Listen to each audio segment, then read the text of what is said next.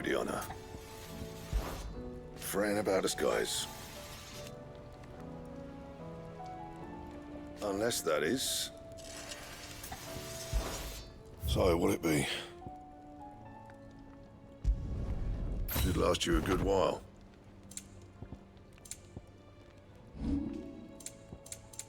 Anything else?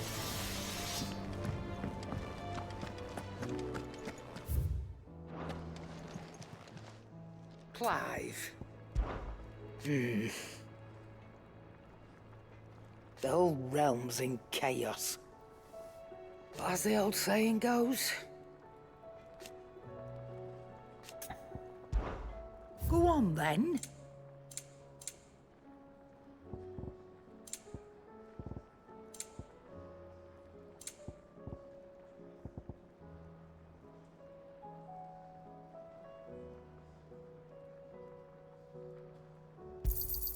You'll not find a better price than that. I reckon I can find a buyer. You got out else? I'll be thankful you got that much. It seems the Hideaway has lost it.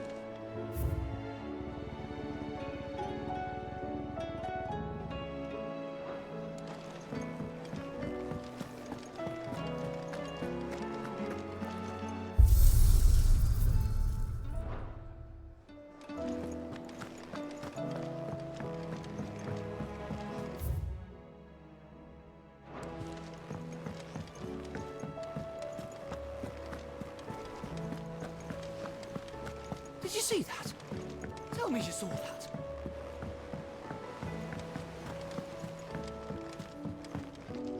Clive. How may I help you today? Study it well, Clive.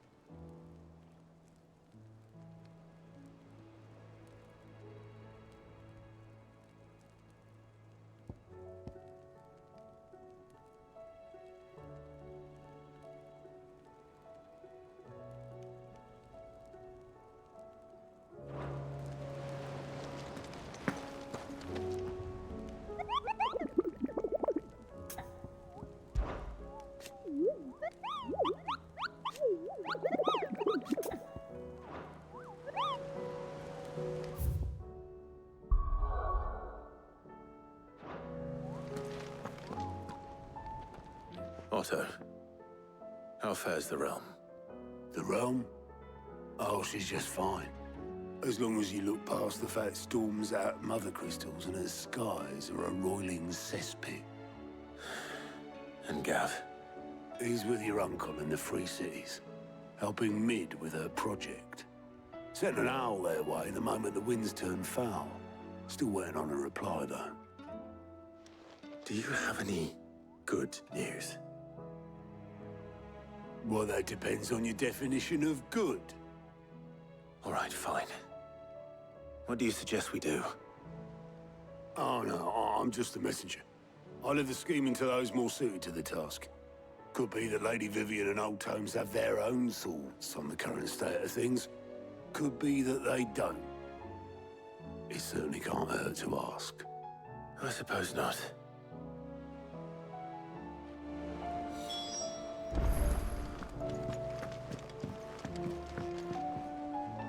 How is it that every one of your little excursions presages some inexplicable catastrophe? Not that you are to blame for the Dominion's fate. No one could have predicted the actions of the Crown Prince.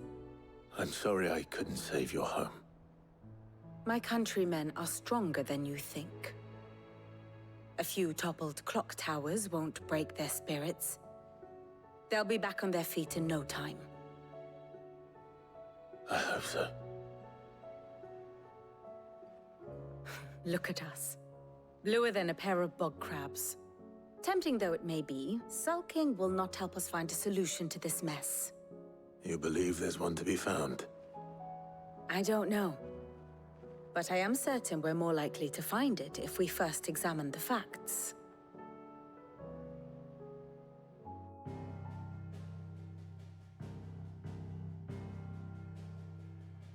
Beneath these darkened skies, fear and confusion reign over Valisthea.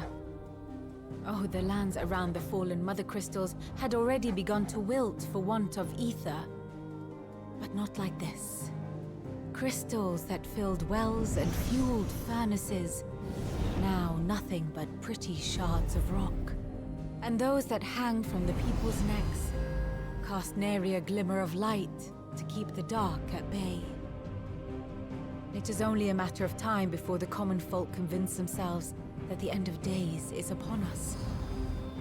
Yet I fear a swift end is more than we can hope for. While most of the world thirsts for ether, the remainder drowns in it, spawning Akashic in droves. And amidst the hordes of mindless beasts, with magics as like to fail as function, even the strongest nation would falter. Rosaria and the Iron Kingdom teeter on the brink of collapse, while the tragedy in Twinside has all but paralyzed the Holy Empire. Dalmekia fares little better. Rumor has it the ministers fled the capital after the fall of Drake's Fang, leaving their beloved republic to crumble. Waloed, meanwhile, moves in earnest. The Einherjar has been sighted off Storm. The world, in short, is in chaos.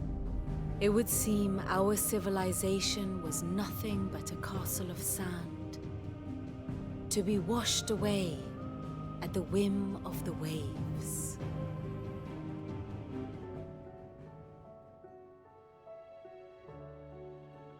A castle of sand. Not my best flourish, but it seemed fitting. The reports I've received are considerably more blunt in their appraisal. Without the protection of their nations, it will fall to the people to defend themselves against those who would take what is theirs. Which is only ever going to end one way. Defending a farmhouse against a band of chocobo thieves is one thing, but pitchforks and palisades will do little to stall an army's advance. Should the King of Waloed deign to invade, there would be none to stop him. None but us.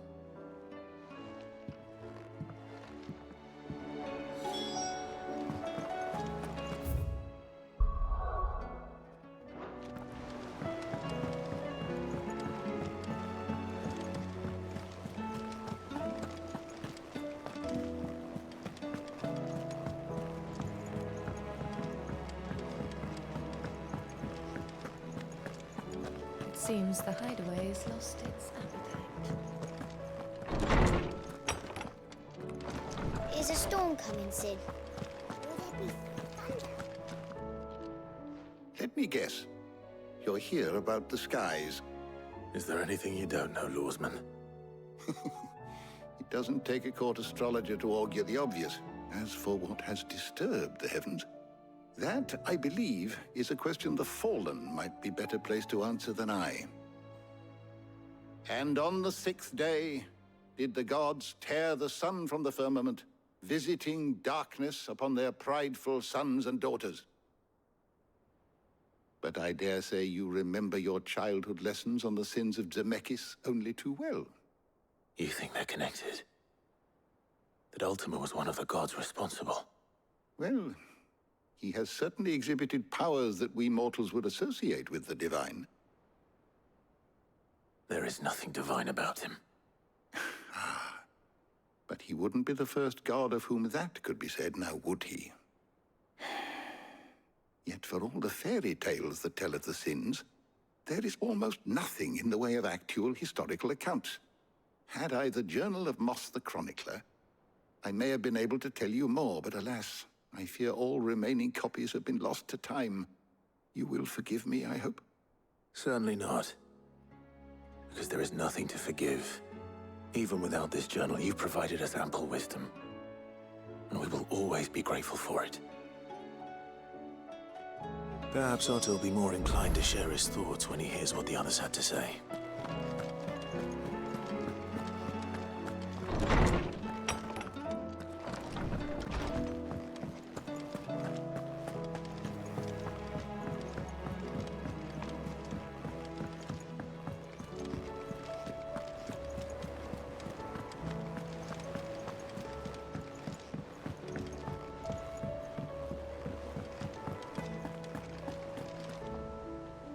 Clive, we have a problem. Only one. That would be a first. It would. Actually, there are 3. We had as many owls arrive while you were at the shelves. Martha's got a Akashic out her gates, and talk of monsters roaming the hills outside of Northreach has put the wind up Isabel and her lot. And don't forget Dalimil. Lubor says the village was raided by bandits. When it rains... It fucking pours. The curse breakers are spread thin, taking stock of the damage in the Dominion. And even if I could get word to all of them, I doubt they'd get here in time to make any real difference. Which means there's only 2 people who can. Jill and I. Let them know we're on our way.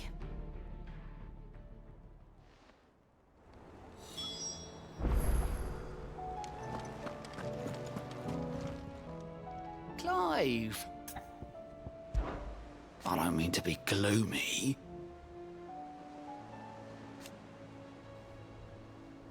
They need all the help they can get. Anything catch your eye? Seen enough?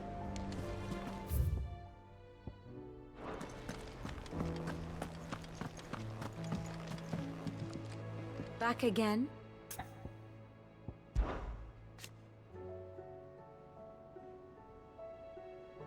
And how could it not? But are we any better?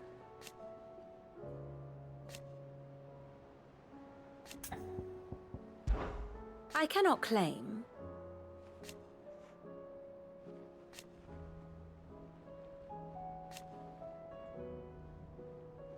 Such are the wages.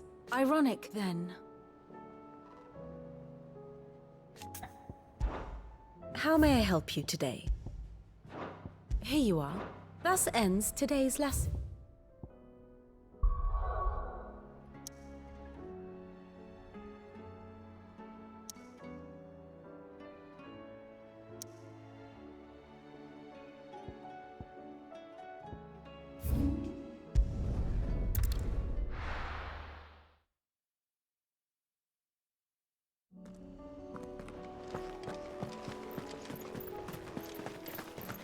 We're not alone.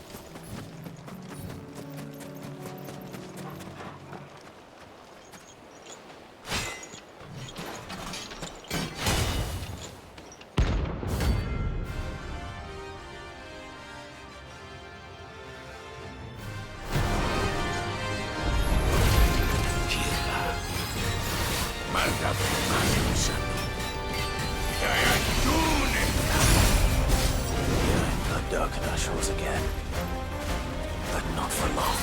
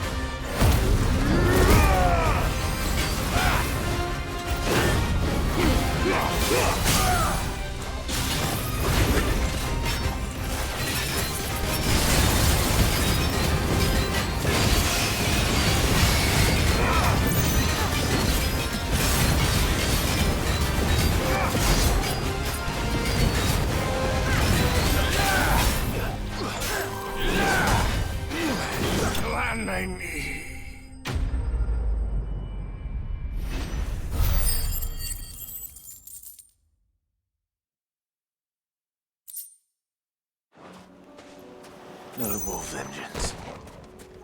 No more war.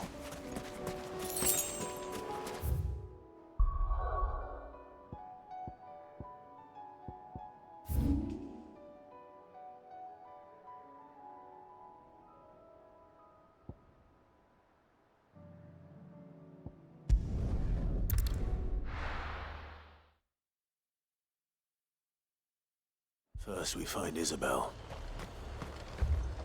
And what can I do for you? I do like a customer who knows what he wants. An excellent choice. I do like a customer who knows what he wants. And what can I do for you? You've a keen eye.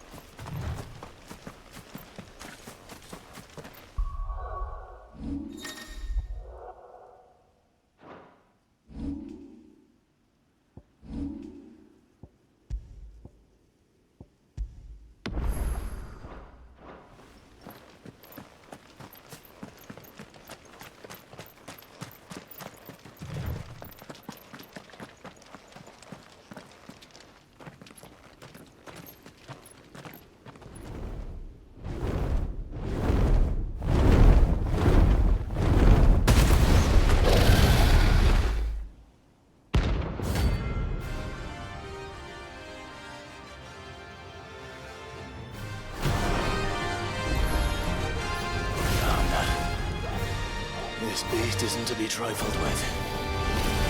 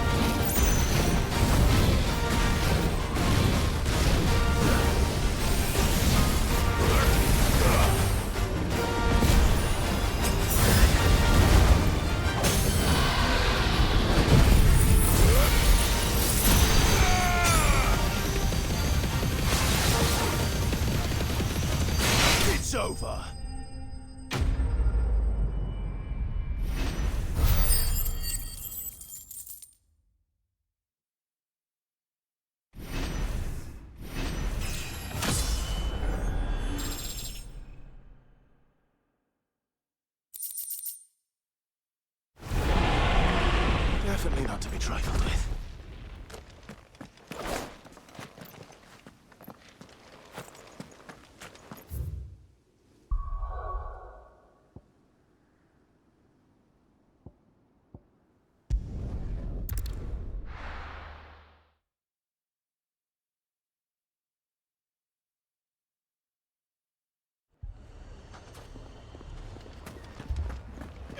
Fucking thieving bastards. My shop. If I had my pickaxe, I would have... All my finest pieces.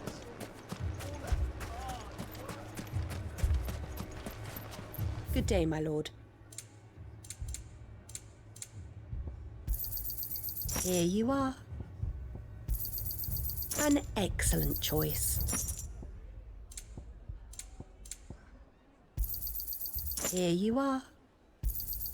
An excellent choice.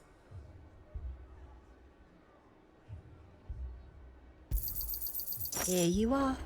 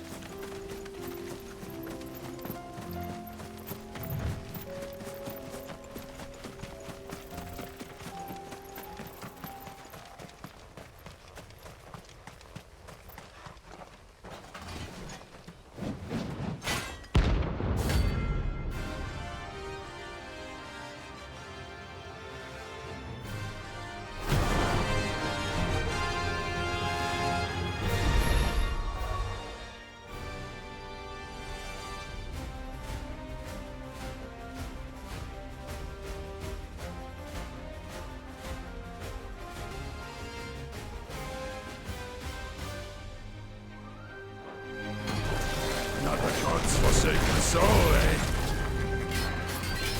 Only those who have nothing.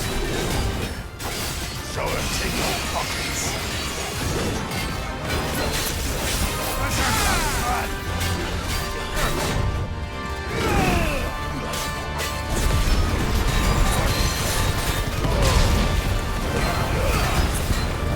Let's try.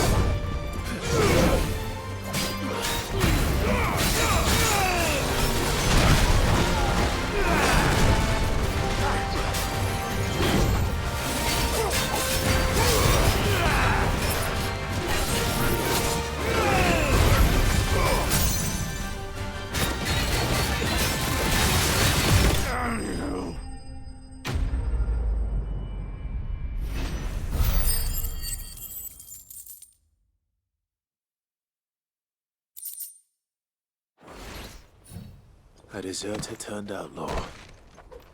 We were more similar than he knew.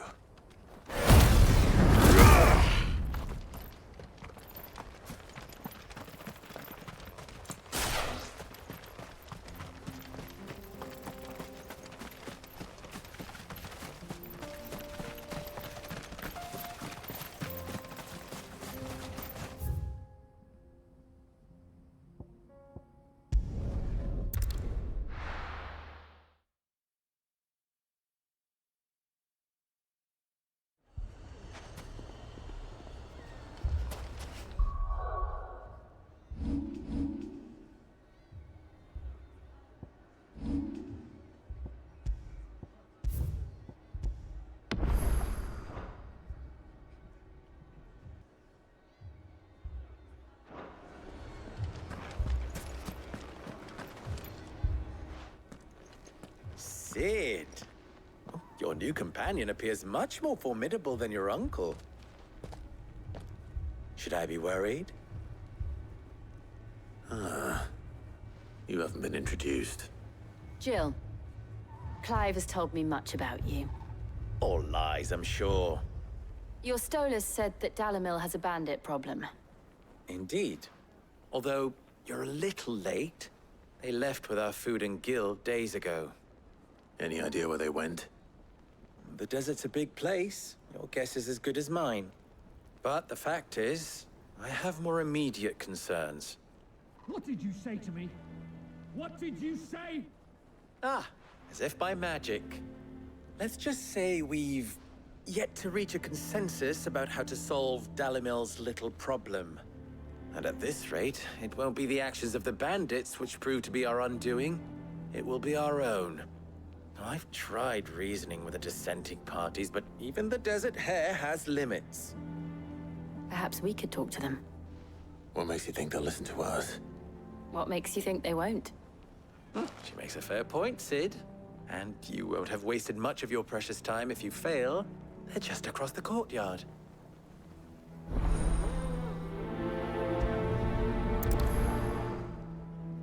Suppose we just follow the shouting.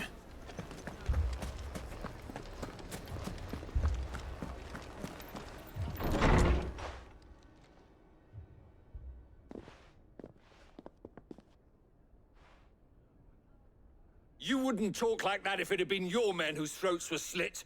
Blood for blood, it's the only way. We hire mercenaries and have them mount the bandits' heads on our walls as a lesson to the rest. And what happens when those mercenaries are slaughtered like your men? Are you going to hire more? We're better off using that coin to buy food and supplies. If we hire mercenaries, the only thing we're buying is the bandits' ire. And you cannot fill empty bellies with that. Do you hear me? But what happens when they come back? Maybe it'll be your throat that's slit. That's enough. Both of you. Any more of this and I'll throw you out myself. Come back when you're ready to talk like adults.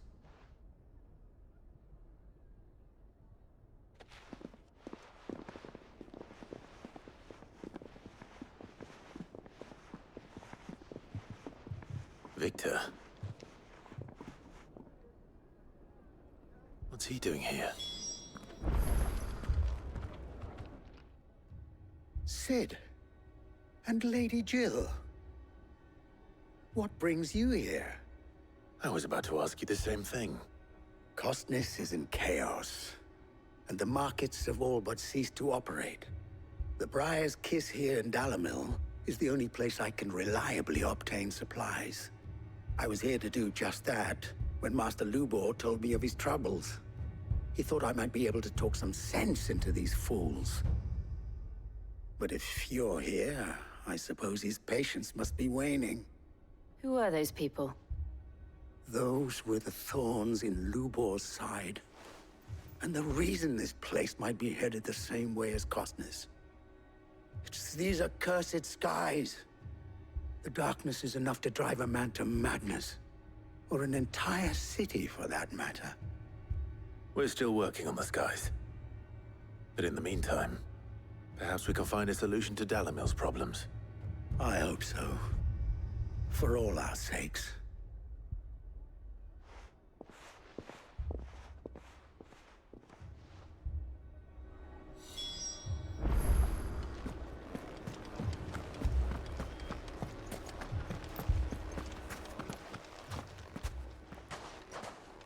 So, you see my predicament? What I saw was a room full of people who were angry and afraid. And with good reason by the sound of it. But if left to smolder, that anger and fear could set the entire town alight. My thoughts exactly. What to do? Both sides wish to protect their homes and livelihoods, if only they could agree on how. But as long as they are divided, we are vulnerable. And if there's one thing bandits like, it's an easy target. What would Sid the Outlaw suggest? Well, if it were my namesake, he'd let them choose for themselves, and be on hand to pick up the pieces when it all went wrong. That sounds like a recipe for disaster. A recipe for disaster is precisely what it is. But perhaps that realization would be enough to make them question the ingredients. While it's plain neither Conrad nor Natalie will countenance the other's proposal, it may still be possible to make them doubt their own. Before presenting them with a third option. And that would be? To pool our resources and save the city ourselves. Why fight each other? When all that fear and anger can be directed at the bandits. It appears we have a plan of action. Victor, pay Conrad a visit. See if you can't convince him of his folly. I'll speak with Natalie. As you wish. Your faces are not well known in this town. That may prove useful. Don't worry, Victor and I will do most of the talking. You need only play along. Play along? What he means to say is yes.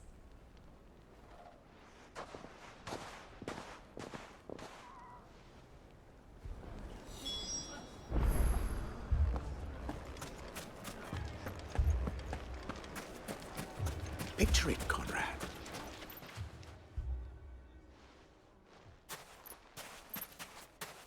Ah, here she is.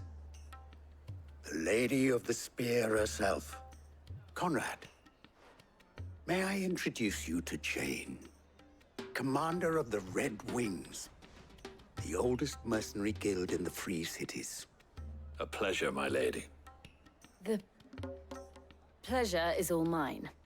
As I told you, I summoned the commander here from Kanver to inquire about a contract. Victor says you told him no. That there aren't any men left to hire. Is that true? True as the crystals cracked.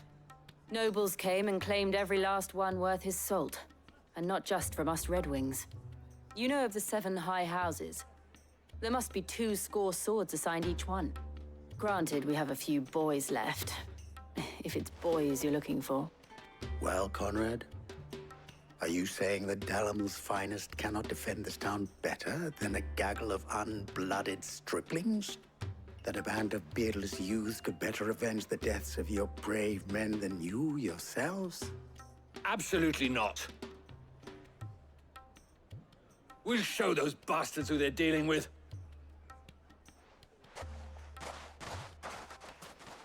I can't believe that actually worked. Conrad's not what you called the brightest candle in the crypt. And there's a reason why I had you do the talking and not Sid. Well played, my lady.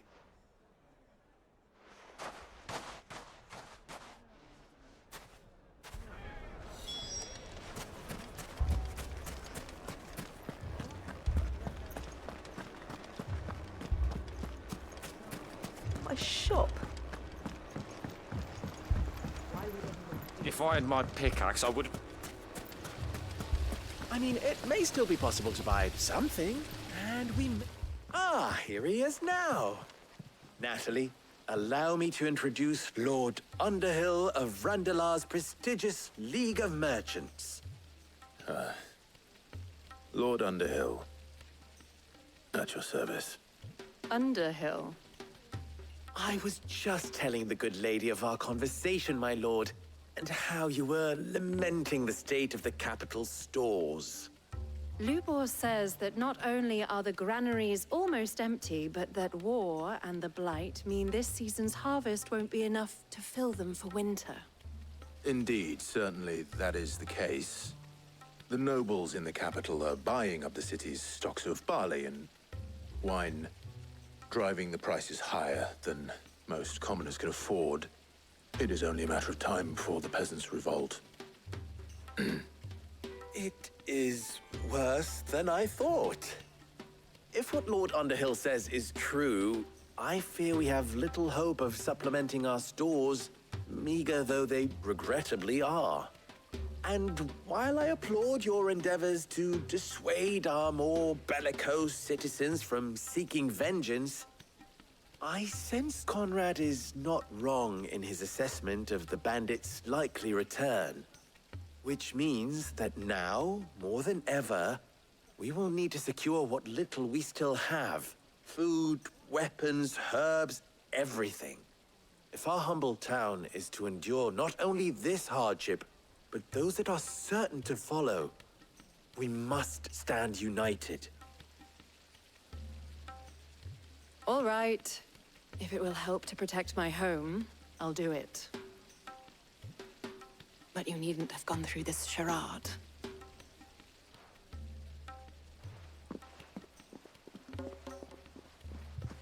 Thank you, Clive. Your performance was nothing if not workmanlike. She saw right through it.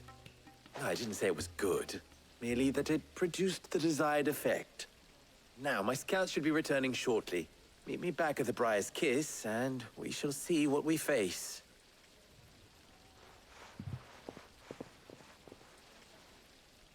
I'm not convinced our roles in this ruse were entirely necessary. I don't know. Conrad seemed quite taken with you. Mummy, I'm scared. Oh, I'm ruined. Good news, Sid. Both Conrad and Natalie have somewhat gracefully accepted their new roles. With time, they may even learn to. Time no longer appears to be the luxury it was before lunch. I take it your scouts found the bandits. Technically, it would be the bandits who found my scouts. It appears they march for Dalimil as we speak. All of them. You're not serious. They don't just want food, they want the whole damn town.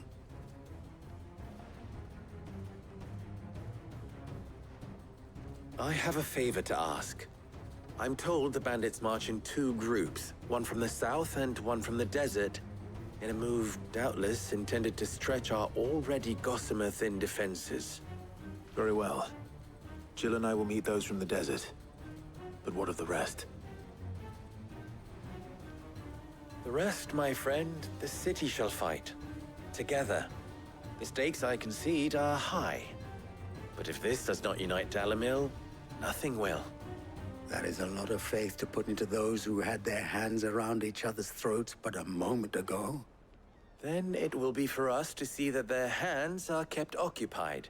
And I do mean us. I thought you might say that. We'll hold them off for as long as we can.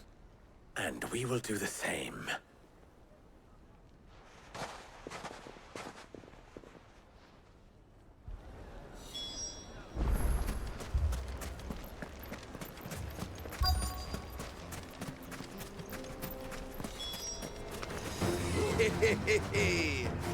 The women folk have come to welcome us. I'll take that one. It's all yours.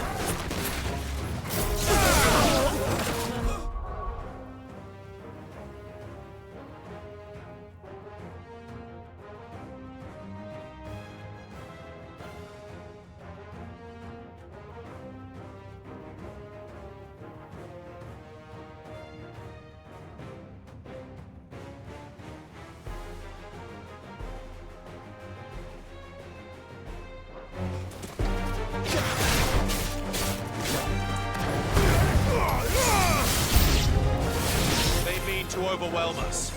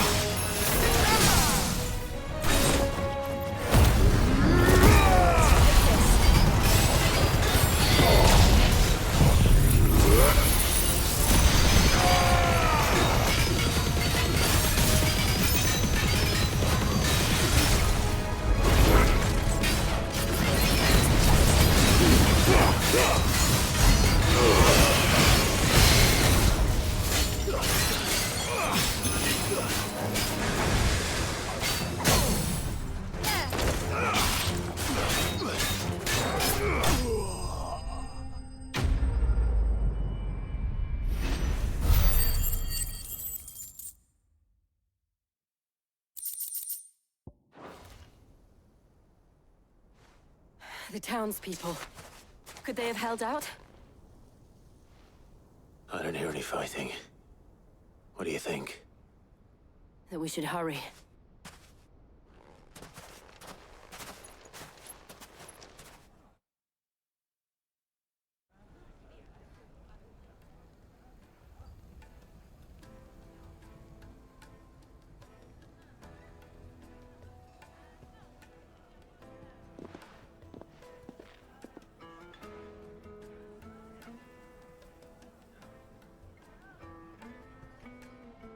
Natalie, I owe you an apology.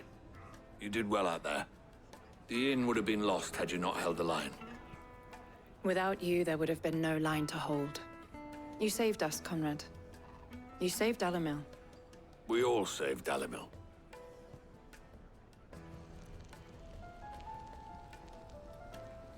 Conrad seems to have had a change of heart. I'd say they both have. I take it from your presence that our visitors from the desert won't be joining us either. Pity. The plan worked, Sid. Granted, it only took an army of bloodthirsty bandits at our gate. Calm now, Victor. Why quibble over the details? We are united, and that is all that matters. As for you, Sid, you fight considerably better than you act. I'll take that as a compliment.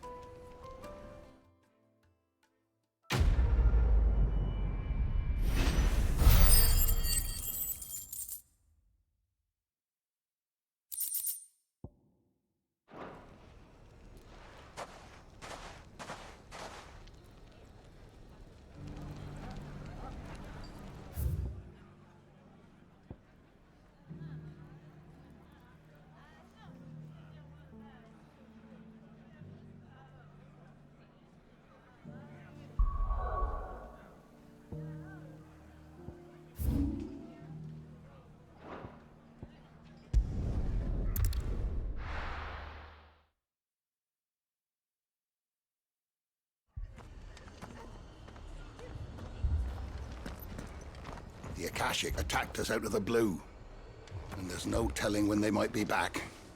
You'd best keep that sword handy, Sid. This man's gonna die if we don't get him to a healer. But all our beds are taken.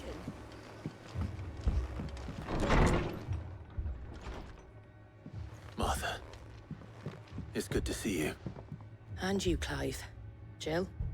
Otto said you'd been attacked by Akashic. What exactly happened here? Those skies are what happened. Not long after they fell dark, we had our first visit. There were hundreds of them. Tried to storm the hill. Only a handful made it up here, but that was more than enough. The rest are still down there now. And while we have a few willing fighters holding them back, they're sorely outnumbered. What do you think, Clive? That we join the fight? I thought you'd never offer. Now, where I need you is the Fallen Gate. That's where the fighting is fiercest. Let the men know you've come to help. Something tells me they'll be pleased to see you. We're on our way.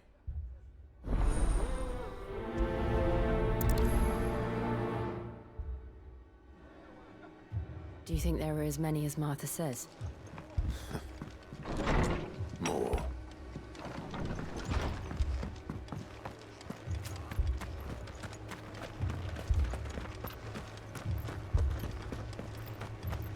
You don't think they've abandoned us, do you? They're not. Not a chance.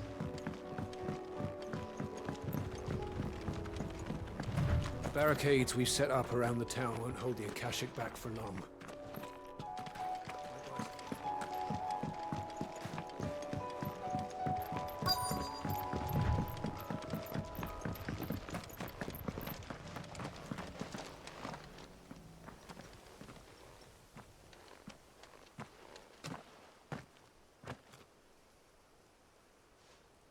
Clive, wounded.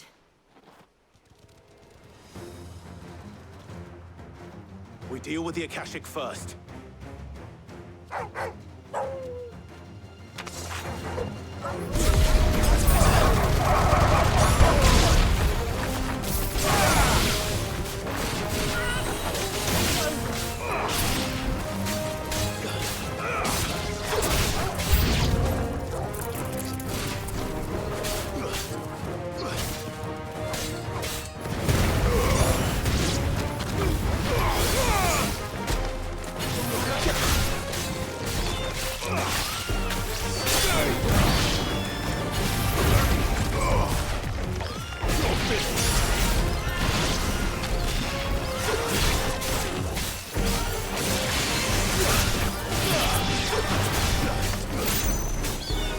well.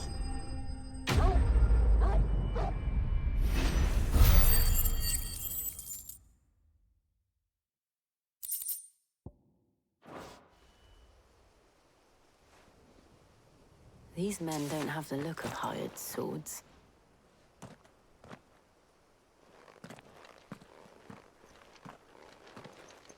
If you've come to rob this place, You are mistaken, my Lord Rosfield. We're here by Madame Martha's leave. how do you know my name? Forgive me, my lord.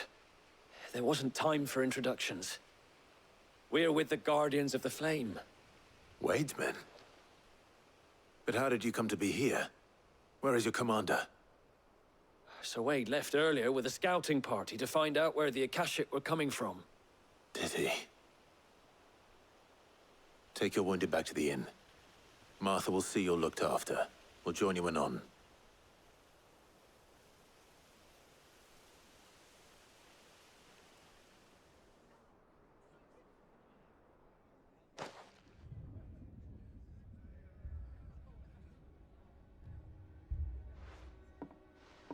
And to think you took them for thieves. A fine reward for holding off the horde, that is. When did Wade and his men arrive? Not long after Rosalith fell. The Guardians asked me to shelter some of them that had lost their homes. They were making ready to leave just as the skies turned, and we agreed it was best we stuck together. Martha! Trouble! The scouting party's almost at the lift, but they got a pack of Akashic snapping at their heels! And they got wounded with them! They're not gonna make it! Damn it all. We'll worry about them, Martha. You look after everyone here. If any can still fight, send them to the lift. I will. You two be safe now.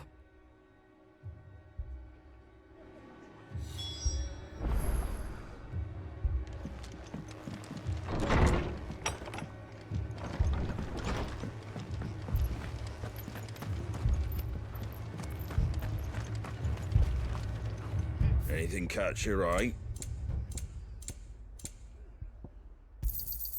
There you go. Thanks very much.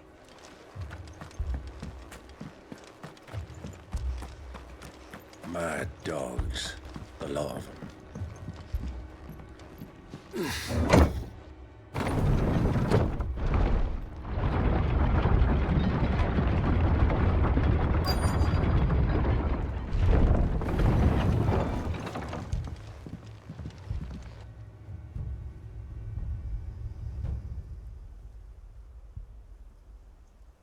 Squire, I need you to get those who can still walk up the lift to Martha's.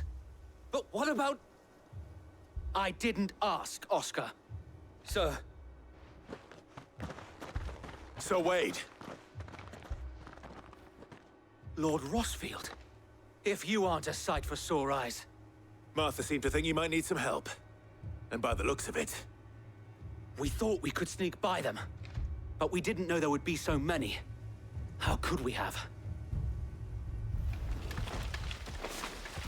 Behind you!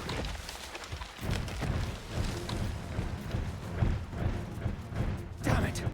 We need to get the injured to safety. Do you think we can hold them off? We can certainly try. Are you with us, Sir Wade? Always. Then let's do our duty.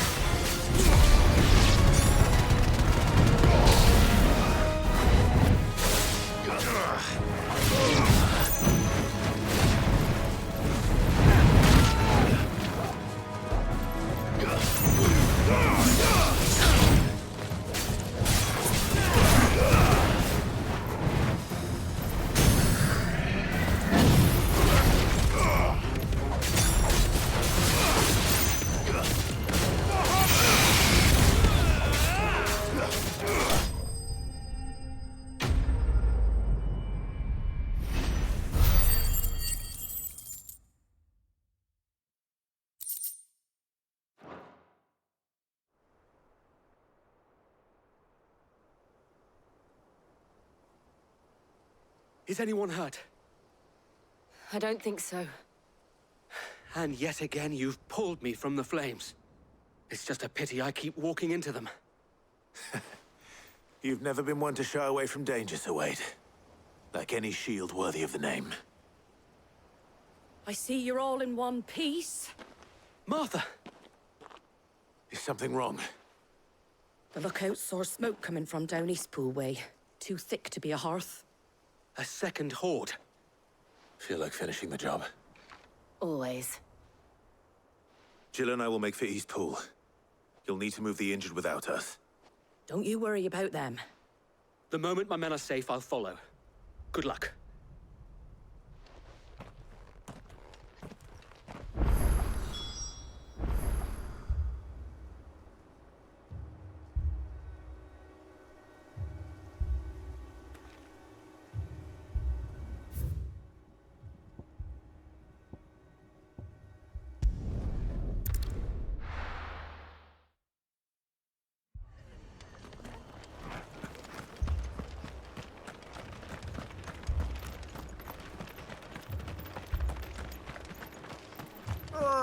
Just patch me up as quick as you can and get me back out there.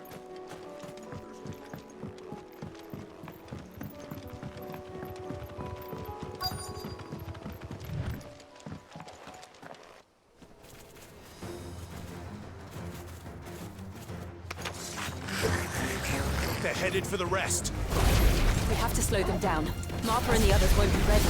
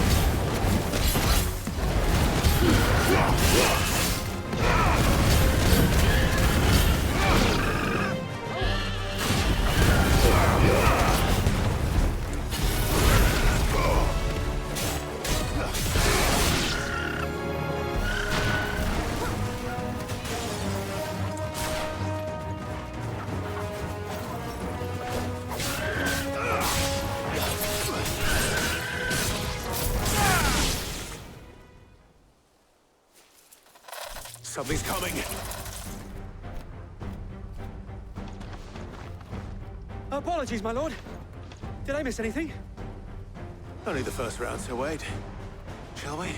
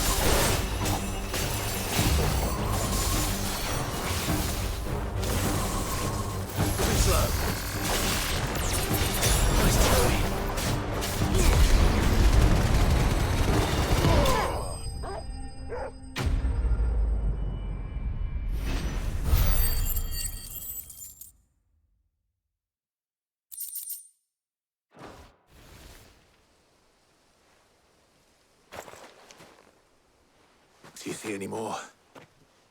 No. I think that was the last of them. But it won't be long before the next lot arrive. Then we make for Martha's while we can.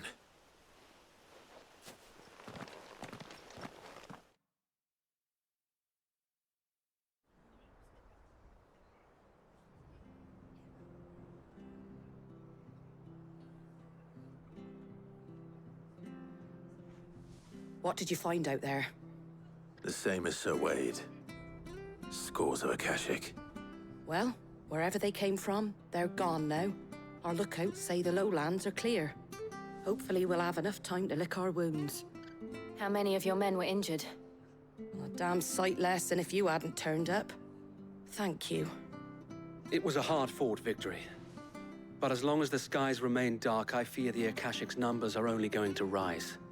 It's not a matter of if the Horde will be back, but when. And whether that's sooner or later, we'll need to be ready. The inn here affords a good view of the land, and is easily defendable. I'd like to make this one of our outposts. What do you say, Martha? You'd have more men to guard the rest. Well, when you put it like that, of course they can stay.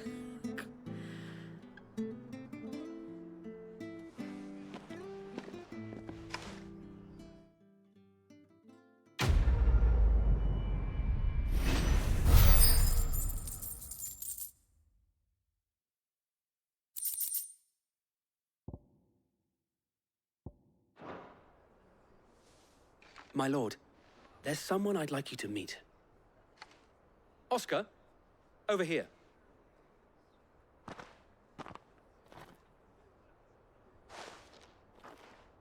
It is an honor to make your acquaintance, Lord Rosfield.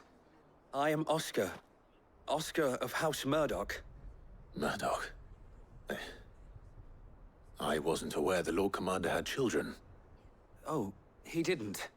But his brother, my father, did. I am Sir Rodney's nephew. Well, go on, then. It's not for me to ask him. Yes, Sir Wade.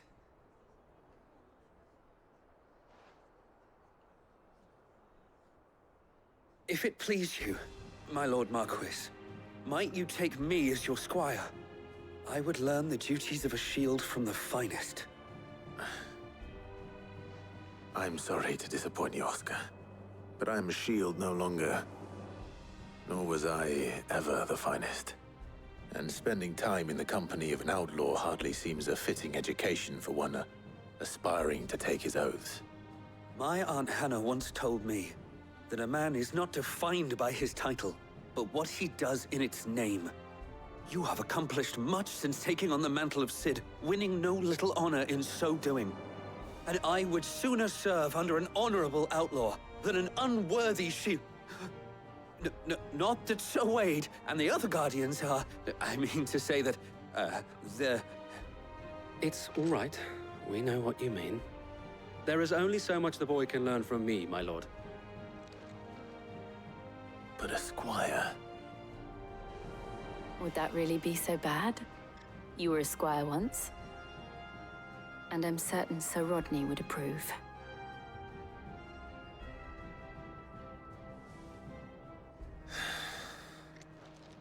Know that I'll show you as much leniency as your uncle showed me. I would not have it any other way.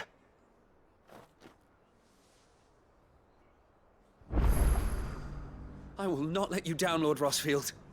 You, or my uncle. We shall be staying here for the time being, and not just for the ale. I'll have one of my men escort Oscar to Benimir once he's said his farewells.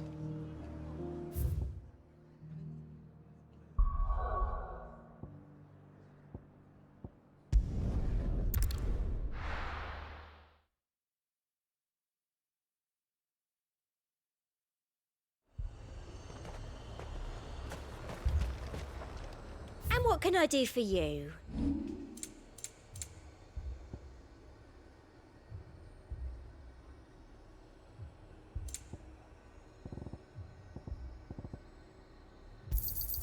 That's the best I can do. Thank you.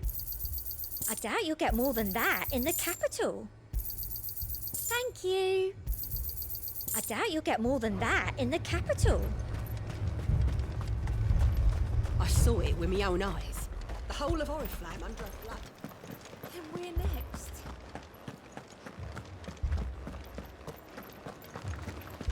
Four left for more on the captain's orders. Only 2 came back. God help us. I can't do it. I can't fight those things. But you can. You must. For me. For us.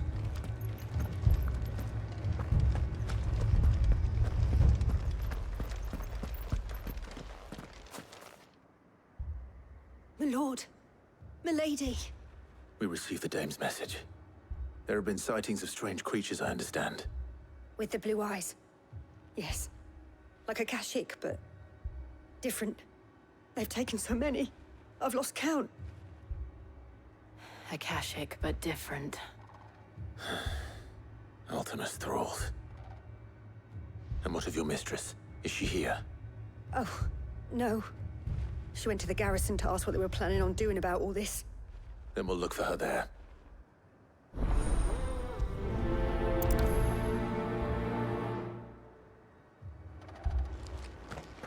More arrived from the capital this morning.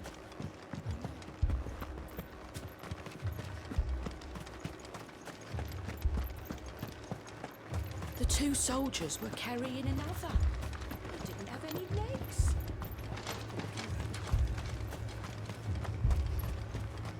That thing, it took off the captain's head. Before we could even draw his snake. Madame, please! Half the garrison's been slaughtered by those things. We lost the captain this very morning. We've tried requesting reinforcements, but there's been no word from the capital or the Dominion in days! What more would you have us do? I would have you do your duty. Those at the Vale look to me for protection. And protect them I shall. Because they are my charges, and that is my duty. In case you have forgotten, the people of this town are your charges. But more than that, they are your people. Your sisters, your brothers, your lovers. So you have a choice. Lay down your sword and watch as they are slaughtered, or take it up and do what is right. She speaks the truth, you know. This here, it's all we have.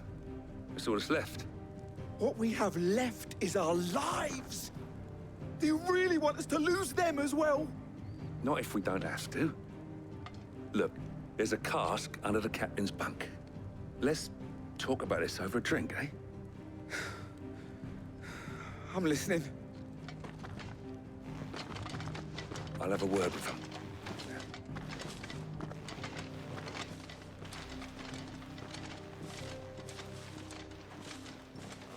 Ah, Clive. I didn't expect help to arrive so quickly. And sought to take matters into my own hands. It was a noble effort. But I thought you might still need some support. How like you to consider my needs. What we need to consider is where the creatures came from. The way the survivors speak of them, one would think they appeared out of thin air. And perhaps they did. It's hard to know what to believe these days. We'll talk to the survivors.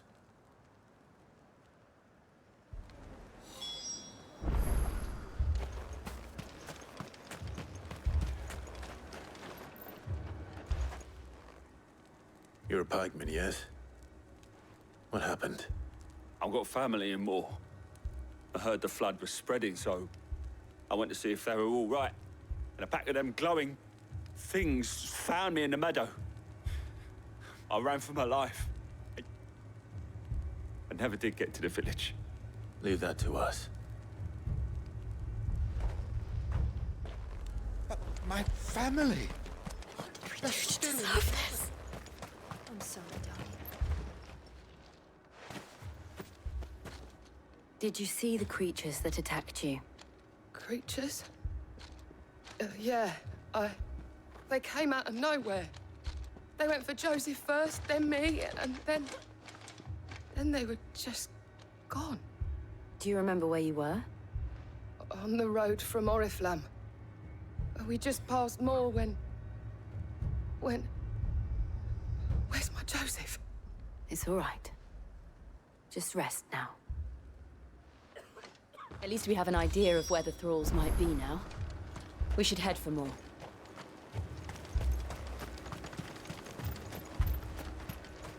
I assume you have a plan? We need to find out what we're facing. The captain lost his head because he never stopped to use it. If we reman the towers and fortify the walls, we might just stand a chance.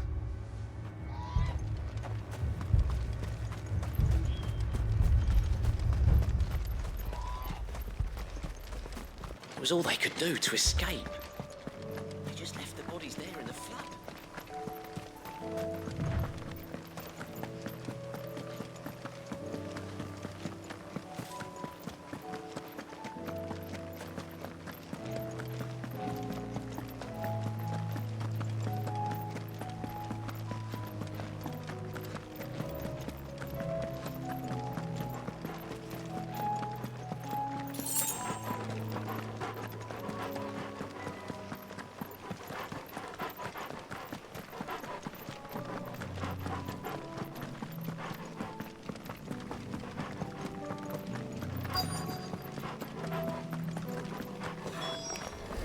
Clive, look. I see them. With me!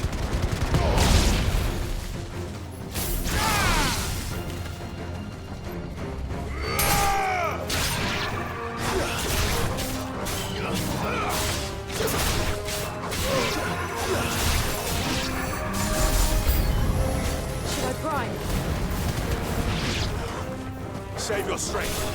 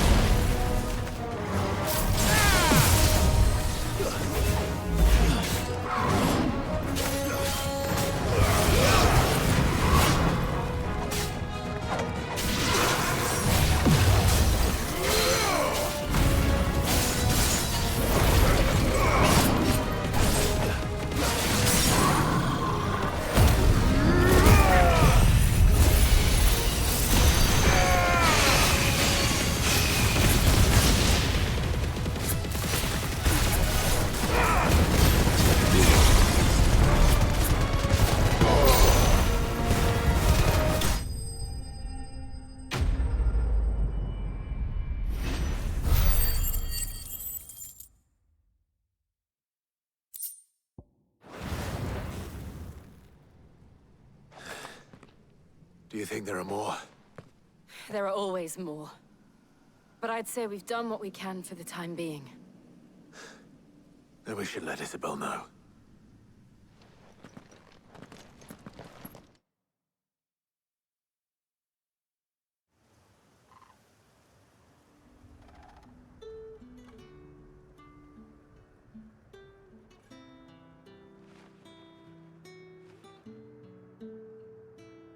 You have the town's thanks. Don't thank us yet. There will be more. Many more. And you'll need to be ready for them. Oh, we shall. Isn't that right, Captain? Yes, milady. The garrison will be ready. Philippe here has convinced most of the men to remain at their posts. For now, at least. Hearing that the Dane would look kindly on any man who committed himself to the task certainly didn't hurt. It's not the most selfless of motives, I'll admit. But whatever it takes, eh? Now me, I never needed convincing. I became a soldier to protect the people I love. And the people I love include the ones standing before me. Handsome and chivalrous. Now, if you don't mind, I have sentries to post. Milady.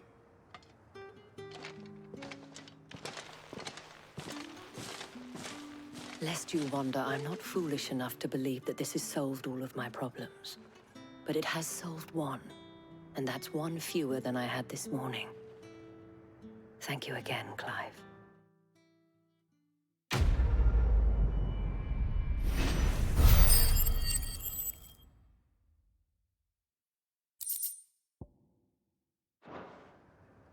Our friends seem to have things under control. For now, at least. Let's go and put Otto's mind at rest.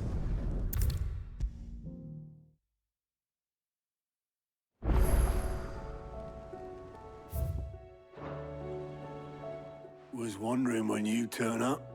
Had owls from all our friends thanking you for your timely intervention. How is it you always manage to arrive at just the right moment? Luck, I suppose. Any word on the rest of the realm? Let's see. Storm's still crying out for mother crystals. The nations are still in chaos.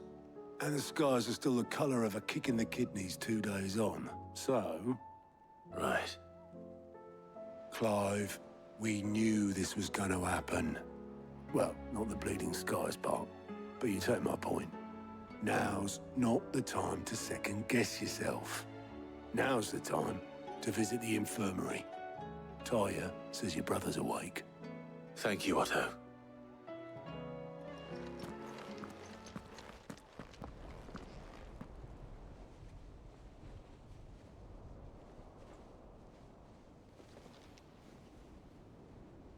So it was not Sylvester, but Olivier who served as Ultima's puppet. And when Dion learned of this, he sought to slay the fiend.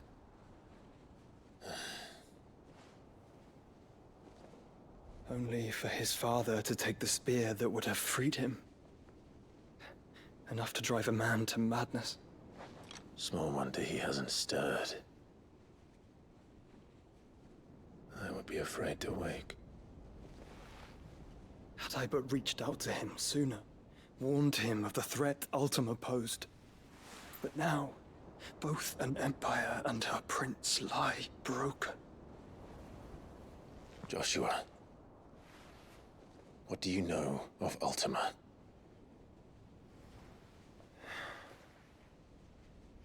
Very little, I'm afraid. Despite my best efforts. 18 years ago, as I lay buried beneath the rubble of Phoenix Gate, 'twas not death who came for me, but another. And it was while in my rescuer's care, I first heard of Ultima. I've been chasing his shadow ever since. Ultima is driven by some deep, dark purpose, and for whatever reason, it would seem you are crucial to his designs. He will stop at nothing to have you, even if that means toppling an empire. But why me? What possible use could I be to such a creature? That is one of many answers that have eluded me. Yet, I am certain of this. It is not mere chance. You were chosen for a reason. All dominants carry within them the might of an icon. Nigh limitless power that is at once acutely limited. I wield fire, and only fire. And I only ice. 8 wardens for 8 elements. But you, Clive. You are different. You're special. Your abilities begin with the flames of Ifrit. But they do not end there. The fact Ifrit can even exist goes against everything we thought we knew of dominance. Perhaps Ultima has been waiting for one such as you, whose potential is truly limitless. I've encountered that thing several times now. If it or he, as you say, needs me, why hasn't he claimed me as he did the boy? Were I to hazard a guess, I'd say the two of you are somehow incompatible. His mind not properly attuned to your body. His mind? Mind, awareness, spirit, call it what you wish. But I believe Ultima to be an embodiment of the concept. This is why I struggle and fail to contain him here inside me. I'm sorry. Inside you? With every setting sun, I feel my strength wane. And though the Phoenix's flames mend the prison I have made for Ultima, they do so at a cost. We must find a means to bring an end to him. before I meet my own. What were you thinking? It was that or let him take Clive. And I've always had a soft spot for my brother. But that doesn't mean you should sacrifice yourself to save me.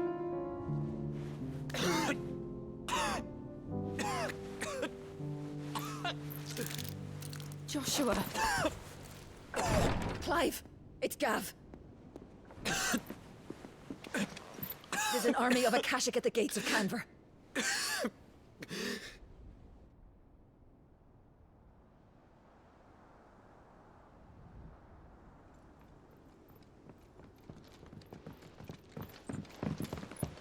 Well, what's the short of it?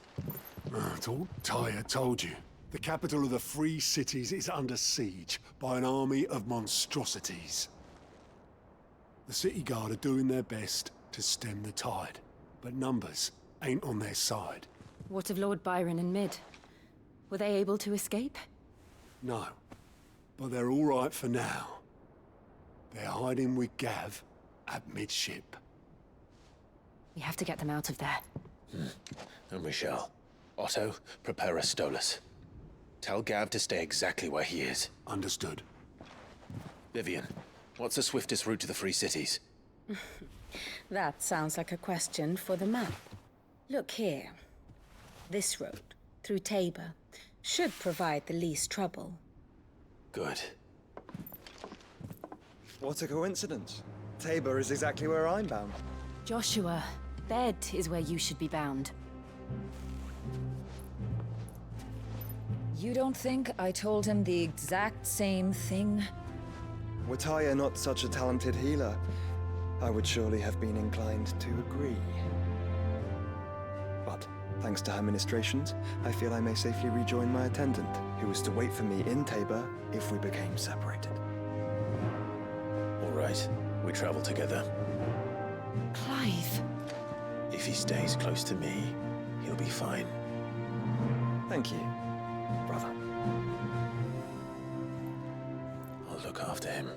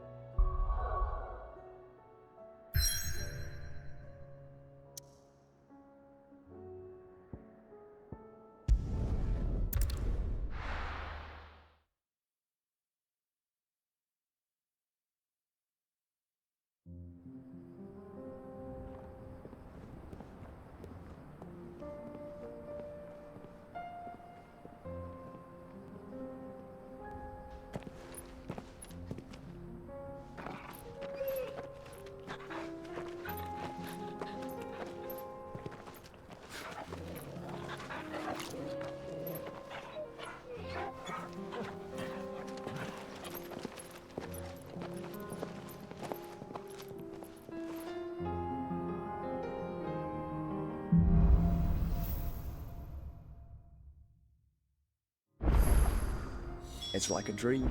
The four of us out walking like we used to. Enjoying this, are you? Gav and the others could be in danger as we speak. You're right. I'm sorry. Yote is a fine scout. If Kanver was attacked, she will already have begun gathering information. Tabor isn't far. We should pick up the pace.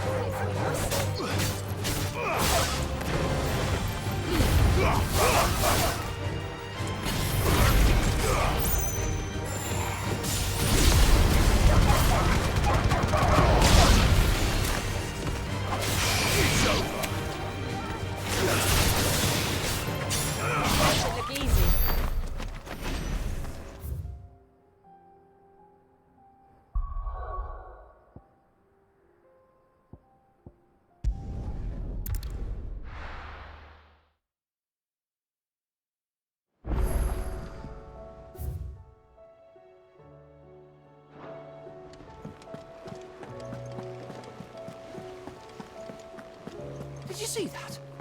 Tell me you saw that.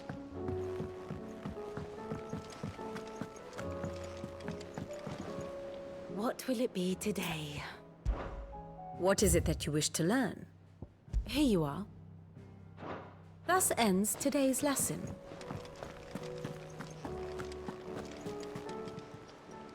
How are you doing? Anything catch your eye? Think you can help? Welcome to the Patron's Whisper. It's not true. We've lost so much already. Your benefactors are a generous lot. You earned this. All yours. All done?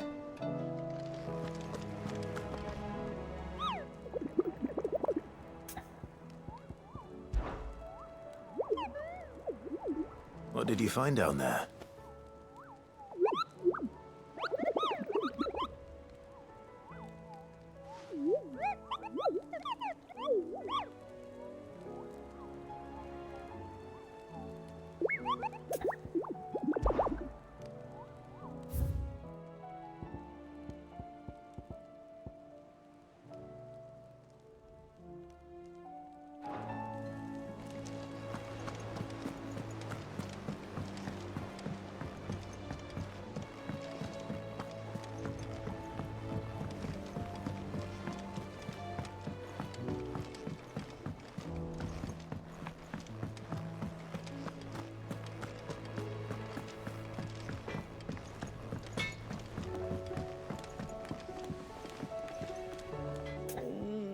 What am I gonna do? Oh.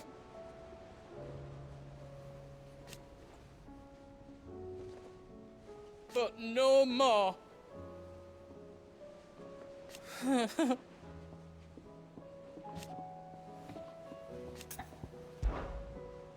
Is everything all right, Goots?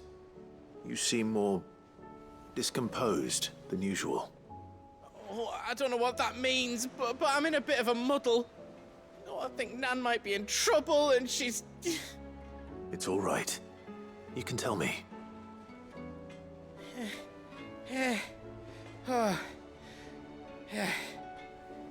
There was a trader came by. One of our usuals, like. Said he'd heard some rotten rumours about her down Dalimil way.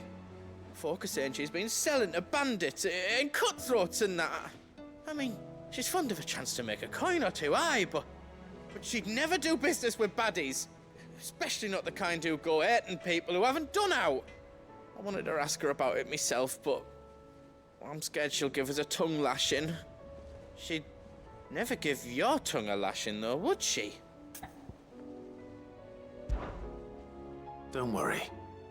I'll speak to her. Oh, thanks, Clive. You'll let me know what she says, won't you? Of course. I'm sure it's all just a misunderstanding.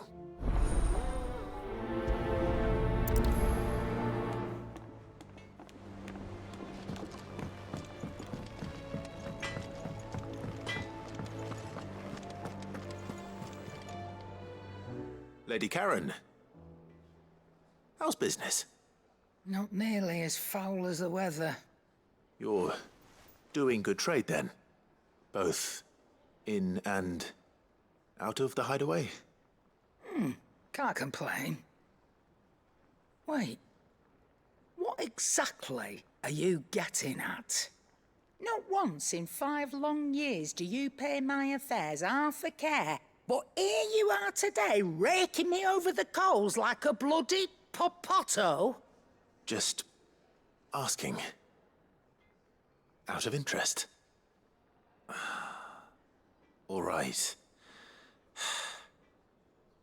I'm here because I was told that certain rumors have been circulating. About you selling weapons to brigands. Oh, are ya? And who was it who knows me so well as to tell tales of my evil exploits? I didn't exactly hear firsthand. All I know is that someone in Dalimil has been spreading word to that effect. And what? You believe it? You think I'm profiting off the blood of innocents, do you? Look, I've done things I'm not proud of. Might be there were a time when I turned a blind eye to the wretchedness of the world so I could line my pocket. But that woman is no more. And you'd know that if you'd ever paid the slightest bit of notice. You're right, Lady Karen. I apologize. It was wrong of me to doubt you. No, it was. Now, I reckon you've got better things to do than pointing your do-gooding finger at a poor old woman. Of course. Good day.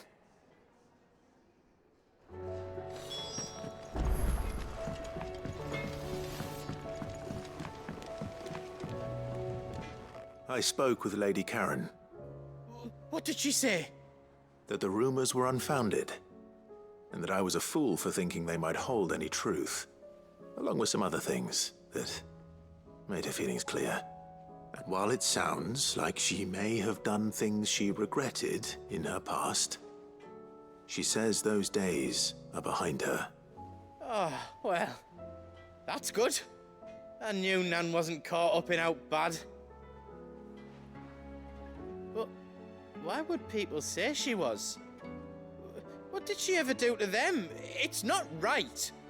No, it's not. But people do things for all sorts of reasons. Perhaps we'll never know. Well, I'm going to find out. That trader, he said they were all talking about her in Dalimil. So that's where I'm going. I'll find someone who'll tell me, you'll see. Are you sure that's wise? Whoever's spreading these rumors means Karen ill. Oh, right. But that's why you'll be coming with me, isn't it, Clive? I suppose it is.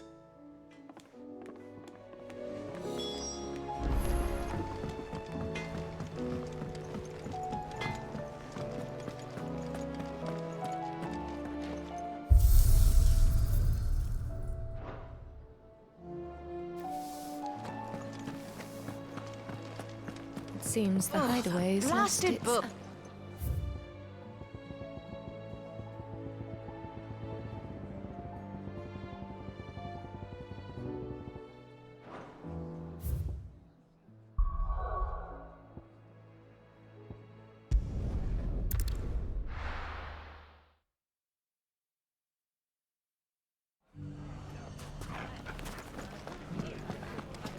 The bandits may be no more, but look what they've left us with. It shouldn't be too hard to find goods. Are the bad men going to come back? The gentlemen of the town guard are strapping them.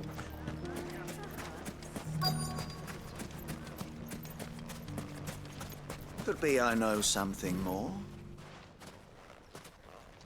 Clive, listen! I found someone who says he's heard the rumors about Nan. Have you? Go on. Tell him what you told me. All right. It's like I said. A wizened old crone by the name of Karen's been selling steel to whoever will pay her price, be they knight or knave. Says the more swords and spears she puts in people's hands, the more war they'll wage. And the more war being waged, the more call for swords and spears. And who will they all turn to keep them in steel? Why, the good Reaper herself. And you've seen this Reaper at work? Aye, it just so happens I have. You'll find her right here plying her trade most days. Here in Dalimil? Where exactly? She has a stall here in the market, but if you're not the patient type, you can probably find her at her storehouse on the edge of town. But it'd be a bolder man than me that braved that particular nest of vipers. Feeling bold, traveler?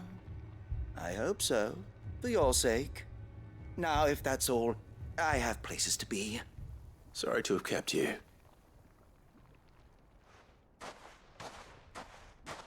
You don't think Nan's the Reaper, do you? Not unless she's discovered the secret of how to be in two places at once. Eh? What do you mean? Lady Karen hasn't left the Hideaway in weeks. So who has been running this stall he spoke of? Good question. I'll go and have a look.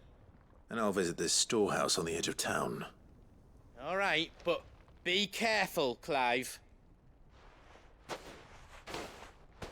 You too, Goots.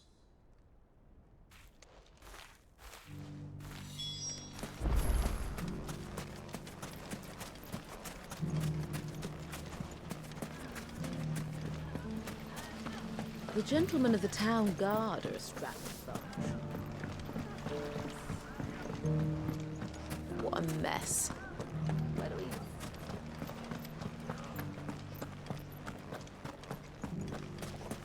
You fought very bravely.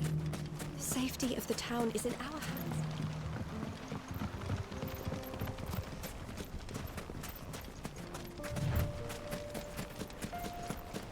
Time to brave the Viper's Nest.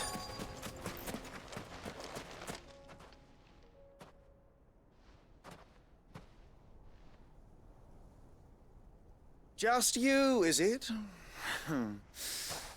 Thought I might have laid it on a bit thick. It was a fairly unconvincing tale. So, what now? That's up to you. Die a slow death, or a quick one.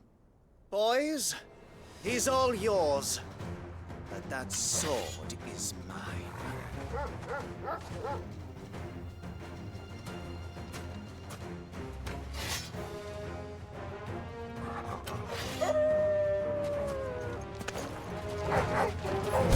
Now we can pretend this didn't happen.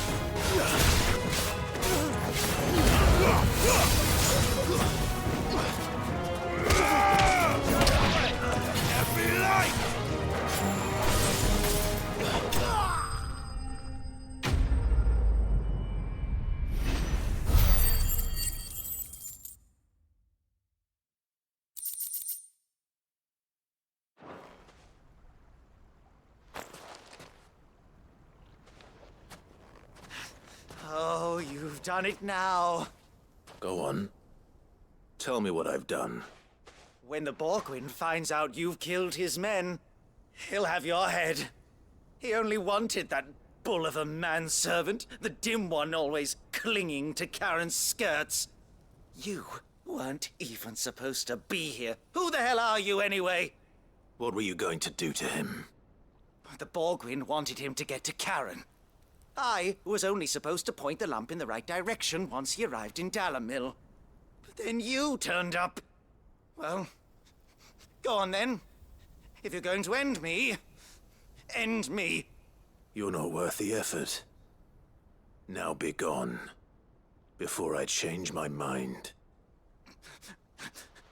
Fucking coward! I need to find Goots. Right now.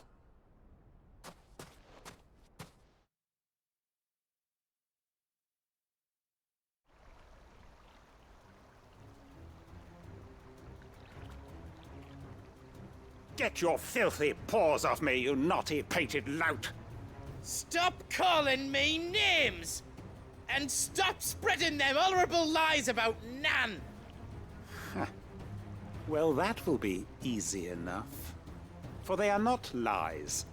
Every last word is true. And she must pay for her crimes in blood. Lord! Goot, are you all right? He's gonna kill Nan! He said she had to pay in blood! After what she did, it is only right. She ruined my life and the lives of countless others. That loathsome harpy's very existence is a crime, and I will not allow it to continue. Goots, was it? I have no quarrel with you. Only with your employer. Run along now. You need not pay for her sins. No. No? I don't care what she did. I won't let you hurt Nan. Promise me you won't hurt her, or I'll kill you myself! Goots, no. Enough, all of you!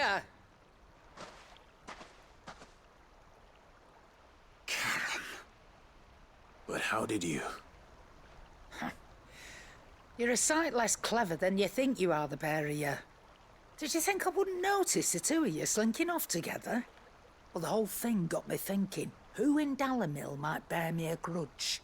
And a certain snivelling shit I ran afoul of in my fairy years came to mind. Though it was just Bogan back then, wasn't it? I thought the years might have taught you some sense, but I see you're the same pants-pissing craven you've always been. What was it we called you? Wet legs? You bitch! Everything that happened, it was all your fault! And now you'll finally pay for what you did to me!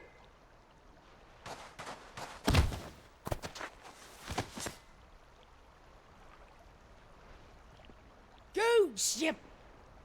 If you want a piece of Nan, you'll have to go through me.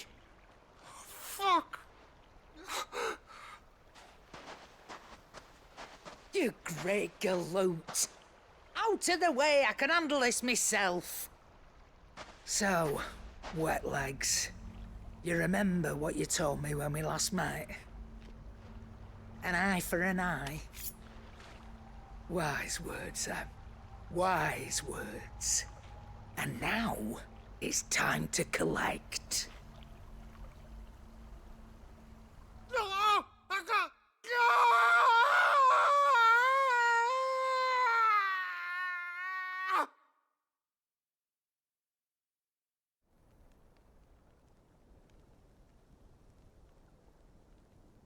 Sorry to keep you waiting.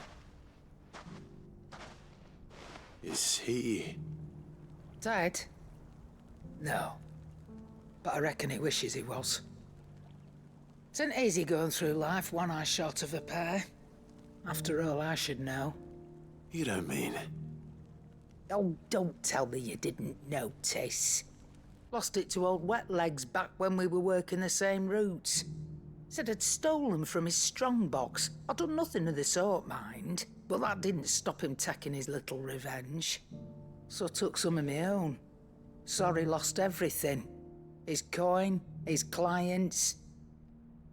Always knew he'd be back one day to claim his due. But he crossed a line dragging poor Goots into this. He didn't hurt you, did he? No, Nan. Still got all my arms, see? Legs too. But what if he comes back again? What if he does? First we take the other eye, then we work our way down. He'll learn his lesson soon enough. But something tells me the Wet Legs has learned it already. Right. Let's get you back to the Hideaway. You've attracted quite enough attention already. Ta-ra, Clive. Remind me never to cross you, Karen.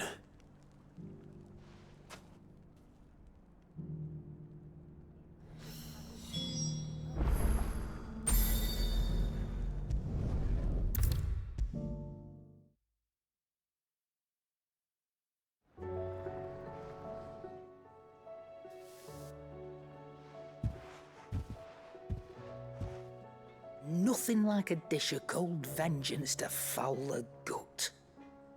I'm sorry, Nan. I didn't mean to make things worse. I just thought I had to protect you. Like you've protected me. Aye, well, someone had to. Your parents certainly didn't give a whit for your well-being. Reckon the both of us would be worse off if I'd not taken you on.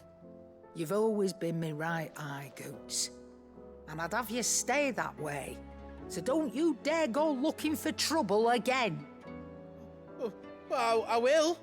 If you ever need help, I'll do it again and again, and you can't stop me.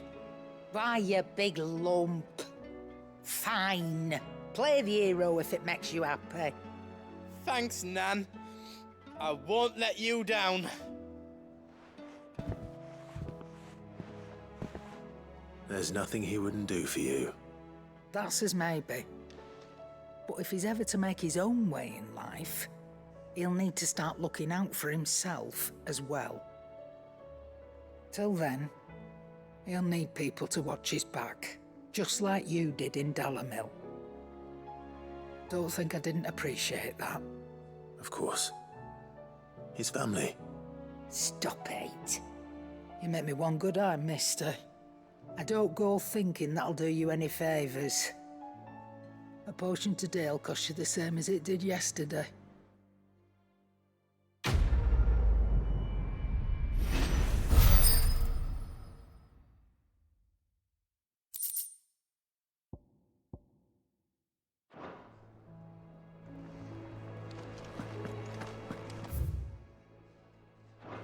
Did you see the pair that got hauled into tires?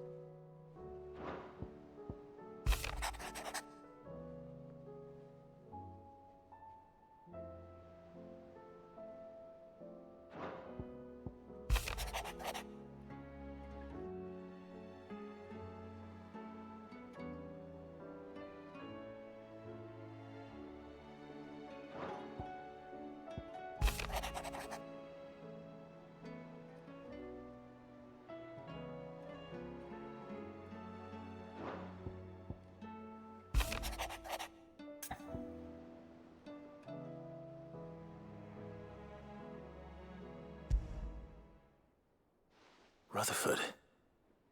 Wasn't that the name of my uncle's manservant?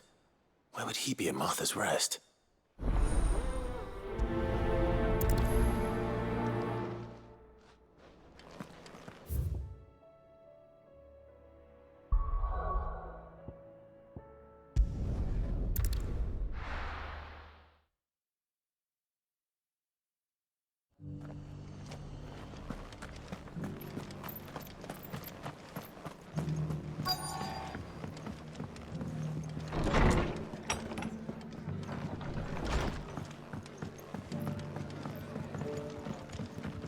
My lord Marquis, is that you? It is you. Then you received my letter. I am Sebastian Rutherford, chief steward of your lord uncle's estate. Of course. We met once before. Yes, my lord. Thank you for coming. And what was so sensitive that you couldn't put it in writing? 1,000 apologies, my lord. I did not mean to offend. I merely... It's all right. Continue. I am here at Martha's Rest, at the behest of your lord uncle, tasked with learning what I am able of the realm's current state of affairs. And what I have learned is grim. The fall of the Mother Crystals has left Storm in a state of utter disarray. The subsequent darkening of the heavens has only made things worse. Akashic attacks, once unthinkable, are now commonplace. The gears of governance have ground to a halt, And without a steady hand on the tiller, the realm threatens to drift into utter chaos.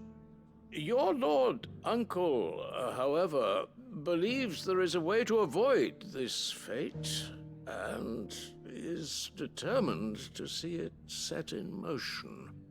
That sounds like quite the undertaking. It is. Hence my having enlisted the aid of several colleagues serving the 7 high houses. Alas, I have lost contact with 2 of those colleagues already. They are both able-bodied and trained in the sword, yet in these dark times, even that may not prove sufficient to keep a man safe on the road. So you want me to find them? I'll need to know where they went. One I sent to investigate the Republic, the other the old Imperial capital of Oriflamme. That doesn't exactly narrow it down. I suppose I'll start in Dalimil and work my way east. Thank you, my lord. I shall pray for your success and safety.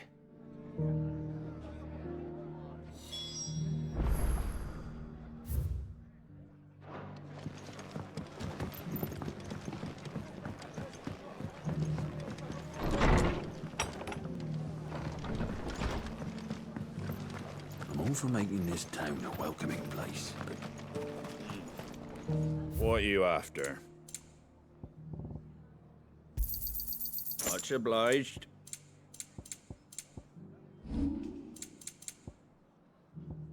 Take care out there, eh?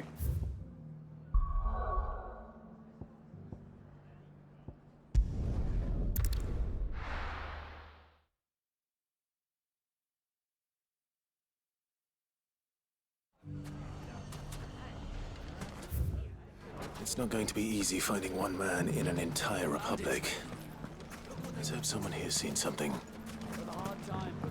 Mummy, are the bad men going to come back? The gentlemen of the town guard are a strapping bunch.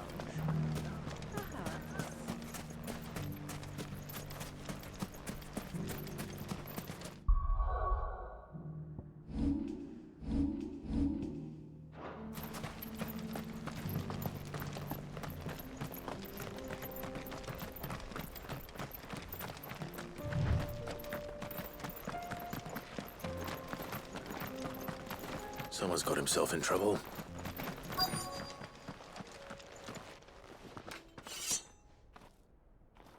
I don't see your master here, so you can start by giving us all the coppers in your purse. I already told you, I have nothing. Then maybe we'll take that pretty outfit and the steel you're wearing. Please! These men are trying to rob me! I'll deal with this. Thank you. You that one's master, then? If you'd kindly pay the coin he owes us, we can pretend you didn't draw your blade on Republican soldiers. Or you can go back to your garrison and I won't report you to your captain. Oh, you're more than welcome to. He hasn't had many visitors since we slit his throat.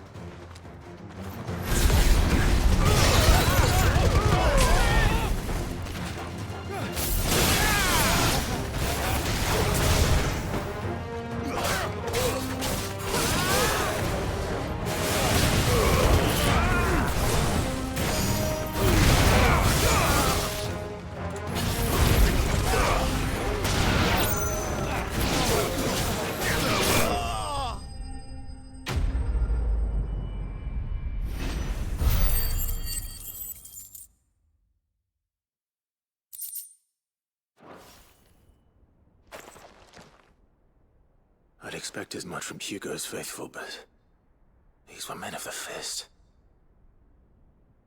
Much has changed in the Republican army since they lost their rock. You've seen this kind of thing before, then? Many times. I was sent here to observe the situation. You're one of Rutherford's men. He sent me to look for you.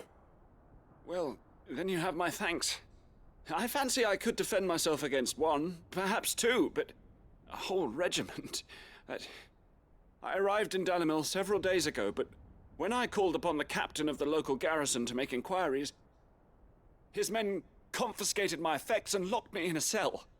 The captain is no more, and his men make the rules now. Fortunately, I was able to bribe my way free, only to be stopped again by those soldiers you so kindly dispatched. What of the Fist's Central Command? Surely they wouldn't allow such lawlessness amongst their ranks. I would imagine they are unaware of it. Most of the army has fallen back to the capital and hunkered down behind her walls. Those who weren't recalled now rule the fringes unchecked, answering to no one but themselves. Then it's worse than we imagined. You should return to Rosaria. It's not safe here. I'll find a caravan heading north. You won't mind if I borrow one of these soldiers' coin purses?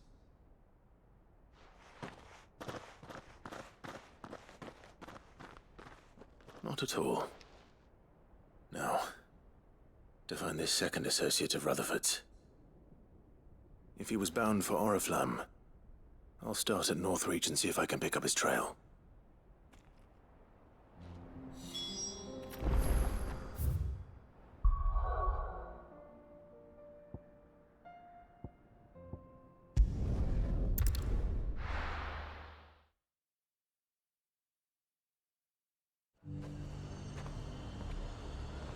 There's a lot of road between here and the capital.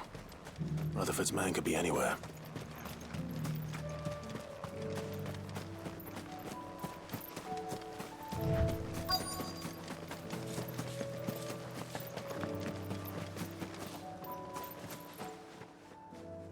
What happened here?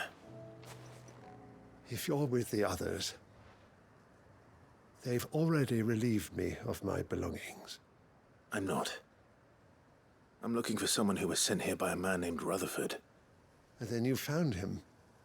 I'm Alistair Rockford, attendant to the Lady Ariane of House Wellesley. Of the 7 high houses of Rosaria. It's been a long time since last I saw my great-aunt. Is she well? My Lord Marquis? Yes. Yes, she is. The Lady Dowager has granted me leave to assist your Uncle Stuart. I was on my way back from the old capital when I saw some villagers being robbed on the road here. Bandits? They looked more like field hands, but it didn't matter in the end. I did what I could to help the victims, but all it earned me was a pommel to the temple.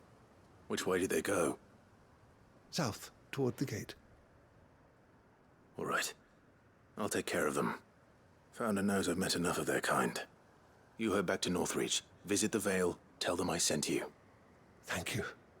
I shall. Founder be your shield.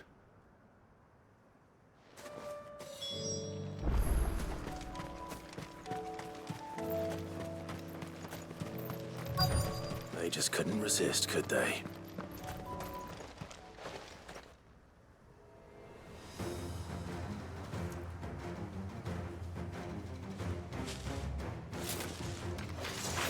This one's ours, pretty boy.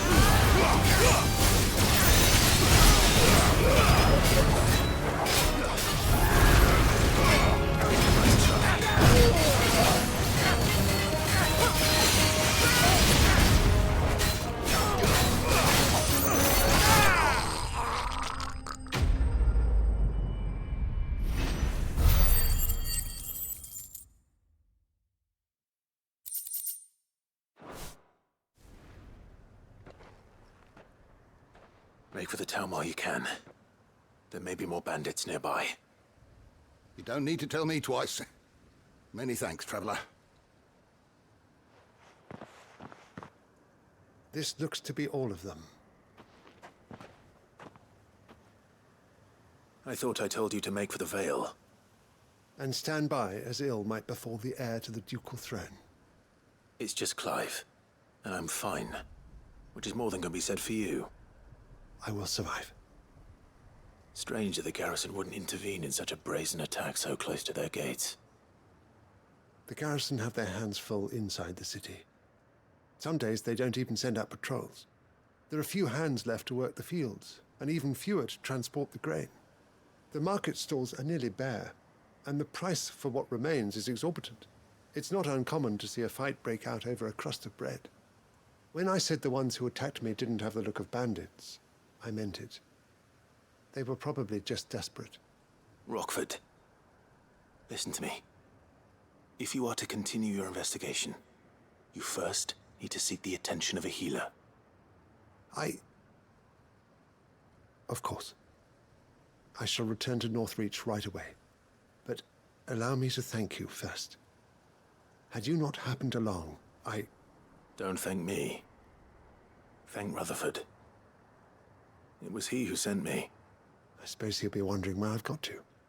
I shall send a Bastolus as soon as I'm able. Good day.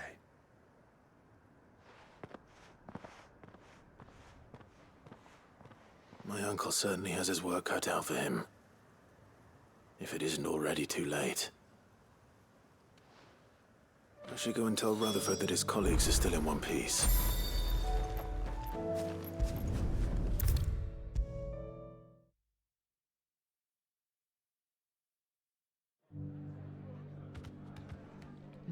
I see you're still here. The Rest's location affords a constant flow of traders, and with it, a constant flow of information.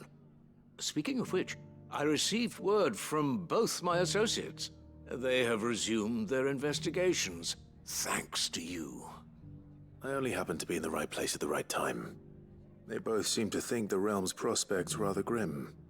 I am afraid that grim would be putting it lightly. Storm is in crisis, and if we are to free her, we must work quickly. And we must work together. Such is your Lord Uncle's wish. As it is mine.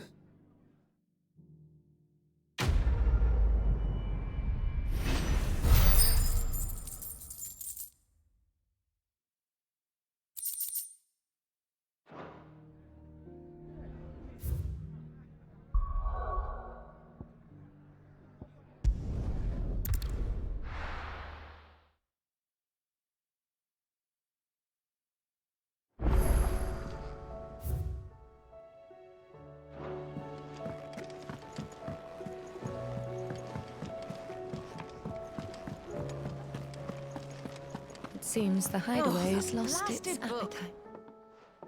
Here, you put me in this situation, Clive. You can bloody well get me out of it. I need a hand with a recipe. Are you sure it's me you're looking for? I'm not much of a cook. I'm all the cook will be needing, thank you very much. What I want from you is a little of your time, right? Oh, and perhaps your sword. You remember Ivan's stew, right? Well, despite the look of the thing, and that awful stench, people wolf it down. So I thought I'd try making one of these supposed masterpieces myself. Had a peek at the book and gave it a go, but, well... It wasn't as straightforward as you'd hoped? Ivan had the same problem. Yeah, but this is my blimmin' kitchen, and I will not be outdone. So if you don't want to be seen as playing favourites, I suggest you lend me a hand. I've never been one to play favorites, Molly. And I would be only too happy to lend you a hand. So, what's on the menu this time? A fried mortress of skyworm. That's one heck of a name, innit? Recipe seemed easy enough to an old hand like myself. Thought I'd followed it to a T. Only, turns out skyworm livers and drake's mint are not what I thought they were. At least I hope they're not, given the rancid mess they made. Ivan said the recipes in the culinary pilgrimage date back centuries. Who's to say the ingredients even exist anymore? Wow. That's a question for a scholar, wouldn't you say? Perhaps you know of one? Kindly old fella who haunts the shelves, maybe? Fine. I'll go and speak to Harpocrates. Perhaps he'll know something. And if he does, I'll see if I can find your ingredients for you. You do that. Lest we forget, you've got a reputation to uphold.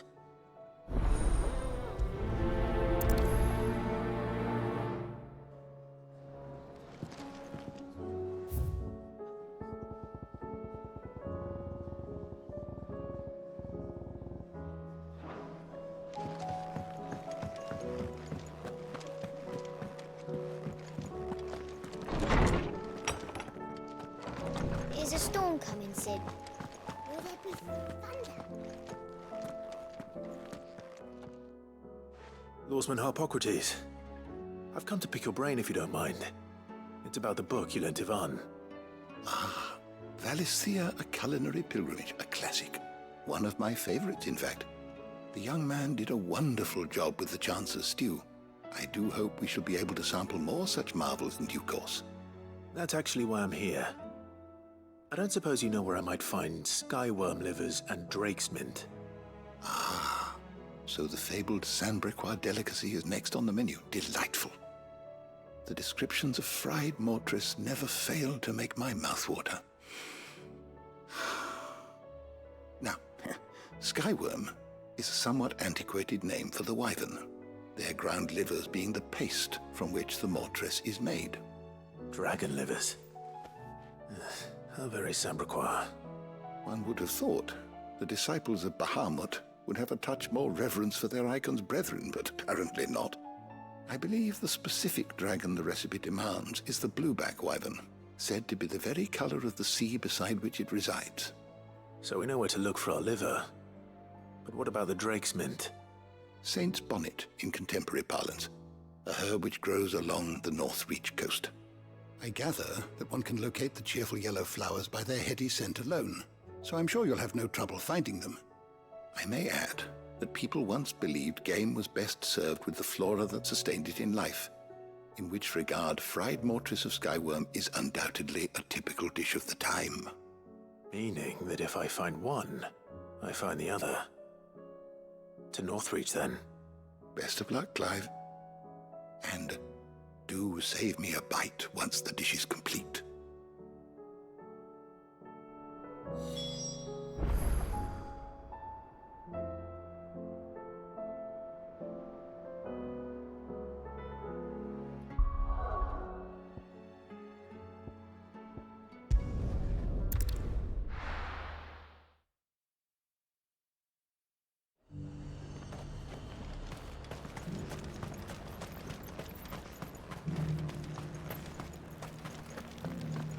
There were ghosts at the gates, not days.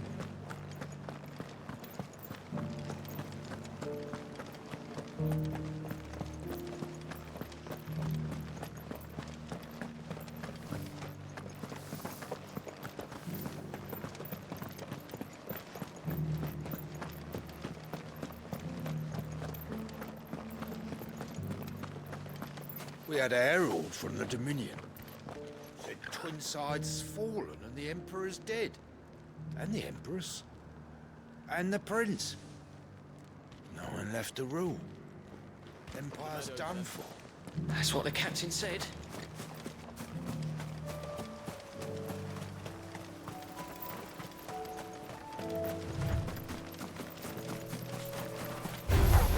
Don't get surrounded.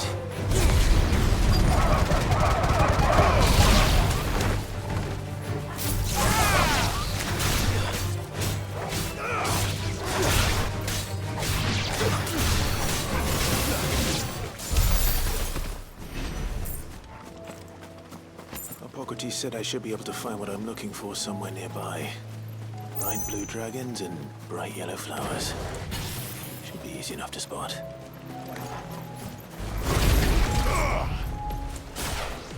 This must be our wyvern. Right. Let's get this over with.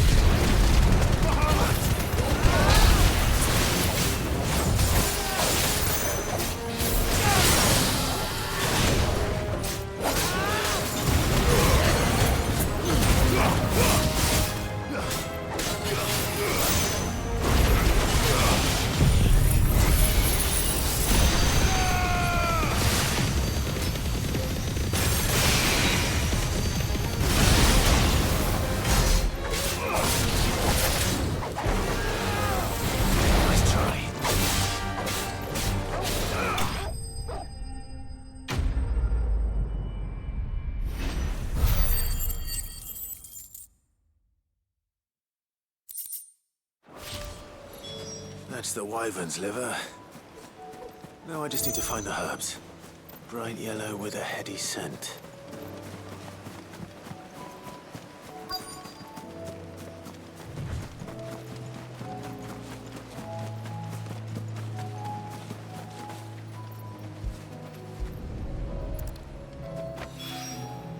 I think that's everything Molly needs to resurrect her recipe. Better head back.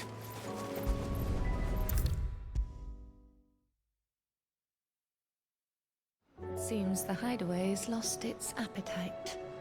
Can you blame? So, did you have that word with Tomes then? I did, and he was as helpful as ever. He told me exactly where to look, in fact.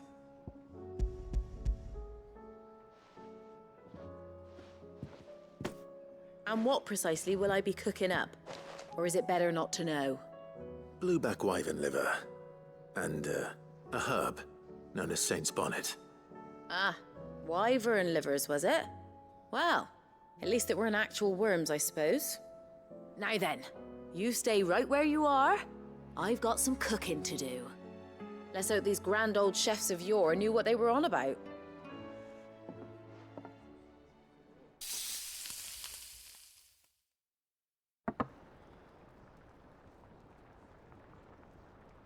And here we have it.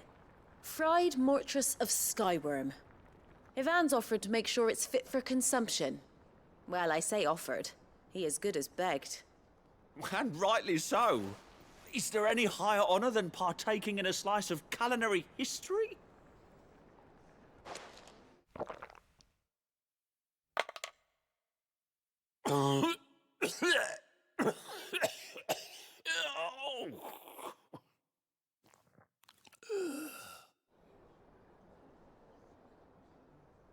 So, not fit for consumption then? What witchery is this? The crackle of the crust gives way to an almost violent richness. Yet, it is the piquant kiss of the saint's bonnet that tames this savage dish. It is a tour de force, a force of nature even, a maelstrom of flavor and sensation, a graceful beast emerging from centuries of slumber. I think he likes it. Well, I can't quite tell with all that nonsense he's talking. But I reckon you might be right. It was decent then, I take it. Decent? It's remarkable.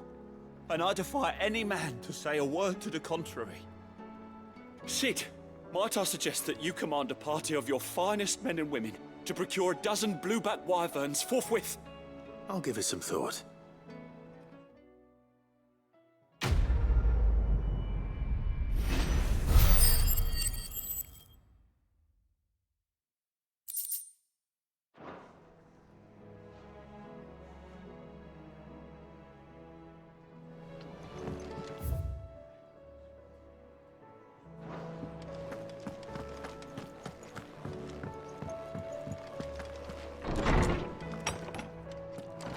There's a storm coming, Sid.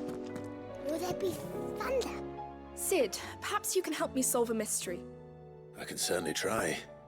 Who's gone missing this time? It's not who, but what. Mid-scales, the ones she made for her workshop. I borrowed them to teach the little ones about weight, and shortly after the lesson, they vanished. My first thought was that they'd taken them off somewhere to play, but when I asked, they swore they had nothing to do with their having disappeared. Which almost certainly means they had everything to do with it. Perhaps a visit from Sid will jog their memories. I think it just might. Thank you. I don't like to imagine that my pupils would lie to me. But if they have, I'll have no choice but to discipline them accordingly. They were in the atrium when I last saw them, as always.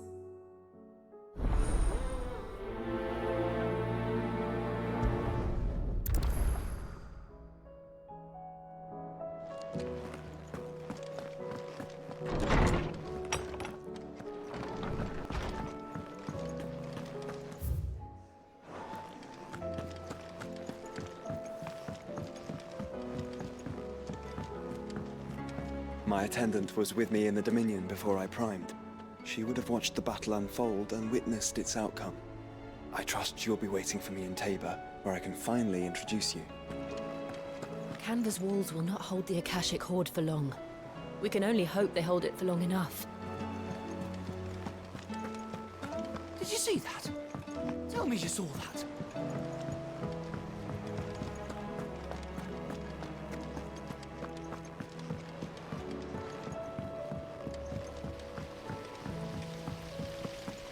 The girls here can have Otto and Gav and Gareth and Cole and all the rest.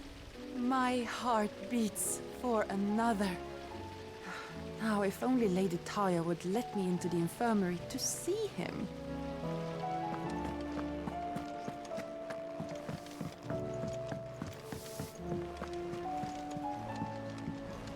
What do you reckon we should do?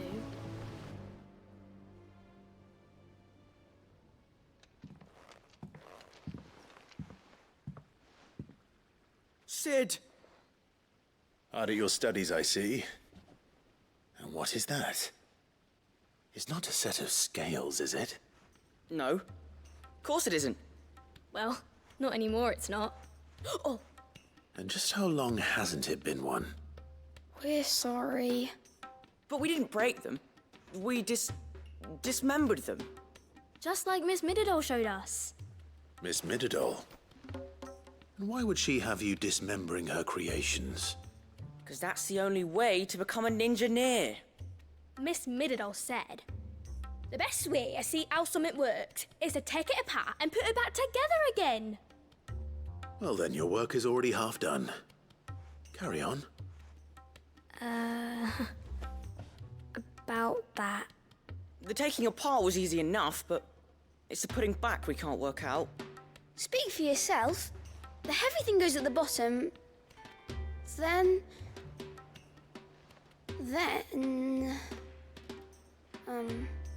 You three need to learn to take responsibility for your actions.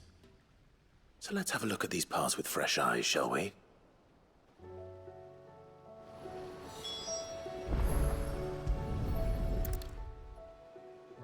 All right. Everything here was once part of Miss Mididol's scales.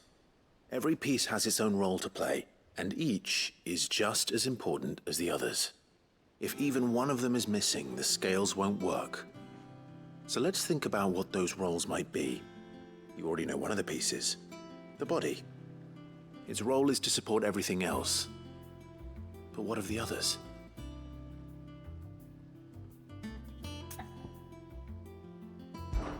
This is called the arm. Why do you suppose that is? It doesn't look much like an arm.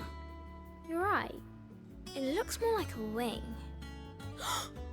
Like a chocobo wing! You've ridden a chocobo before, haven't you, Sid? Will you teach me to ride one day? I'll think about it. Now, what do arms do? Hold things. So wait, maybe this arm holds things too? Good thinking. You're on the right track.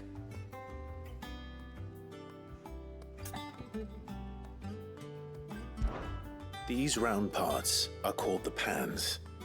You all know what a pan is, don't you? I do. Molly uses them in the kitchens to fry bangers. But these aren't for frying bangers, you idiot. They're for weighing stuff. But what if I wanted to weigh goods? I don't think he'd fit on that little thing. Probably not. What are the chains for? Holding the pans up? Well spotted. Which means something must hold the chains up in turn.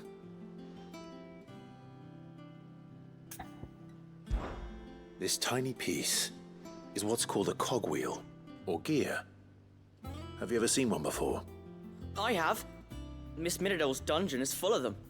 Most are on the floor. She puts them in all her inventions. They spin round and round and round and round and... That's right. They're very useful when you want to make things move. Do you remember if there was anything on the scales that moved? I remember the arm moved when I tried weighing an apple. And then somebody ate it. It's not my fault. You shouldn't have tried weighing it before lunch. We know what part's supposed to move and how it's supposed to move. So, Let's put the pieces together first, see what doesn't move, and then stick the cogwheel to that. Not a bad idea. You see? It's not so difficult. So, now that we've taken stock of the parts and learned what they do, what do you think? I think we've got it. Then here's what we'll do. You tell me what goes where, and I'll put the scales together. Well, obviously you need to start with the body. All the other pieces fit onto it, don't they? And the arms go on the body, just like real arms. Or wings, if you're a chocobo. And then the arms hold the pans by the chains. Very good. Let's see if that works. There. All finished.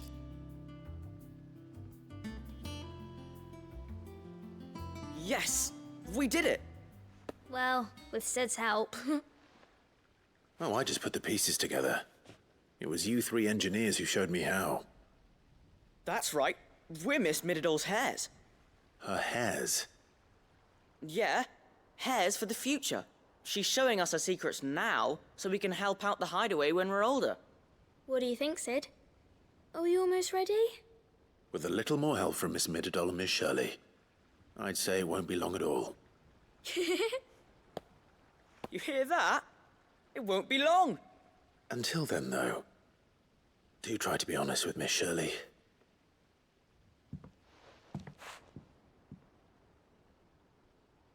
Hey, look! We never used the cogwheel. You don't think Sid forgot about it, do you?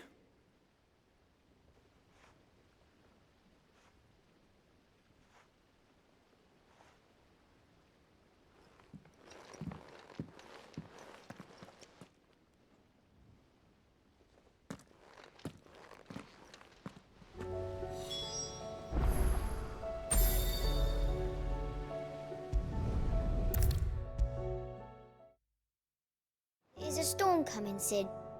Will there be... Well, did you solve the mystery? It was as you thought. The children had the scales, or the parts of them at least. They dismantled them to see how they worked. Oh, no, Mid will have my head. Thankfully she won't. This might even have been her idea. Although I was the one who ended up teaching the lesson. I'm so sorry, Sid. I know how busy you are. I shall see that the children are properly punished. Please, there's no need. Mid seems to have taken the three of them under her wing. She's even calling them her heirs. She'd have them follow in her footsteps. And her father's. I see.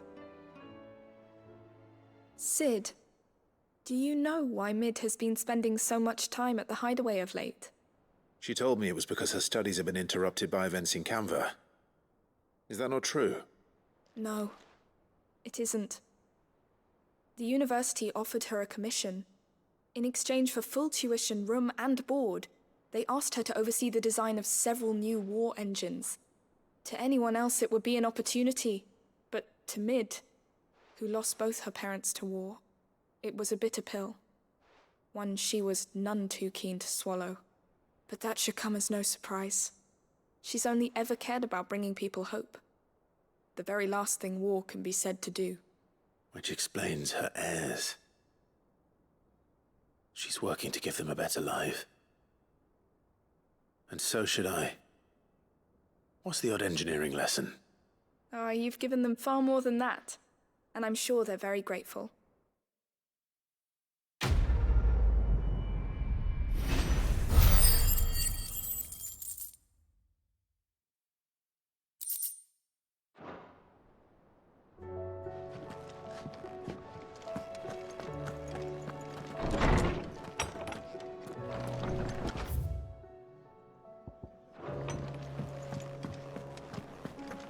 Seems the Hideaway's lost its appetite. Did you see the pair that got hauled into tires?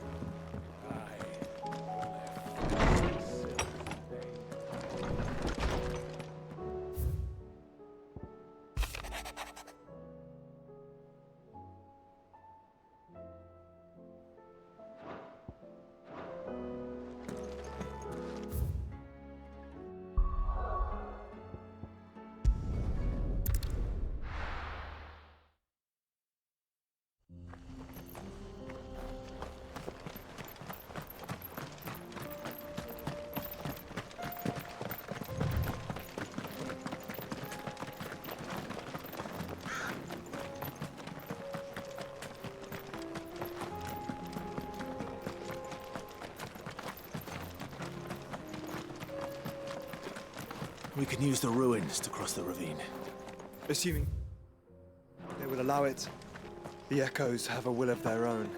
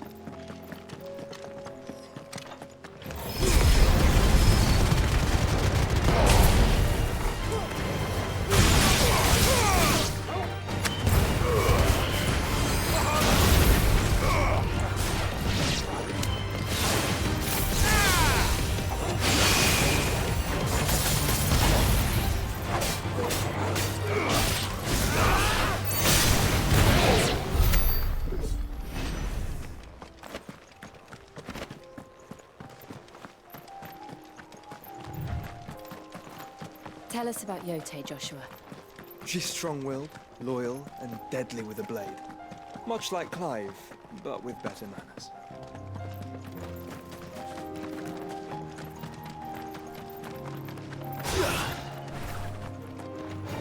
Time to fight.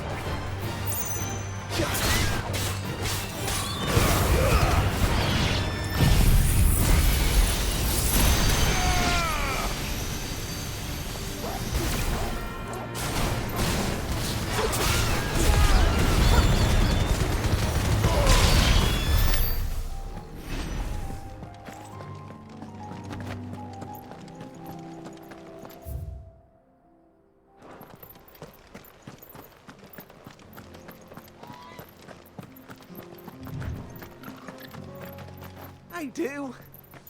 Where are you off to now, then? Bound for the Free Cities, perhaps? Oh, no need to say if you'd rather not. We all have our reasons. Ain't exactly feeling like sharing with strangers myself at the mo. Truth be told, I could do with a bit of inspiration. Don't know which way to turn no more. Was doing a roaring trade back in Oriflamme. Right up until the poor Drake lost her noggin. So, thought I'd try me luck in the desert. And the Fang went the same way. And don't get me started on the mess in the bloomin' Dominion. Suppose I could try Kanver next. But knowing my luck, the old place be crawling with the works before I'd even set out me stall. As I always say. Where there's crisis, there's opportunity. The opportunity to mint gil, that is. So, where to next? Is there any money to be made in Ash?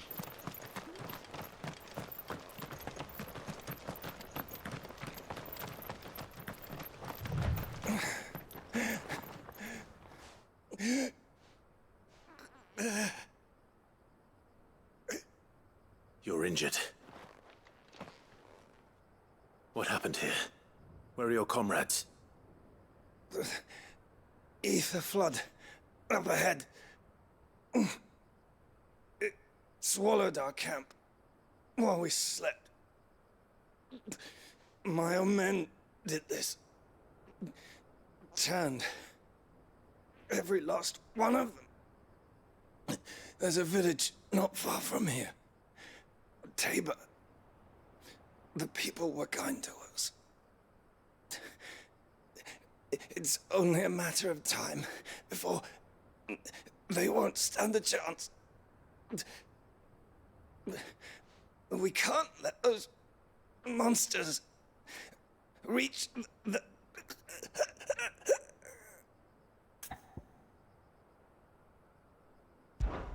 I'll go.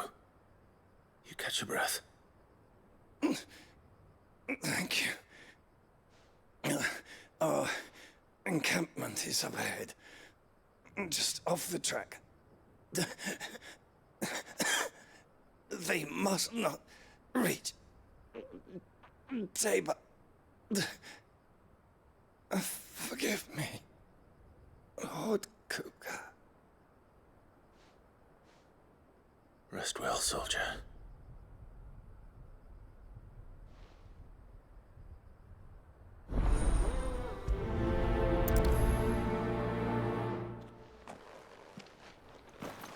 You said the encampment was close. Let's hope the Akashic are still there.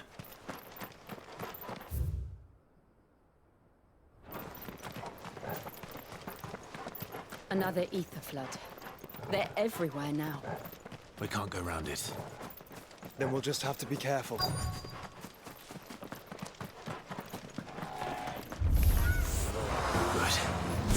Got here in time.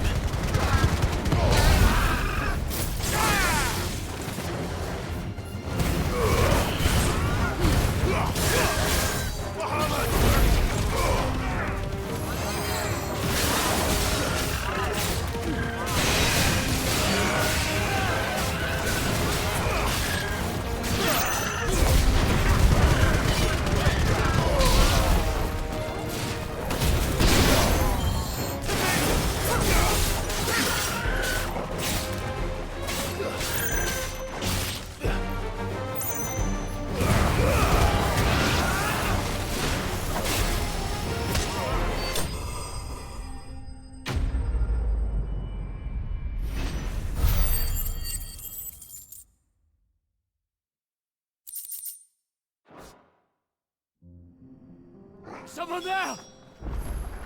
Please, I can't move my leg! That doesn't sound like an Akashic.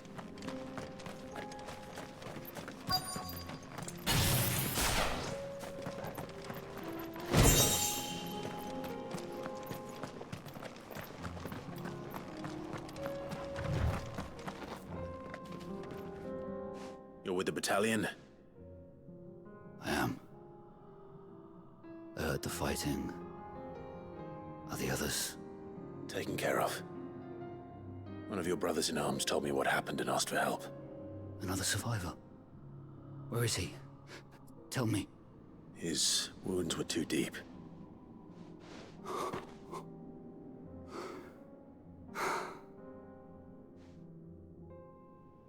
He was right to send you. Those things you slew are no longer my brothers. Tabor is safe thanks to you. Here, you've earned it.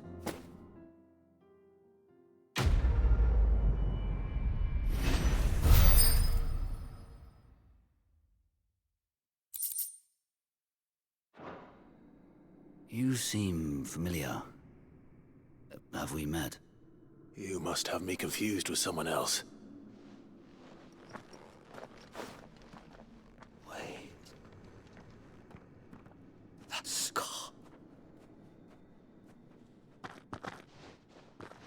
Son of a whore. You're Sid. I was there, in Cosnis, when you killed my brothers. I was there in Rosalith, when you killed my commander! My war with Hugo Kupka is over. I bear no ill will toward those who followed him. And what of my ill will? Coward! Draw your steel. Lord Kupka shall be avenged! When your wounds have healed and your head has cooled, come and find me if you must. Though I hazard your life would be better spent in service of those who need it. Or have you forgotten your oath to the Republic? My oath? What would you know of oaths? I know how hard they are to keep. Which is why I'm giving you the chance to keep yours. No. I won't be deceived. Lord Kupka told us of your crimes. You are an outlaw. A murderer, not some Man. Like you or anyone else. I am nothing like you. But if you're not gonna kill me, then go. Leave! Just know that I will find you, Sid. Someday.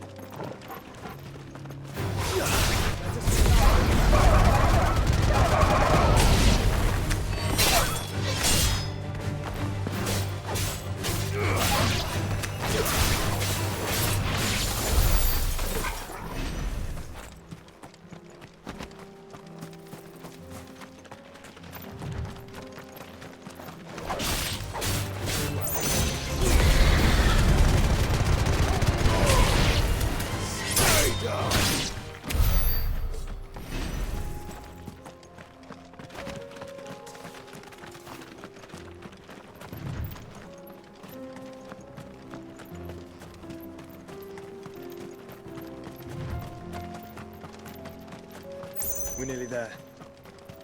Have you been to Tabor before? There are a few places I haven't. Welcome, travelers. We don't get many visitors here in Tabor. Where now, Joshua? There is a residence just inside the city gates. She awaits us within.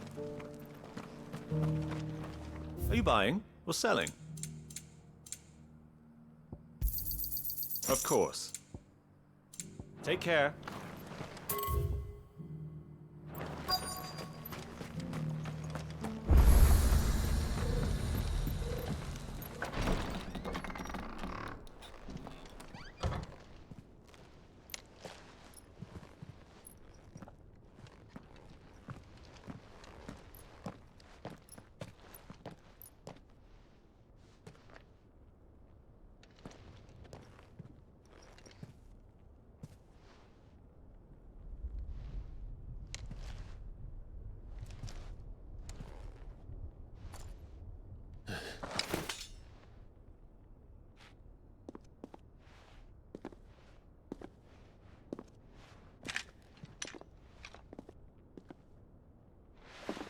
My Lord Marquis, it is an honor. I am Yote, Knight of the Undying, charged with the protection of His Grace Joshua Rosfield, Keeper of the Flame of the Phoenix. Of course. It all makes sense now. Would you care to elaborate? The Undying are loyal servants to the ducal throne. Or more specifically, to its heir. They have served our family for generations, albeit from the shadows. Since their inception, they have been tasked with the preservation and enactment of the rites of ancestral communion. After the events at Phoenix Gate, it was the Undying who delivered me to safety. And since the day I left Rosaria, Yotei has been my constant companion and protector. Without her sword, I would not have survived my journey across the realm. Rise, Lady Yotei.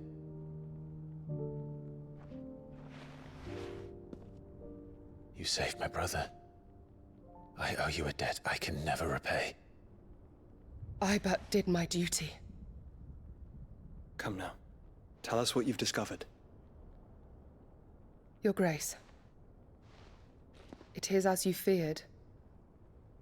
The vessel we spied off the coast of the Crystalline Dominion on the night of her fall.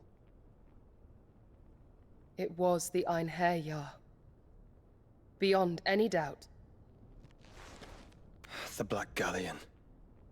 Joshua, the Einherjar is the Royalists' flagship. What business would they have in the Dominion? Upon learning of Waloed's involvement in recent events at Drake's Fang, I sensed the malign influence of Ultima, and bid Yotei and the Undying look into the matter. We have reason to believe that the Black Galleon weighed anchor shortly after the fighting began, and set a course due south. For Kanver. Then it is Waloedanites who besiege the cities. What is left of them, yes. And the Black Galleon sails at but one man's behest. Barnabas Tharm.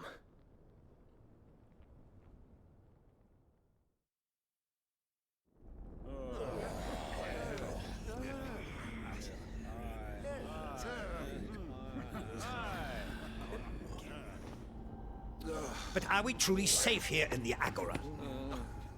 The city guard have been paid, if that's what you're implying. All the more reason for them to run. Well, you are free to leave, Lord Minister. Markets abandoned, warehouses aflame, blackened hulls choking every port in the capital. Kanver is ruined. The realm teeters on the brink of chaos, and all you can think about is commerce! Forgive us. We were not aware Dhalmekia now subsisted on charity. Not quite. How dare you!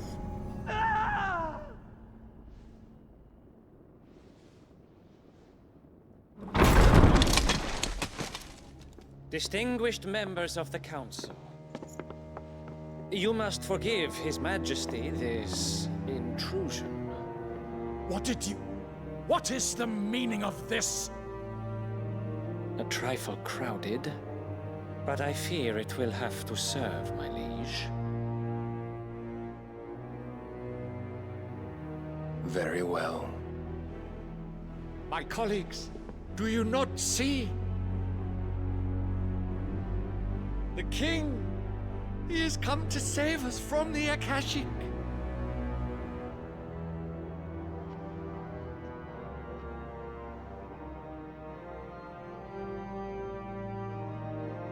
He is a gift from the heavens, divine intervention, our very salvation. And of course, if it is compensation he requires, we would be most willing to negotiate a fair price for services rendered. Fools. Your ignorance unbecomes you.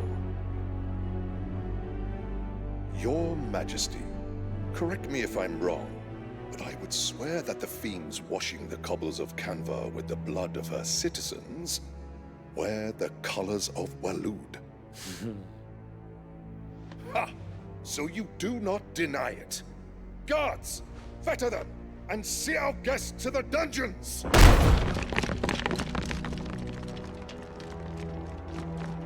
Enough.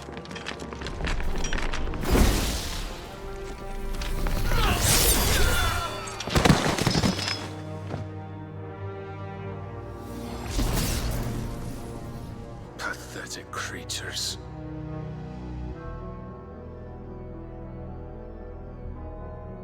That you should imagine yourselves worthy of salvation.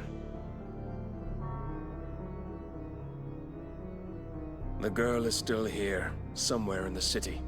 Her consciousness fair dripping with her late father's hubris. A consciousness to which Mythos is inextricably bound and inexorably drawn.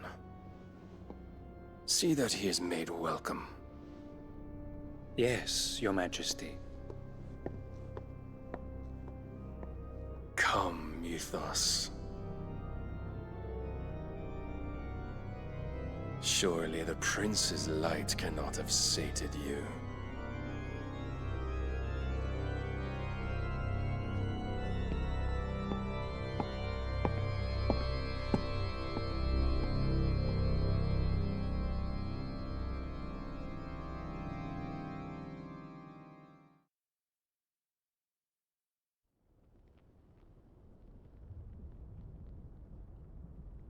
So then, how long has Waloed been under Ultima's control? How long indeed? Based on what we know of Barnabas's actions, I would guess some few years, mayhap more. But to what end? What does Ultima want? The tapestry. Show them.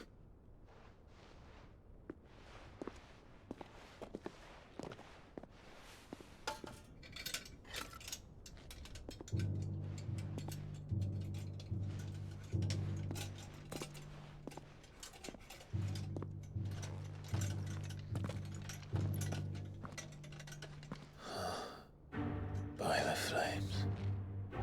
Phoenix Gate, Drake's Breath, and now here. But what is it? It is old, ancient, even. Naught remains of the faith it represents, save what can be gleaned from the image itself. None could tell me what the one in the apothecary meant, even the Undying.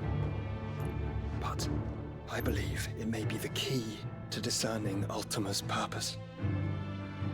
That figure in the center, the one beneath whom the icons congregate, that I believe to be Ultima. He is a god, or at least godlike. His very existence beyond our ken. The icons, and by extension their dominance, are meant to be his subjects, and while some, like Barnabas, have accepted this role, others have rejected it. Like you, Clive, which is rather inconvenient, as it appears he needs you most of all.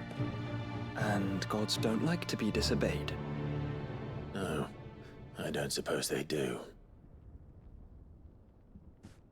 Clive, may I tell Yote of the lake?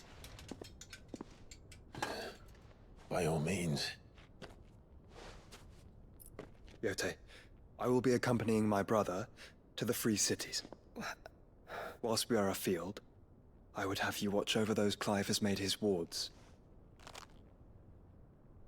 Omielos delan tuisag ilith. Though well concealed, the Hideaway lacks trained fighters to defend its occupants should they be discovered. But it is my duty to... As it has ever been my brother's duty, remember. If that is your wish, Your Grace. But please be safe. If aught were to befall you, You have my word.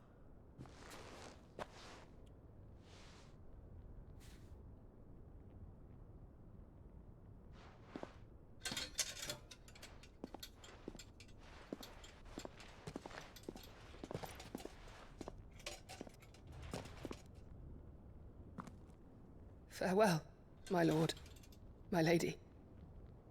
We are in your debt, Yote.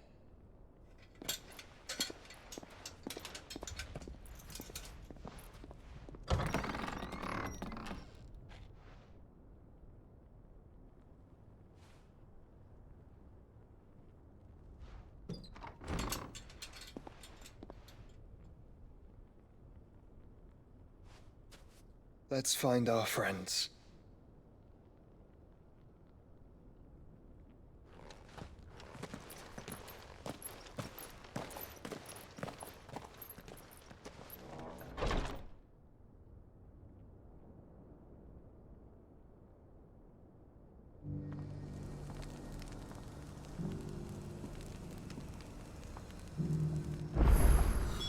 It's plain she cares for you very deeply.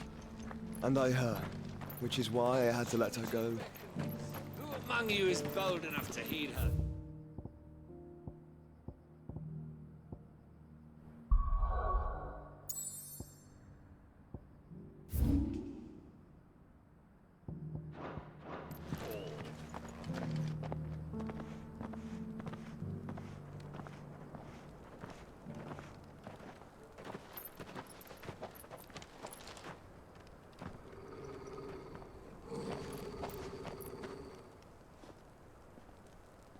Cyril. How fares the search? Well, Your Grace, my report shall be with you ere long. Ah, yes. Yotei is otherwise engaged, at my behest. And the duty of wardenship? Fulfilled. For as you see, I've been reunited with my first shield. I am Cyril, Knight of the Undying and bearer of the Burning Quill, charged with chronicling the mortal deeds of His Grace, Joshua Rosfield, Keeper of the Flame of the Phoenix, and rightful Archduke of Rosaria. I entrusted Cyril here with overseeing the investigation into Ultima's origins. Findings from his brothers and sisters afield are delivered here to be collated and catalogued. Just how many Undying are there? Not nearly enough, milady. Yet we are glad to give our all in service to the Phoenix. Such is, and has ever been, our creed. I see. You have your associates, I have mine. But you may now think of them as ours. That won't be a problem, will it? The Phoenix is our sun, and we but the shadows that quicken in his radiance. It is from the darkness that we serve, both him and now you.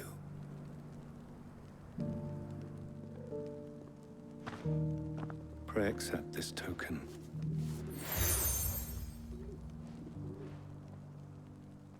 For as long as you bear it, members of our order will reveal themselves unto you, if there is nothing further. No. You are dismissed. Your Grace.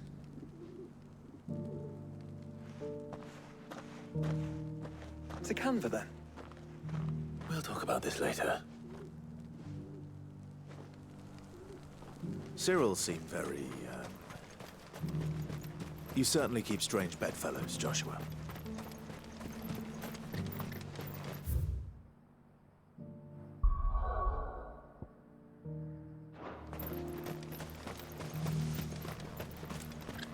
The free cities under sea?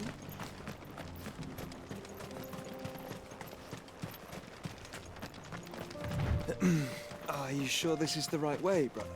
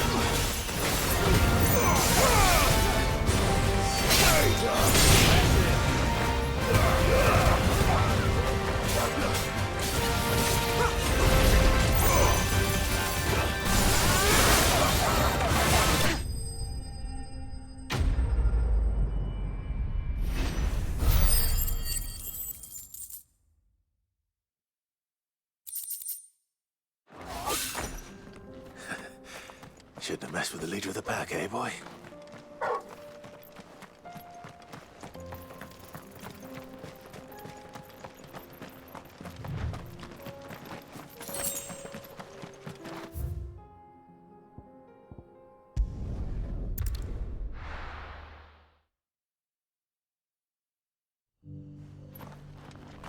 Opportunity beckons. Who among you is Is that blade for hire, perchance? Because I have a mind to make a killing. Figuratively, I hope. Well, yes and no. A passing caravan carried with it a rumor most fortuitous for one in my trade, that an elder Dread Evis had been sighted in the fields of Karava. Dread Evis are aggressive beasts. Compelled as they are to acts of violence, few survive to maturity, but those that do develop a hide of phenomenal value. A hide you want to sell? Eventually, yes. Though I would have it tanned first that it might be crafted into marvels the likes of which the world has never seen. Dread Evis skin is a rare thing indeed. But the worked hide of a well-aged beast, now that would fetch such coin that Gilbert himself might weep with envy. Bring me that beast's skin, and I will share with you the bounty of our combined labors. All right. I'll hunt your Evis. Of course you will. When one lives in such troubled times, it is a fool who lets opportunity slip his grasp. Leave Tabor through the east gate, but take the path that branches west. Once you reach the checkpoint at Tovany, you are a mere stone's throw from the fields of Karava. I eagerly await your safe, and above all, triumphant return.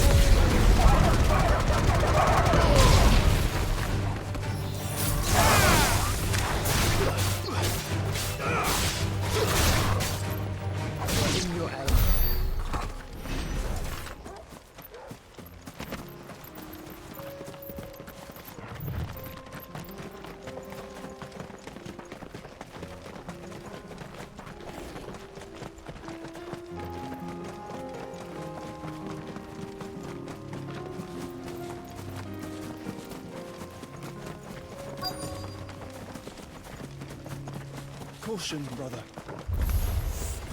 Hold you may be. But it looks like there's still plenty of fight in him yet. Nice try.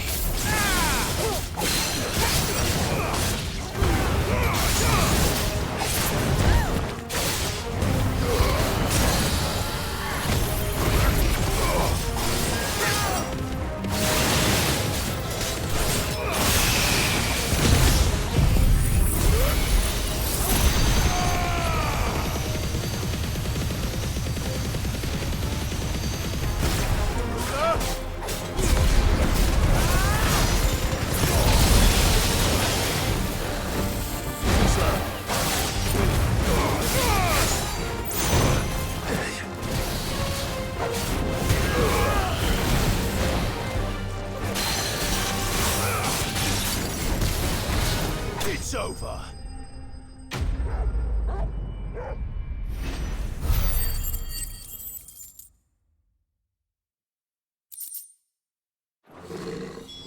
This thing reeks. The sooner it's off my hands, the better.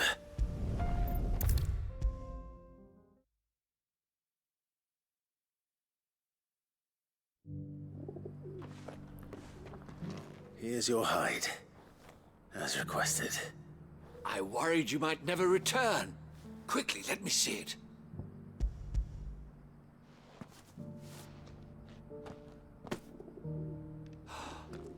Oh, as supple as a maiden's cheek, yet as adamant as her virtue. This is everything I had hoped for, and more. Clearly, my trust in you was not misplaced. You must be a hunter of considerable talent to have bested the beast with nary a scratch. Join me as my honored partner. With my means and your might, we shall be as wealthy as the merchant kings of Zemeckis. I don't plan on making a habit of this. I'm busy enough as it is. Very well. Though I believe fate had a hand in our meeting, it would be unbecoming of me to beg. Do not allow me to keep you from being about your business. Here, for the hide.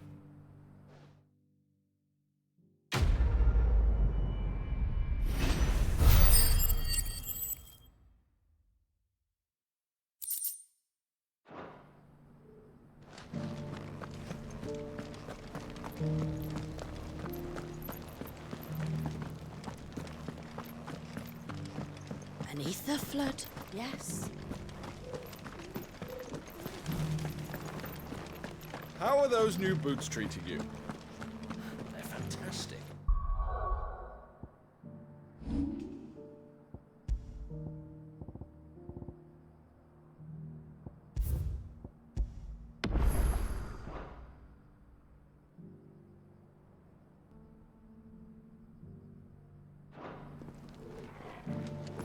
You there! Finally. No one was paying me the slightest heed. Is something wrong? At the university, the students would hang on my every word. Sadly, this far from home, I'm just a vagrant graybeard. The university? You're a scholar. A specialist in ancient cultures. The most accomplished in all Valisthea, some have said. Not that I look the part in these tattered rags. In my heyday, no obstacle could have kept me from my studies. Yet here I am, a wizened windbag, bested by the many steps of Tabor. The answers I seek lying just beyond my enfeebled reach.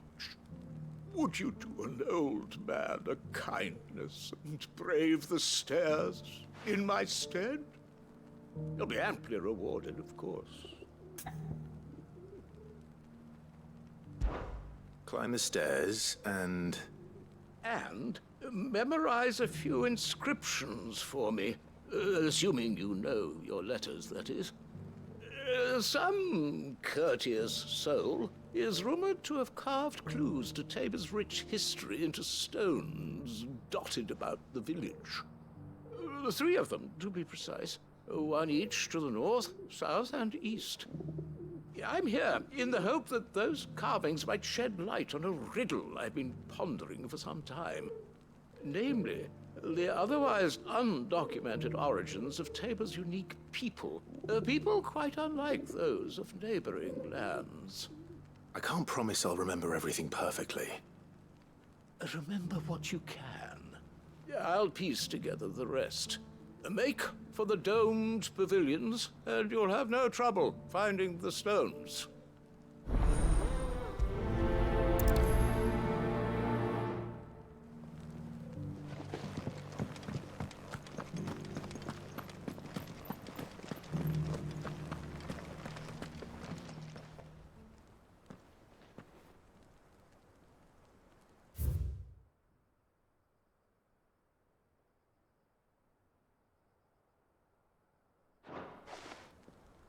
Farmers must have settled here in Tabor.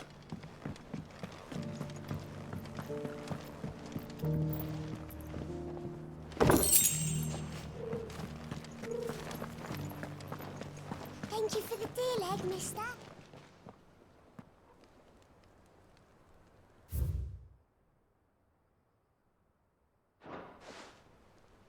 What golden plains might the wanderers have called home, I wonder? Have you noticed the elders? Not a scratch on them.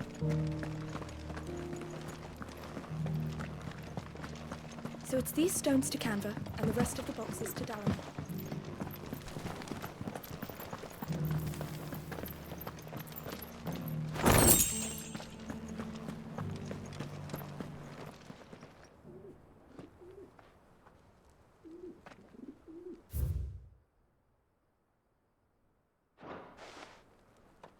No history would be complete without mention of the Mother Crystals. I should speak to the old scholar before I forget everything I've read.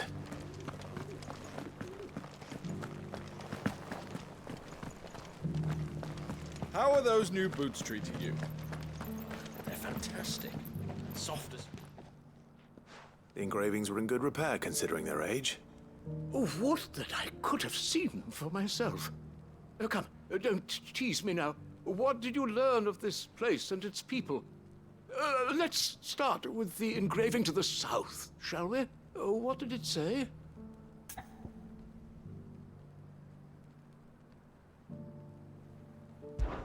Guardians of the Crystal, the first stones of Tabor, sacred hold thy noble blood, till ends the mother's labor.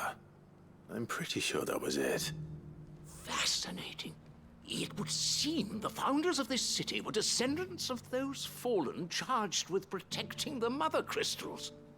But whatever could have driven the Guardians so far from their sacred charges, I wonder? The engraving to the north is next, I think.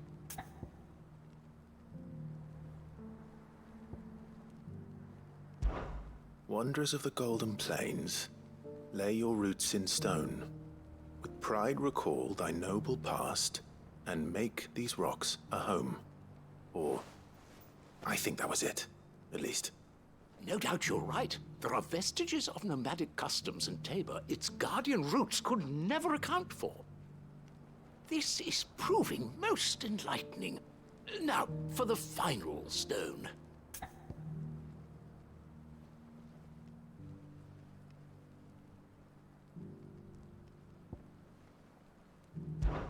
Children of the hunters, now tillers of the land, reap her promised blessing and give praise her gracious hand. That's all three.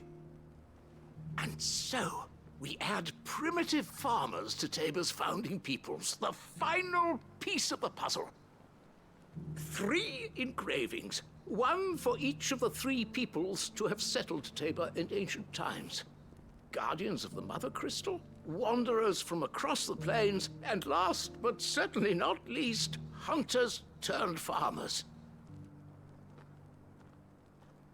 Little wonder it was so difficult to trace the roots of Tabor's culture. Those roots reach down through 3 distinct traditions.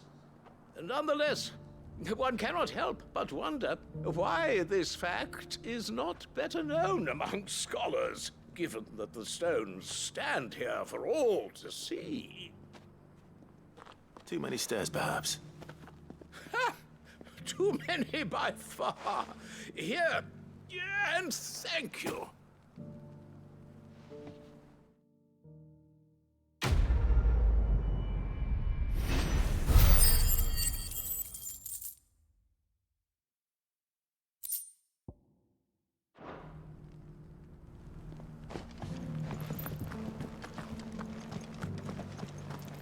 Careful how you pack that leather.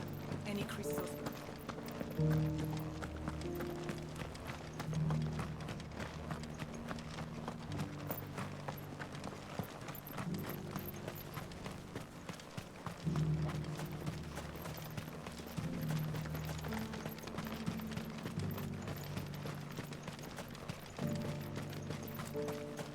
The free cities under sea? There are horrible beasts down that way. Passion terrors will kill you as soon as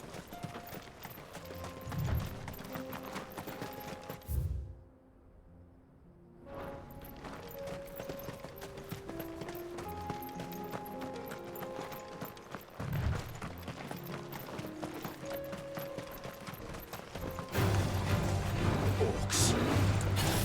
Then let us be rid of them.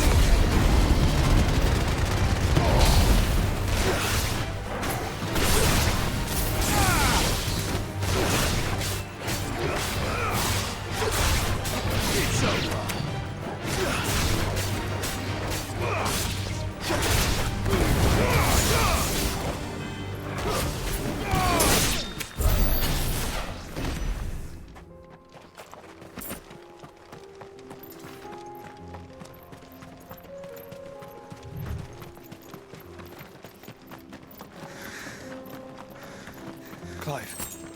Smoke. Is the city fallen?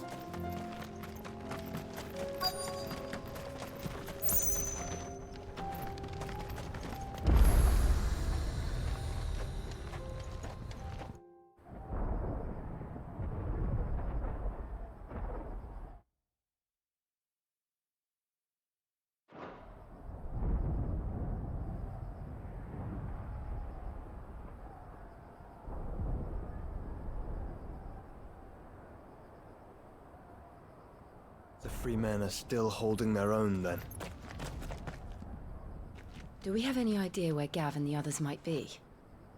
There's a warehouse near the docks where we agreed to meet if there was any trouble. We should hurry.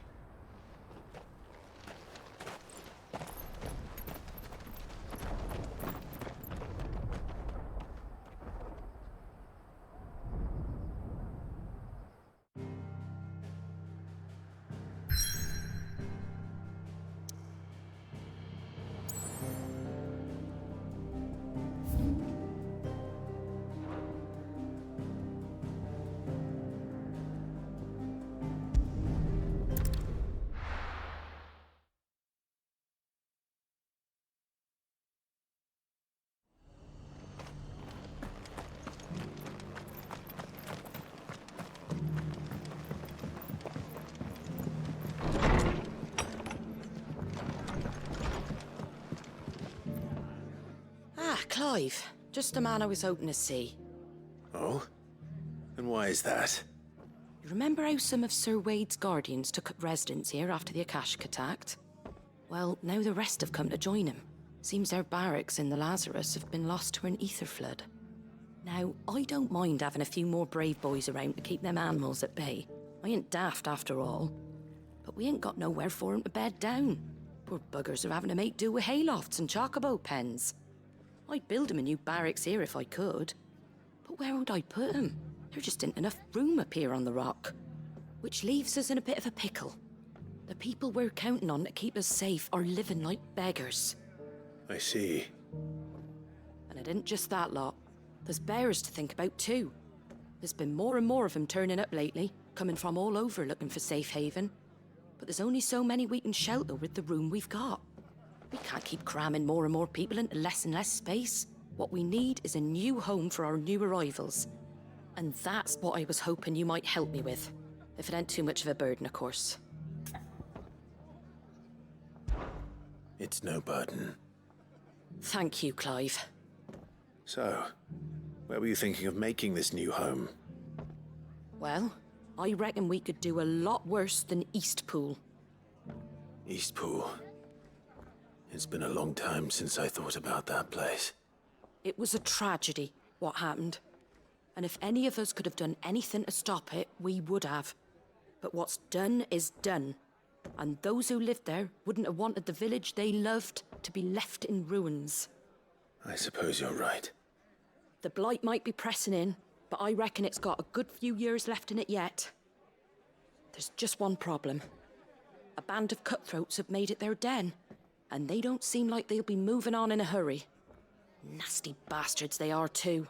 I've lost some good men to their raids. Would have sent someone to clear 'em out sooner, if my boys didn't already have their hands full fending off the Akashic. But now we've got a few more guardians of the flame to call on. I reckon it's time we made our move. What do you say? Fancy leading a raiding party? I do. Eastpool was once home to people I loved. I won't have bandits sully those memories. I'll gladly drive them out of there. And I know the men will gladly follow you. I've already shared a few thoughts with Sir Wade about how we might be able to win the place back. And I dare say he's got some ideas of his own too. Why don't you go and talk to him? Of course.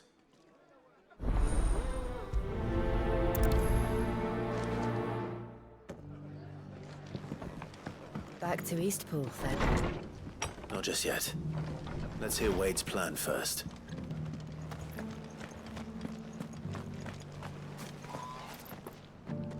So, Wade, it's good to see you well.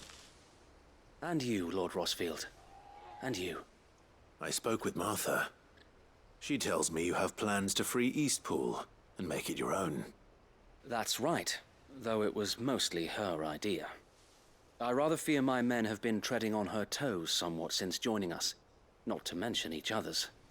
And then there are the bearers, men and women who found the courage to flee their masters and sought refuge here.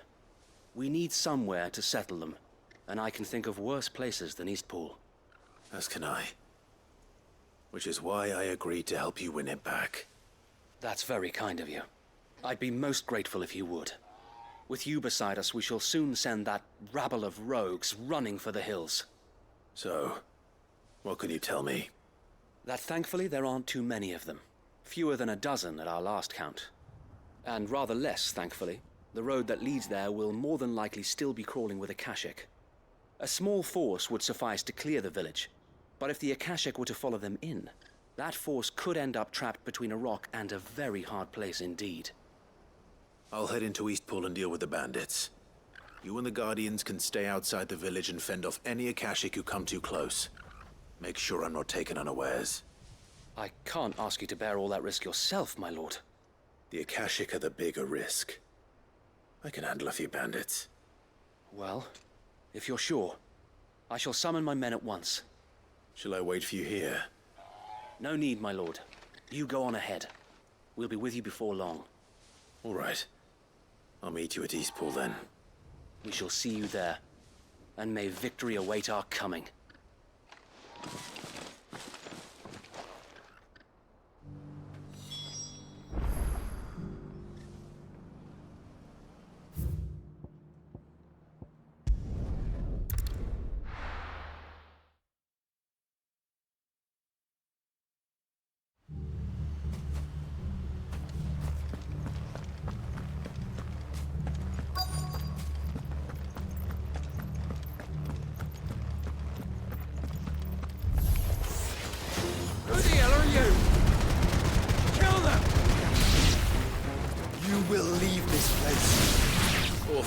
Consequences.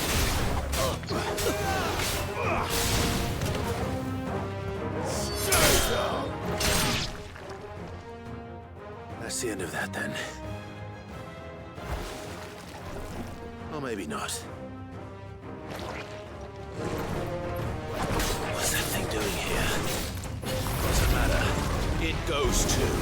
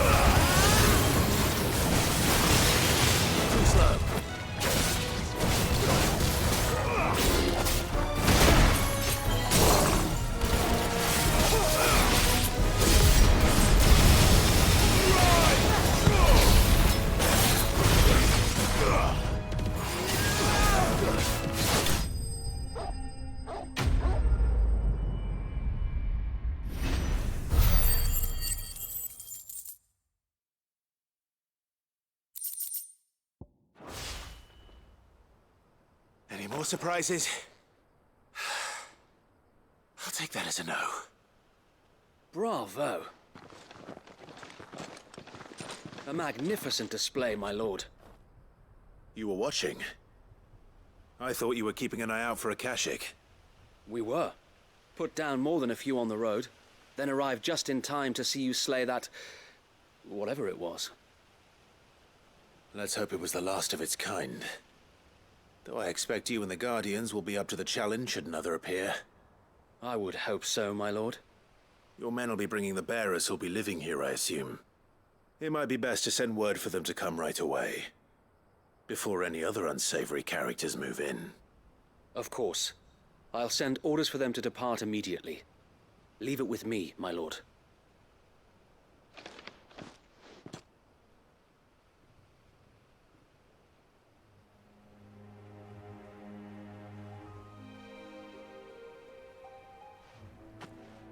Home. Without masters. No. We're the masters now. Our lives are our own at last. That's all of them. And not a single Akashek in sight. Now to begin the important work of rebuilding the place. It won't be easy. Especially not after 5 years of beasts and blackguards having their wicked way with the place. The masonry might still be sturdy enough, but half the beams are rotted. Those that weren't lost in the fire or burned by the bandits, that is. It'll take a bit of elbow grease, but we'll see Eastpool rise again. Just you wait. So wait. Lady Hannah is buried here. If you don't mind, I'd like Oscar to join the rebuilding efforts. He should be a part of this. Of course. I couldn't agree more. I'll let Martha know that everyone arrived safely. If you need anything more, you have only to send a Stolas. And we will, my lord. Safe travels. Eastpool lives again.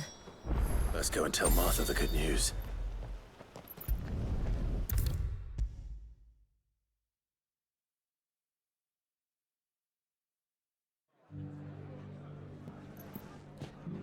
Ah, there you are. All went well then. Sir Wade told me you got rid of the bandits while his lot kept an eye out. Nicely done. And what's all this about some shape-shifting nightmare showing up? On second thoughts, don't tell me. It'll only give me nightmares of me own. What matters is, you did it. And now we can build our new village. I suppose it will be. What will you call it? What else? Eastpool. Sir Wade said it best. There's plenty bad happened to that place, but that don't undo the good that happened there. No need to throw the baby out with the bathwater. Did Wade say that? Well, something along those lines. Anyway, the poor souls might have made it to Eastpool, but their work ain't done yet. So the way I see it, neither is mine. If it's food or lumber or strong backs they need, the rest is ready to provide it. Thank you, Martha. No, thank you. You didn't have to help us. I wanted to.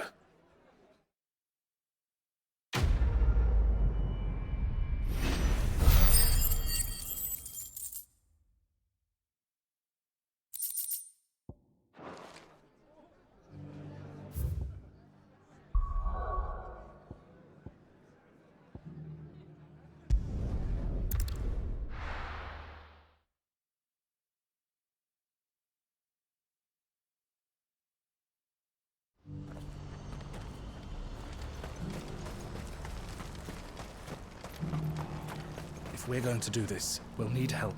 Clive, your timing is impeccable. It just so happens that right at this very moment, we're in need of someone with your talents. And what talents would those be? Why, your fearlessness, and your skill with a blade. I'm listening. Well, as I'm sure you're aware, when these dark skies swept over the Republic, so too did a wave of chaos and confusion. Randalar has been particularly badly affected. Many of the capital's bearers have lost their masters, or taken the opportunity to flee them. None remain free for long, of course.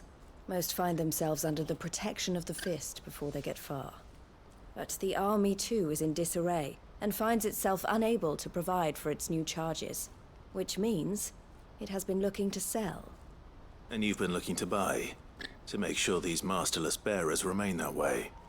Precisely. It's the perfect opportunity to free dozens more, and for an attractive price, no less. So where does my skill with a blade come in? Though we may have the funds to buy these bearers, we have nowhere to house them. So we've been searching for a place where they can be resettled. Somewhere far from the prying eyes of those who would see them enslaved once more. And we believe we have found one. Cashlock.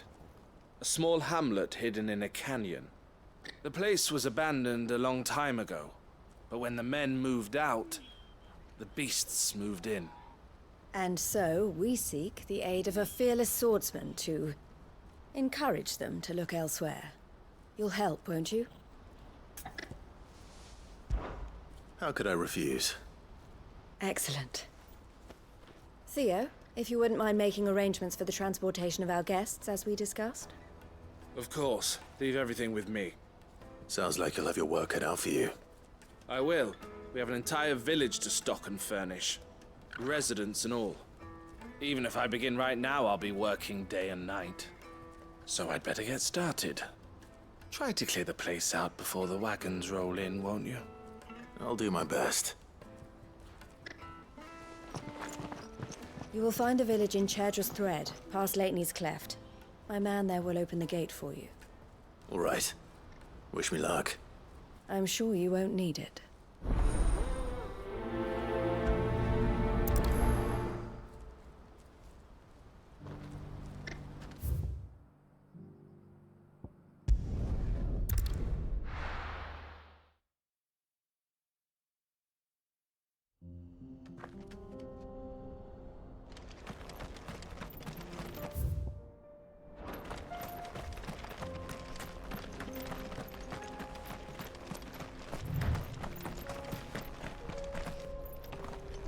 Oh, you're a friend of the Crimson Caravans. And by the look of you, I'd say you were the help they told me was on its way.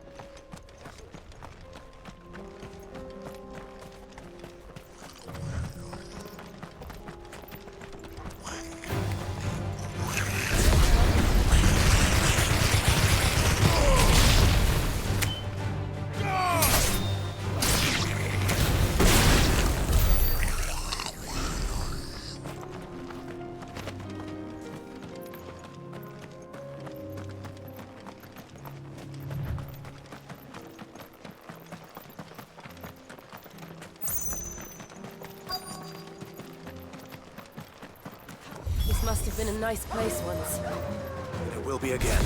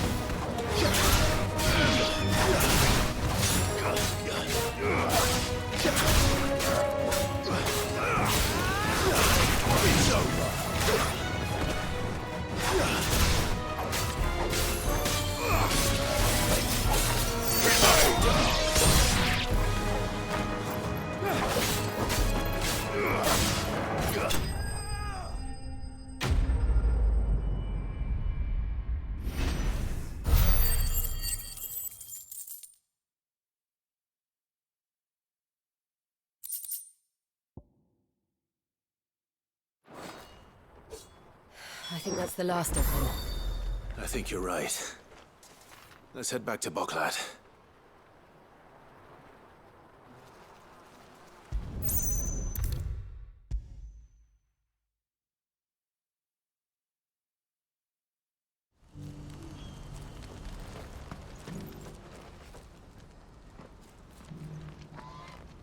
Something the matter, Theodore? Quiet. Those are our terms.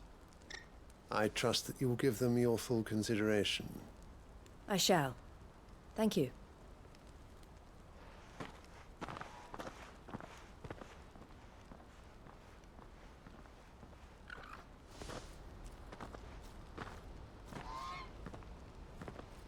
Him again. Someone you know? Yes. And, no. But enough about him. How did you fare down in Cashlog? It's done.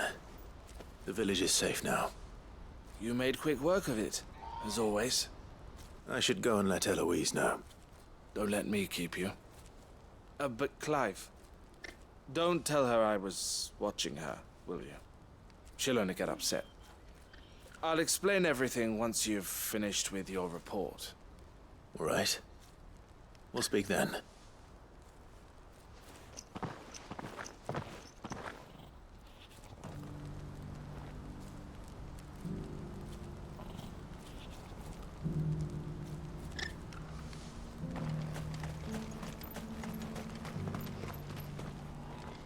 Eloise, I just got back from Cashlog. The village should be safe now. Thank you, Clive. Here, something for your trouble. Well then, now that you have laid the groundwork for our little project, I suppose we'd better finish the job. The first thing we'll need to do is make sure our offer for the bearers is accepted.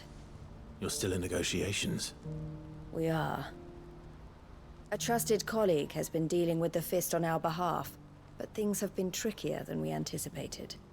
I suppose it's to be expected. This is the army we're dealing with. Fighting's what they do. But we shall emerge victorious in the end.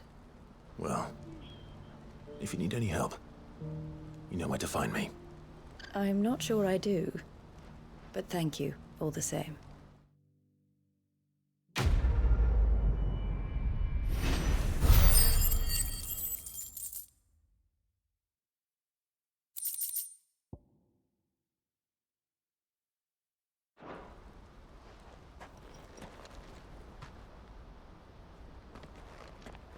Ah, Clive. You wanted to talk? The man I was watching earlier, the one speaking to my sister. He represents the Silver Peak Consortium. It's one of the bigger trading houses. I don't think I've heard of them. Well, every trader in Dhalmekia has. They operate across the length and breadth of the Republic, and they're still expanding. They've been trying to get Eloise to join their ranks for some time now, and judging by her reaction earlier, I'd say she had half a mind to accept their latest offer. And you'd rather she didn't? I would rather she did what makes her happy. And I would never deny her such an opportunity. Eloise saved me from slavery, and we have striven to save others like me ever since. But this was not the life my sister wanted, nor the one she deserves. I won't let her give up on her dreams again for my sake. She freed me from my bonds, and she must be freed from hers in turn. You're a good man, Theo. I have always been grateful for what my sister did for me, and I want to repay the favor by letting her live her own life. But each time an opportunity to do just that arises, she turns it down. For my sake. She loves you. And I love her. Which is why I want this time to be different. To show her that I don't need to be watched over anymore. Though I'm sure I'll still need some help from time to time. I trust that I can count on you. Always. Thank you, Clive. Well then, I had better get back to work. These bearers aren't going to move themselves. That's a job for the Crimson Caravans.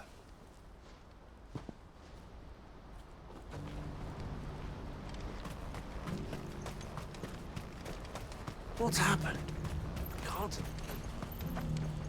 Well met. You're sure you don't need it? Just what I was looking for. You're sure you don't need it? Thank you. Just what I was looking for. You're sure you don't need it?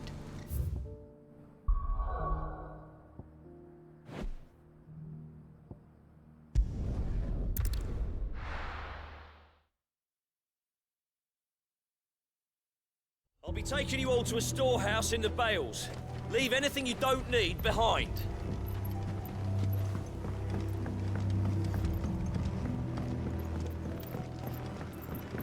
You know what you have to do. I won't. Clive, I fear that I must bid you farewell. As you know, our time grows short. The Lord Chief Justice's vultures are circling.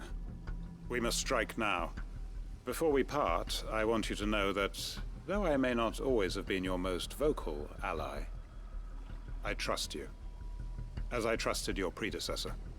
Thank you. I appreciate the sentiment, and I understand more than anyone how you feel. But is revenge really the answer? It is the one I found, and it is all that I have lived for since that day. But what of Lostwing? Everything you've built. I built Lostwing to achieve this aim. Once it is done, the village will have served its purpose. My comrades and I are sure of our cause, and we shall fight to the last, come what may. But there are those among us who cannot fight. Children, the elderly, bearers afflicted by the curse. I would place Lostwing in their hands, if I thought it would do them any good. But a village home only to the frail and the infirm is not likely to stay a safe haven for long.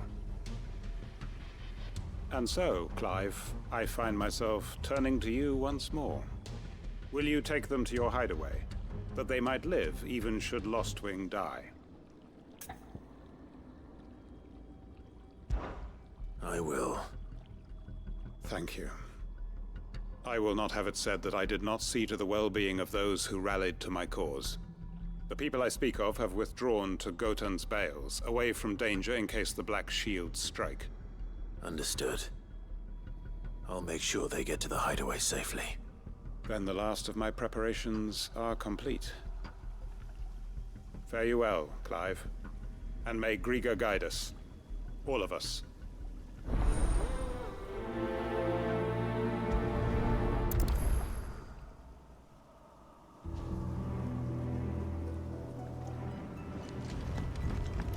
Come then, brother. We are awaited in Gotan's Bales.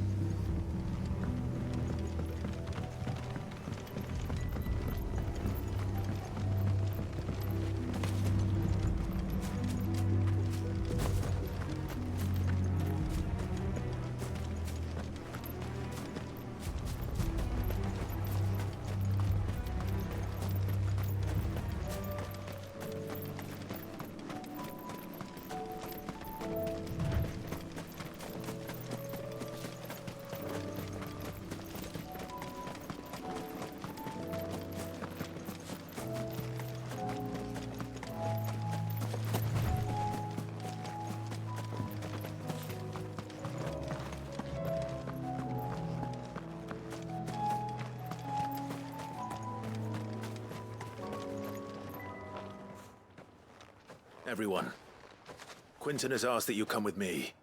He can no longer guarantee your protection, but I can. There's a safe place I can take you to. Well, if that's what the Master thinks best. Sid, none of us would be standing here today if it weren't for Master Quinton. We owe him our lives. So we ain't about to start telling him what he should do with his. If he's saying we ain't safe in Lostwing no more, it's 'cause he ain't coming back. And if that's what has to happen, then so be it. I only hope he can see this through to the end. That we get to see justice done. I hope so too.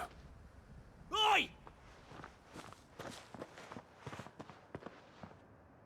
You lot! Where's everyone else? They ain't already left, have they? They've gone with Master Quinton. Fuck! Fuck! Fuck! What's wrong? I've just come from the Justice's manor. We have to get Quinton to call off the attack. It ain't just the Black Shields protecting the place. He's got a guard dog and all. A fucking monster. They don't stand a chance against that thing. If I don't get the message to them, they're all gonna fucking die. No. We can't let this happen. Sid! Don't worry about us. You've got to catch up with him. We can't let Quentin die before that bastard does. All right.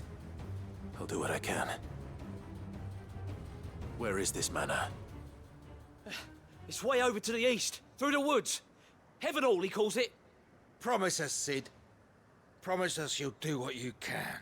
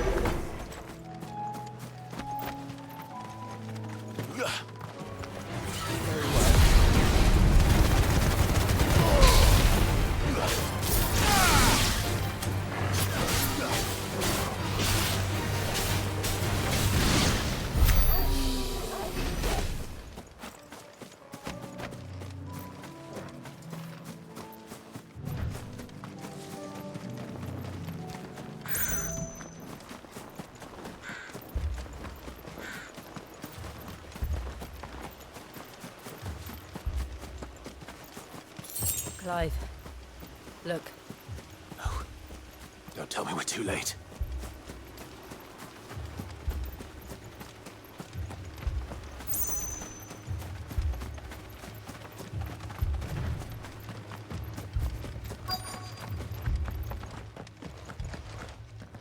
Quentin, are you all right? No. But I am alive. Which is more than I can say for my comrades. They followed me without question all the way here. And they died. For nothing.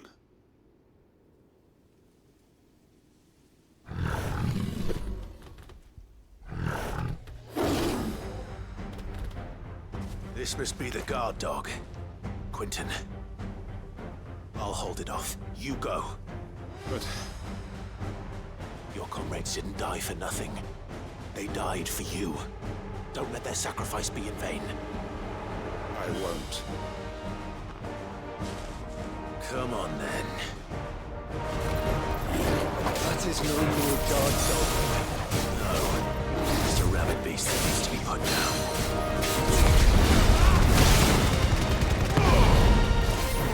Too slow.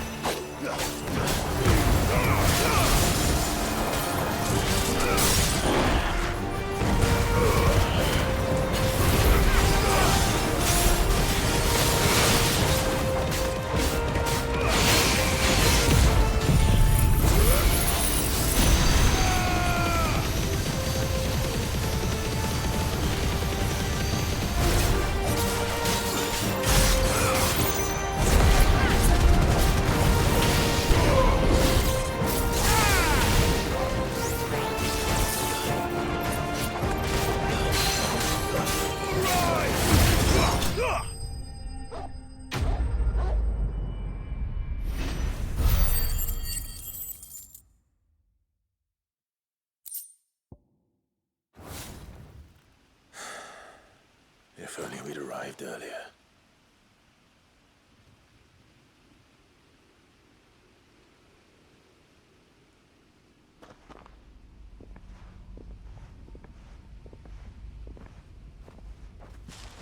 Is it over? It is. He wept and begged for mercy.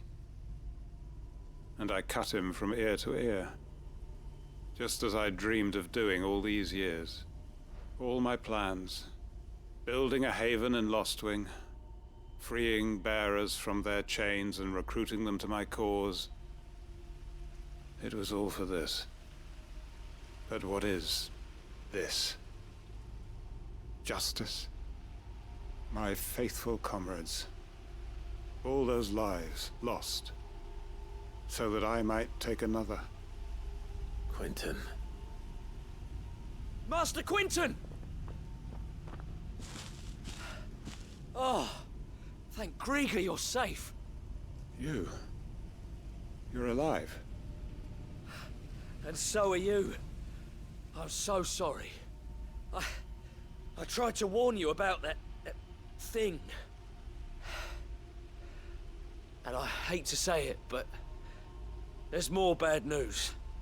It's Lostwing. It's been flooded. What?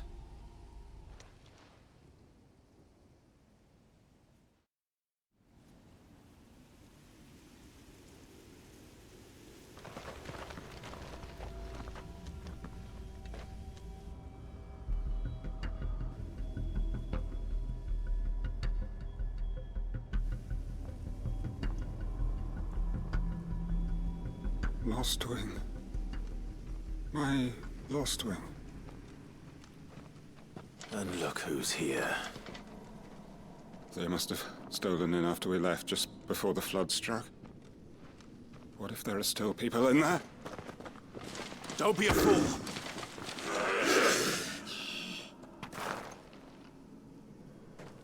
Damn it.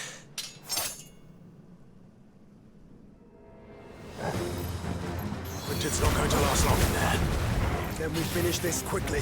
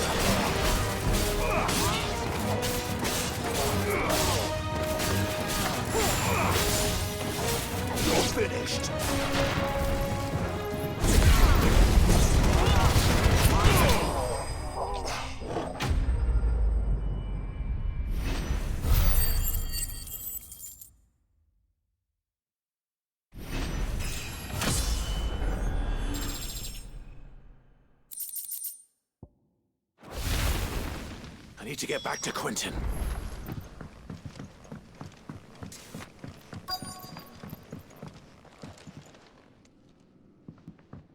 Quentin! Quentin! Look at me! Thank the Founder. He hasn't turned. I'm going to get you out of here.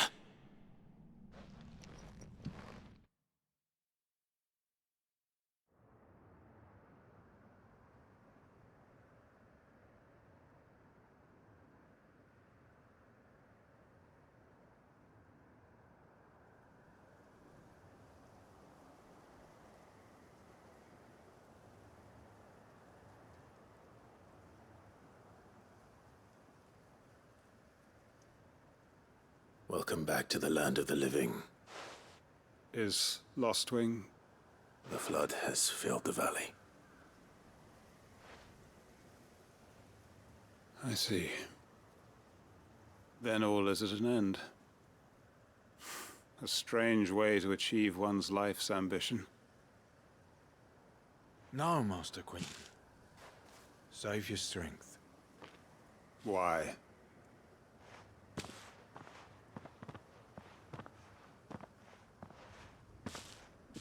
All that I strove for is gone.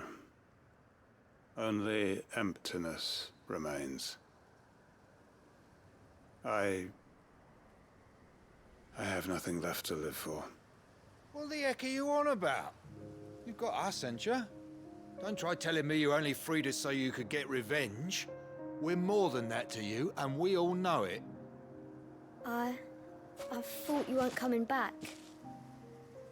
But I prayed, and you did. There's got to be a reason for that, right? Can't we just go back to how it was? You know, you looking after us all. Your work ain't over yet, Master Quinton. We believed that you were the right man to lead us, and we still do. Your village may be lost, but it seems your people aren't, so long as you remain to guide them. But why? After what why would anyone follow me? 'Cause we're family, aren't we? Family? Yeah, and all our comrades who went with you, they felt the same. Lostwing weren't just a village. It was all of us. It was. And as long as we're still here, it is too. We can start again. Build a new Lostwing, right here in the Bales.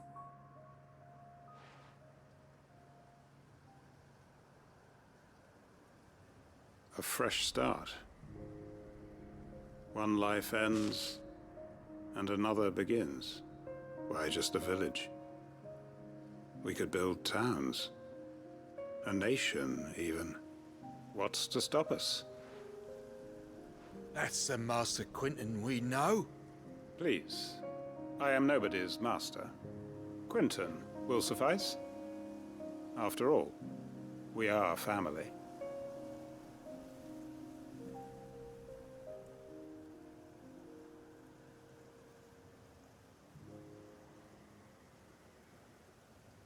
Permit me to withdraw my request. I will no longer be needing your help in looking after my people. I'll pretend you never asked. But you must be rewarded for your efforts on our behalf. You saved my life twice over. And more besides. A bottle or two of your finest red will suffice.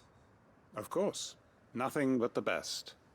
And I have a feeling that this year's vintage will be the finest yet. If you don't mind waiting, that is. I look forward to it.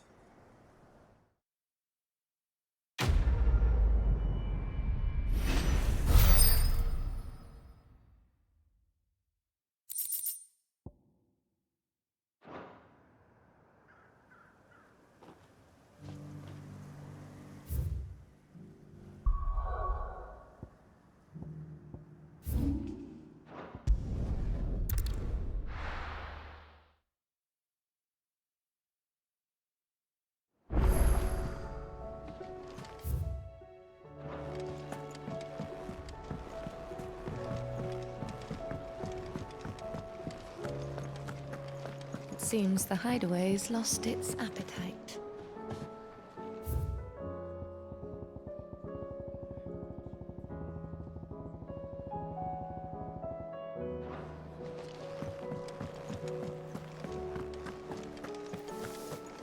Did you see the pair that got hauled into tires?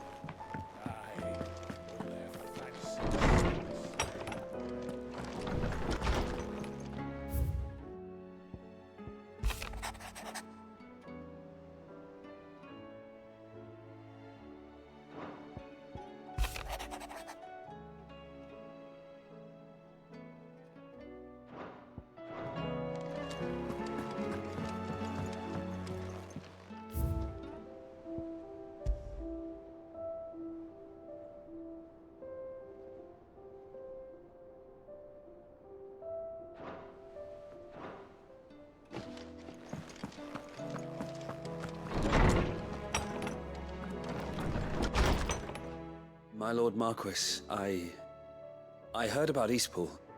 That some of my fellow Guardians are to build a new home there. both for themselves and for Madame Martha's bearers. Is it true?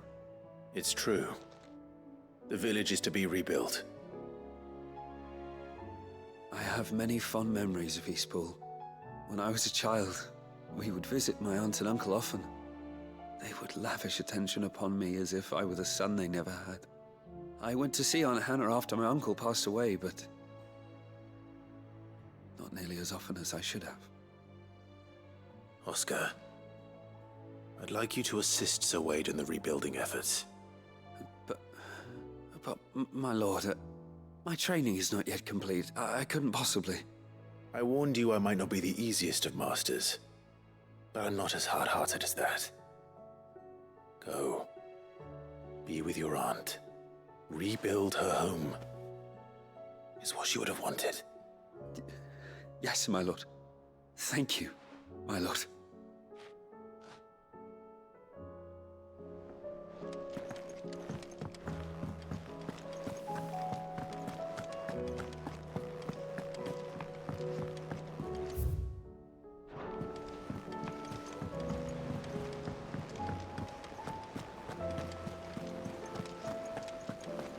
Did you see that? Tell me you saw that.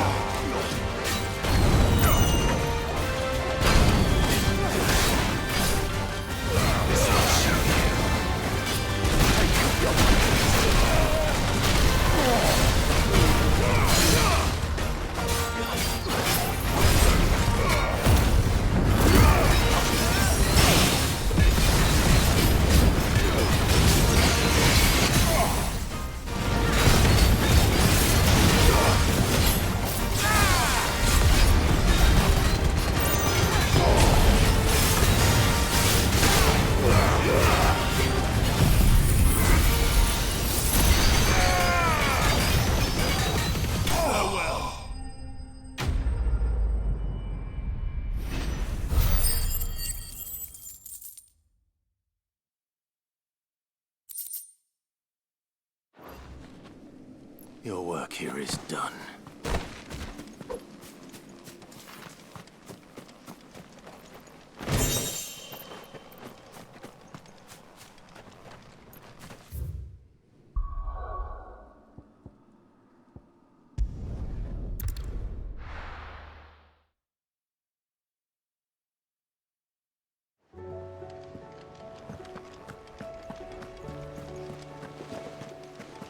Did you see that? Tell me you saw that.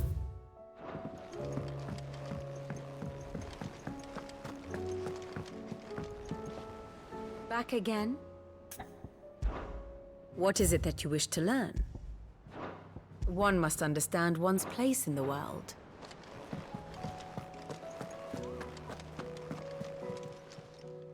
Welcome to the Patron's Whisper.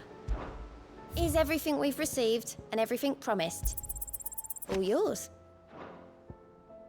Best of luck out there, Sid.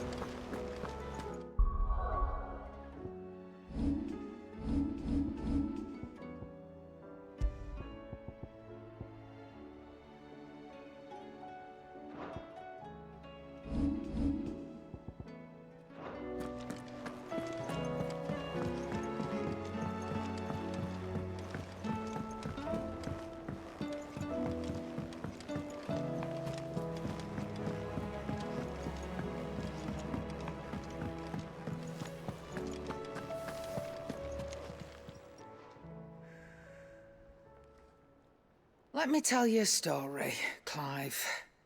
All right. Them rumours Wetlegs were spreading. Might be they weren't just tales plucked out of thin air. You see, there were a time when I weren't too particular about who I sold steel to, so long as they paid me the right price. Some women lust after blood, others after flesh, but me, I were always one for gold.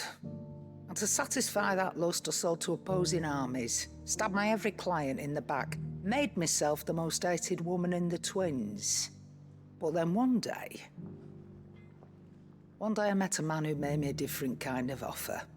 Said he'd give me access to a realm-wide community of like-minded individuals in constant need of steel and sundries. On the condition I sold to him and his alone. Was that the first time you met Sid? Aye. And I fell right into his damn trap. He was true to his word, so I ended up being true to mine. And I soon started making the best profits I've seen since taking up the trade. And all without aiding or abetting any outlaws. Except Sid himself, that is. Told me about his plan to topple the mother crystals, you know. Said that with them gone, the realm would want for all manner of things. An opportunity for the likes of me to mint gil. Why, I reckon an enterprising individual could find himself the richest dam in the twins. And that's when he had me. I emptied my stores that day and moved into the Hideaway proper. And the rest, as they say, is ancient bloody history. A dozen years on, and I'm still not the richest dam. Not for lack of trying, mind. But I can say, I have never been happier. You've all shown me there are some things more precious than gil. That there are. So don't you go messing it all up, or you'll have me to answer to.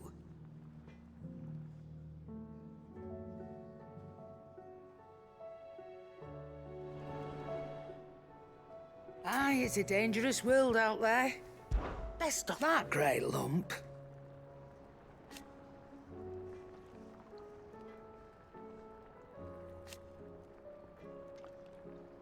No.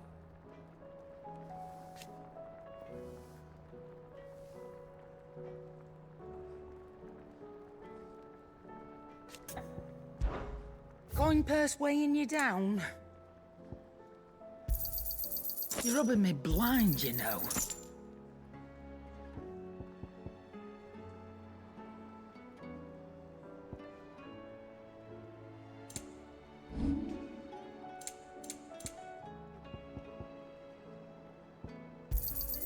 And be thankful you got that much.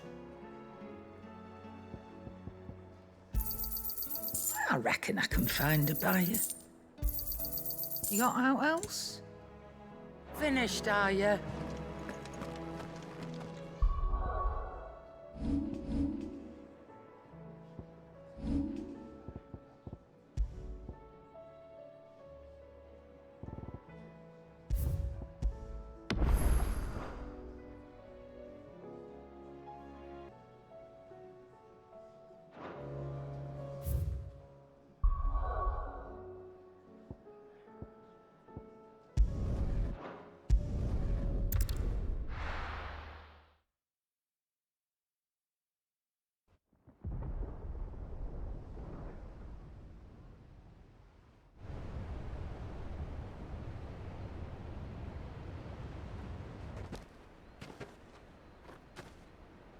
Sounds like thunder.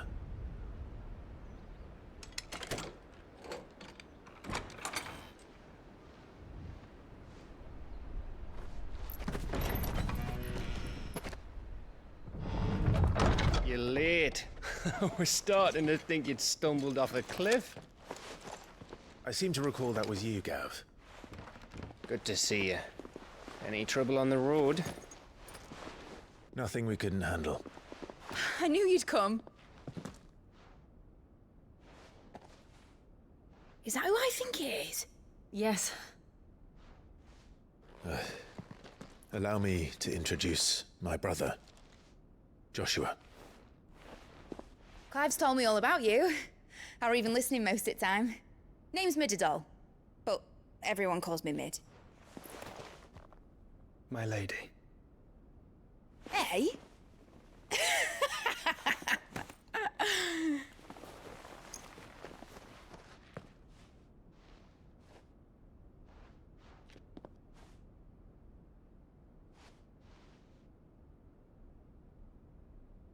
My boy. Uncle Byron. It's really you. I never thought I'd see the day.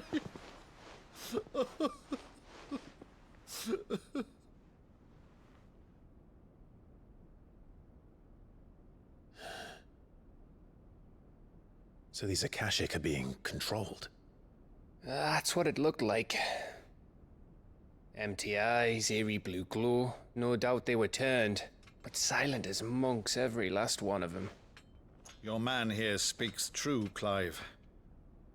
We saw more than a few in this city. They moved in ranks with a purpose, and not of their own. Ultima's doing. Perhaps. What of the city? The people? Dead, mostly.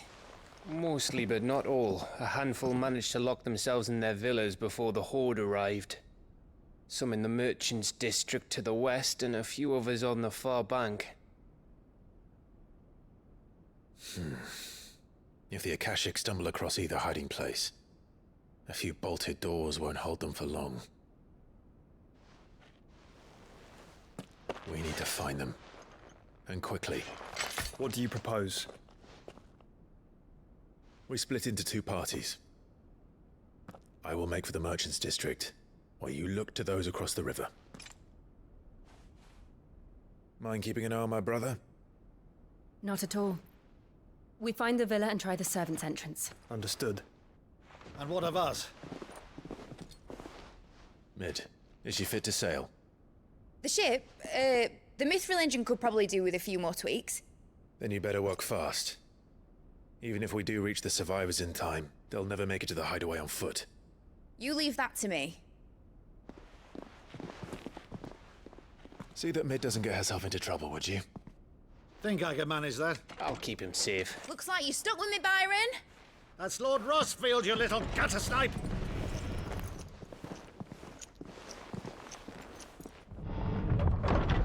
Shall we then? And you keep Clive safe. Be careful. Both of you. You too.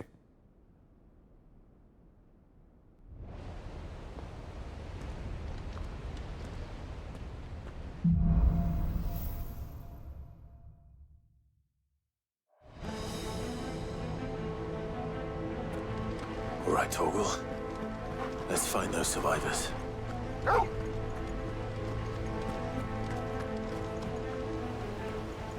They don't stand a chance against those things.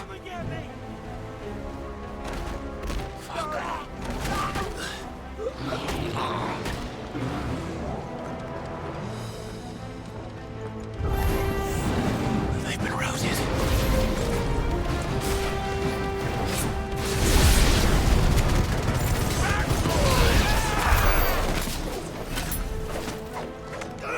They're wearing Walloon armor. Let's try.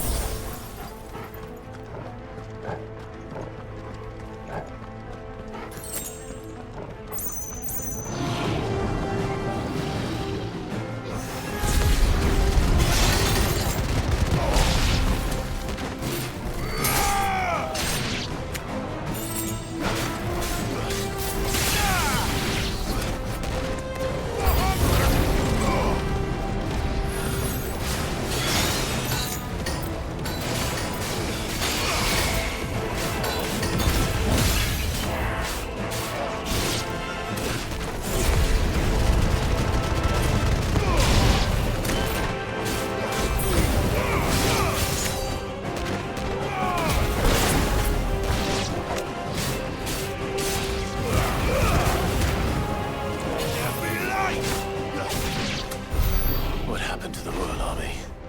There's nothing but monsters here.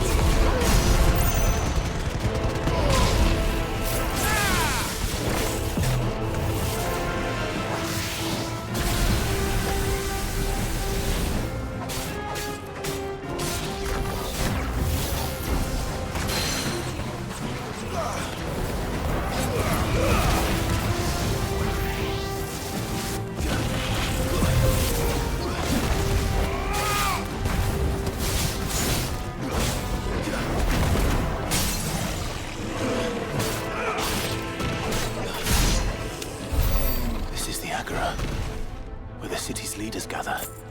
There may still be survivors inside.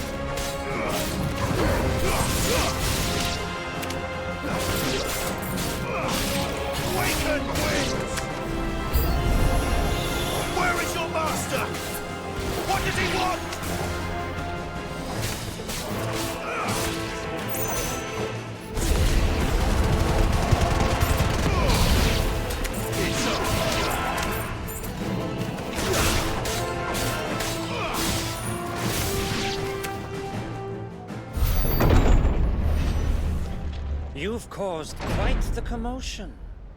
But then I would expect no less from you, Muthos. You again. I don't believe we've been introduced. You were in my family's crypt, and now you're here, with an army of Akashic thralls. Manners, Lord Rossfield? They are men, like you and me. Albeit ones unburdened by the wills that drive our kind to madness. They are pure. They are divine. What? And they are all that remains in this once raucous city. You'll pay for what you've done. As you wish. I confess I have been very much looking forward to this. Pardon me this indulgence, Your Majesty. The vessel shall not be spoiled.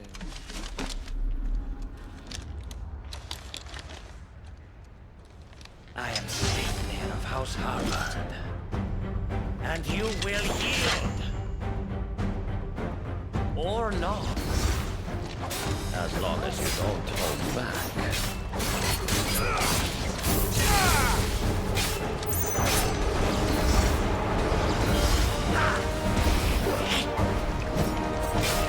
Nice try.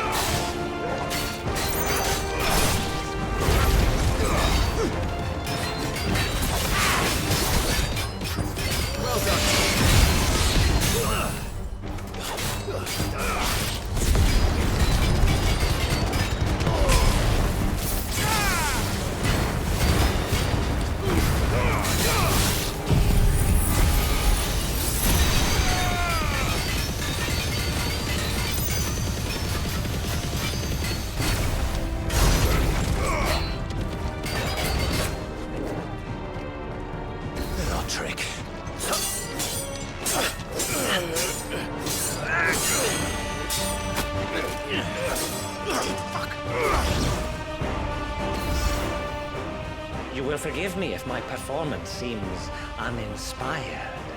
It is just that I expected so much more from our chosen one. Perhaps this will kindle your flame? What now? A gift from my liege lord's armory. Gungnir. Watch closely, Mythos.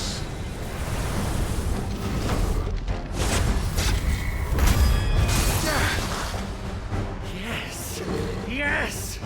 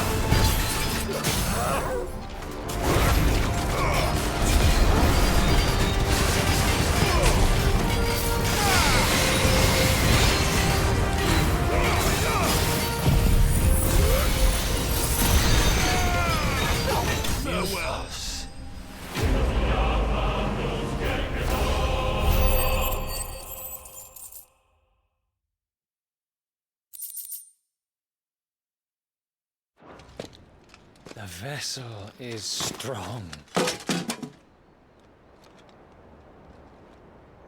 My liege.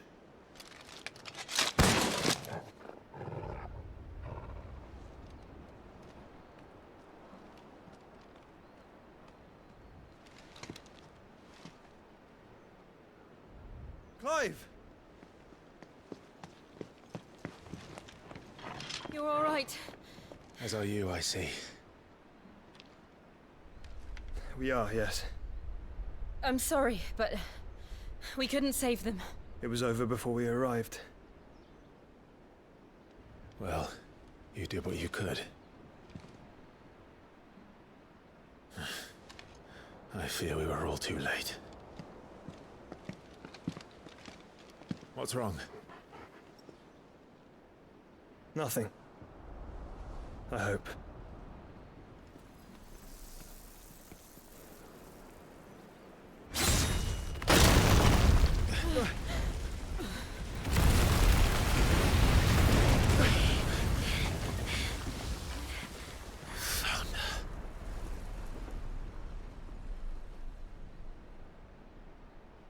Leaving so soon, Mythos? It's the king. Indeed. You may kneel before Barnabas Tharm, Warden of Ash and King of Walud. Get back.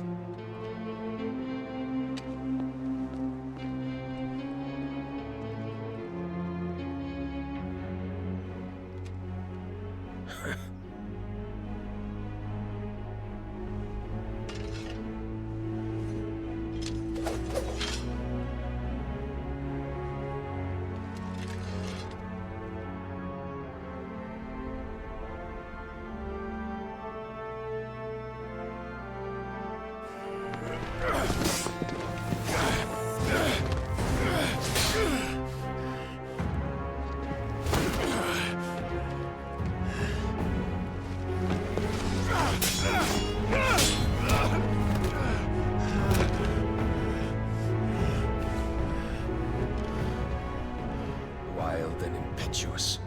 I expected more of the boy who bested my Lord Commander. Yet I see why my master covets you so. The power within you, Mythos. The potential.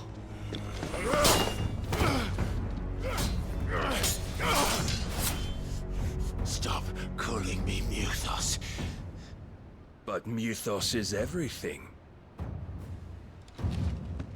The cornerstone of all creation. The Lord's vessel. Your purpose.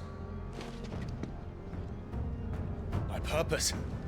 To surrender my mind and body to that thing.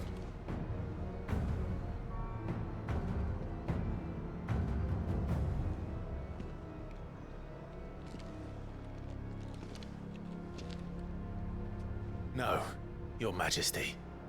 My purpose is my own.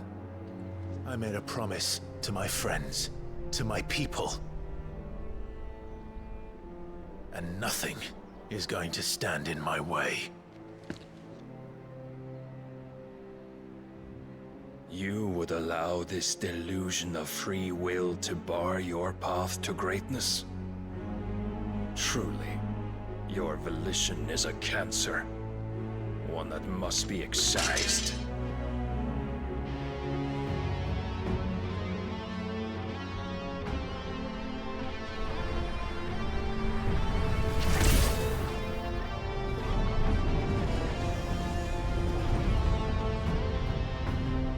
Try it.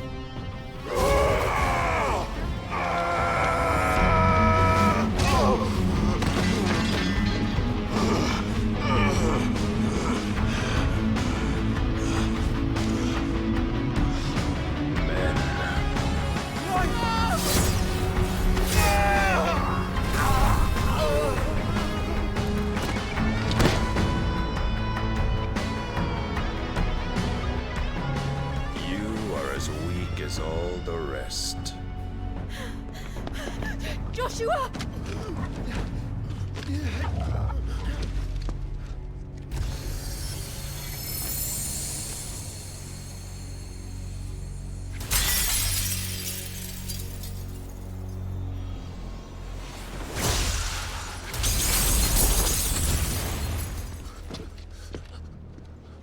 Oi!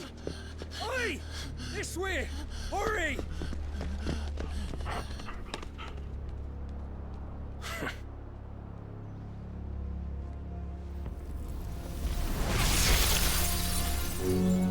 Power beyond reckoning, and they use it as a crutch. Such a waste.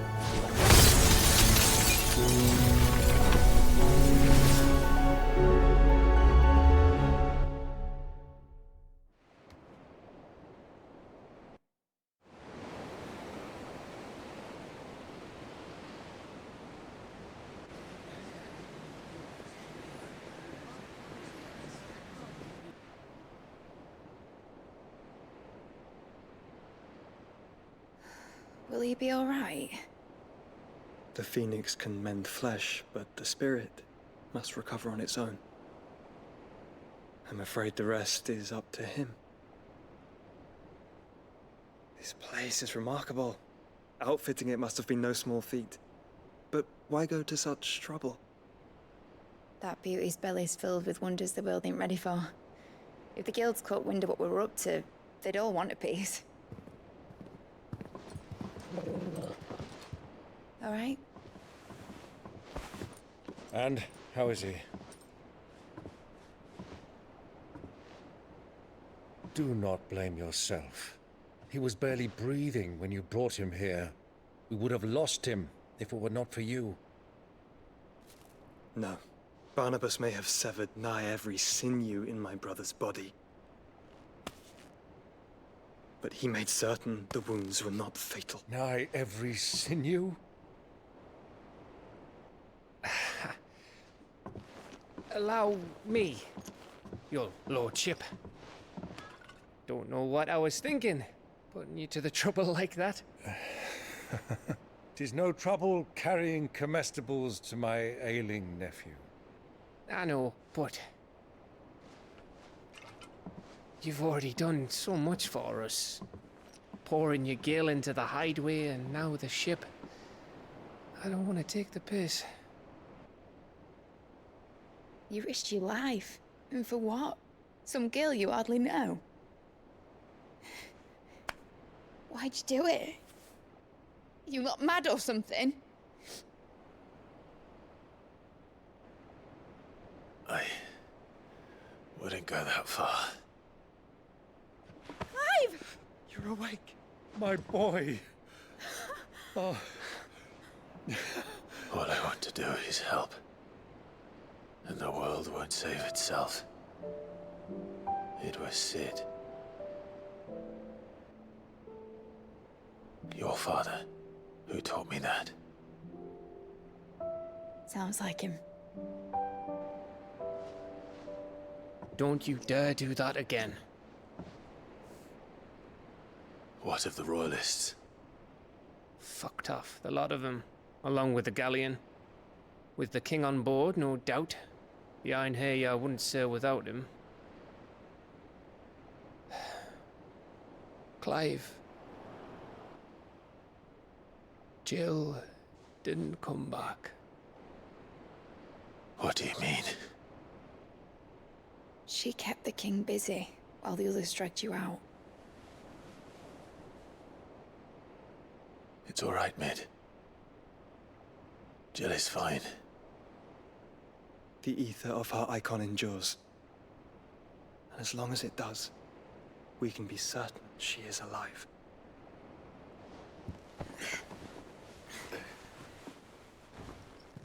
We must pursue the Black Galleon.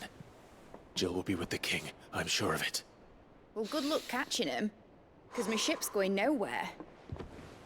It's the Mithril engine. She's got a kick like a wild chocobo and a mind to tear the hull in half. But do you have an idea? Well, of course I do. My dad'll have seen this coming a league off. If I had his old writings... If you had his old writings, you'd be sitting under a fuckload of rubble. The ones Otto didn't save anyway. I suppose he might still have a few pages in his stores. We'll have to hope it's enough. Do what you can to ready the ship. I'll speak with Otto. In your condition, you really are mad. Perhaps. But the world really won't save itself.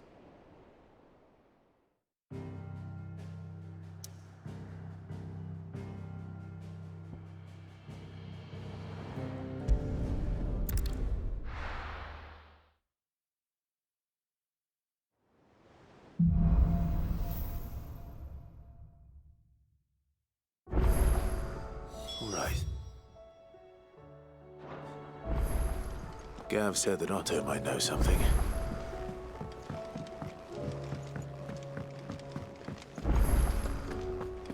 If it's knowledge you seek, we've tons of plenty to guide you in your... Yep. So, will it be? It'd last you a good while.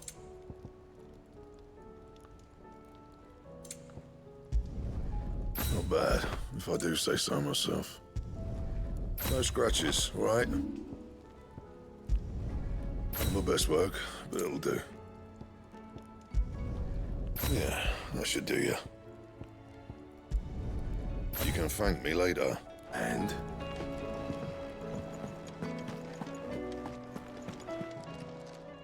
Still alive, are ya? If you're gonna buy something, be quick about it.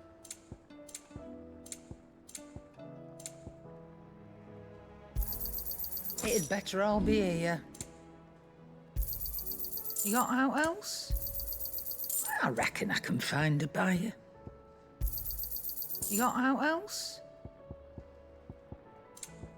Is that all?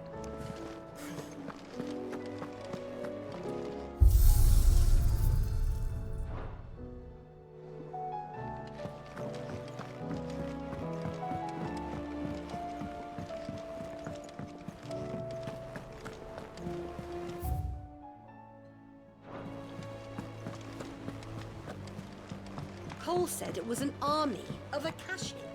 What will happen to me? How are we supposed to do our duty when the hills are crawling with a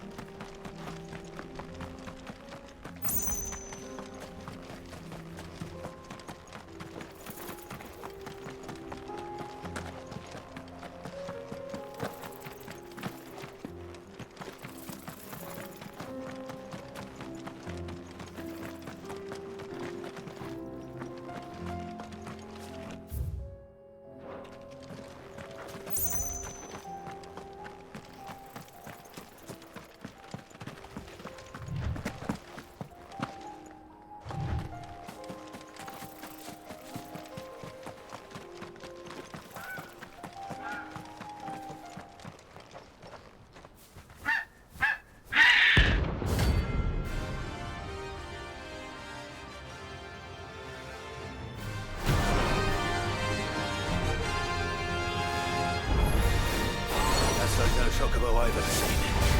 Something tells me it won't be easily broken.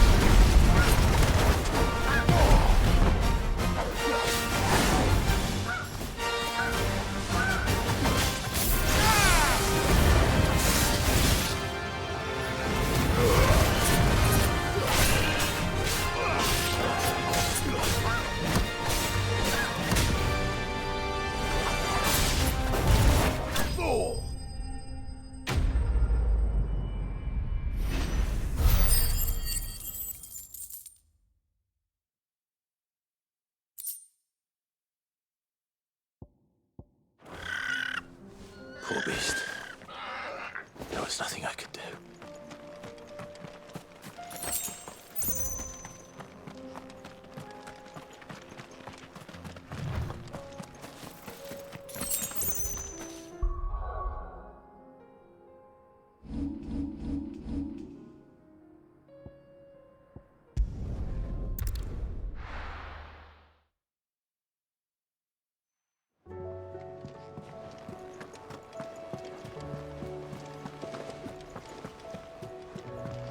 Said it was an army of Akashic. What will happen to me? How are we supposed to do our job?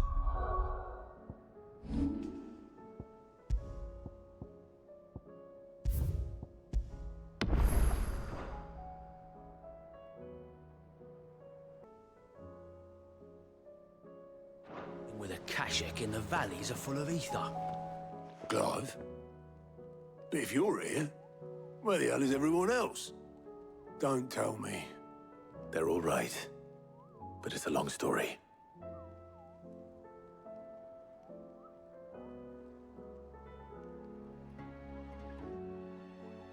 You lot don't do things by halves, do you?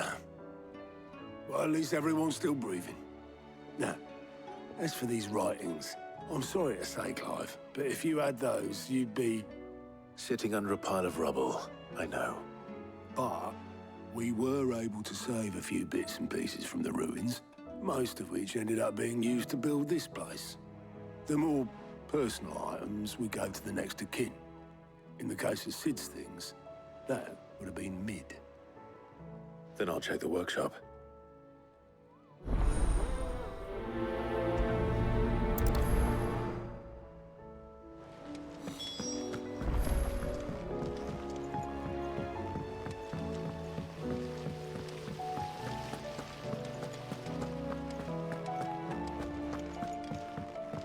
If Amber and the Lazarus are gone, then... Do you think Mid's ship will ever sail?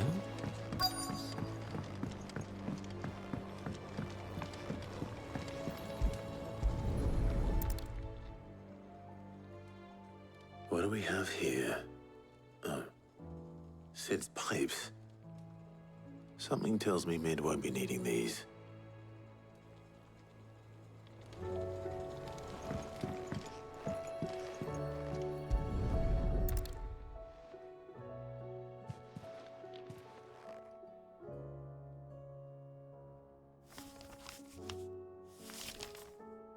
This looks like it's from Sid's old diary. But you'll already have read it. I'd better keep looking.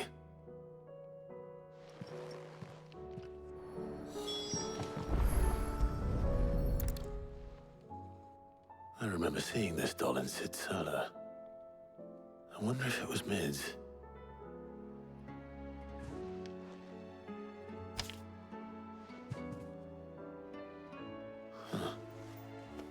What's this tucked inside it?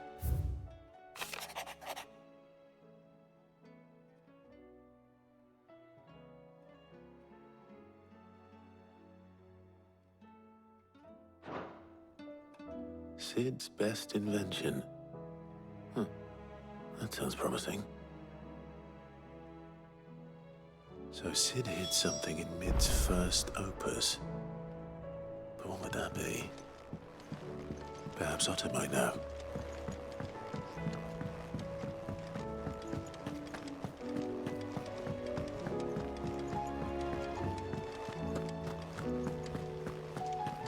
Master Sid, have you seen His Highness the Prince? We were to dine together, or so I was going to suggest, before he vanished, that is. I suppose now I'll just have to ask God.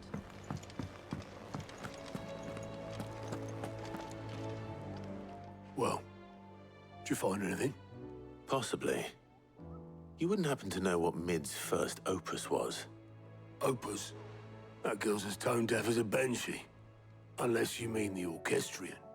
She couldn't have been more than, what, 11, 12 when she cobbled that thing together? It surprised us all. Not least her dad. You should have seen how proud he was of the little scamp. What's that battered old box have to do with anything?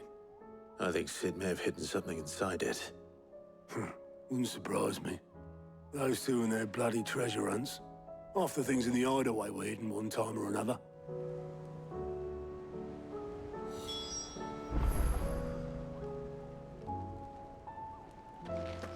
How are we supposed to do our duty when the hills are crawling with it? Cole said it was an army of Akashic.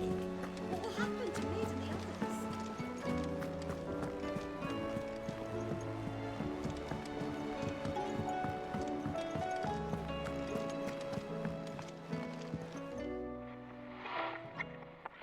I didn't break it.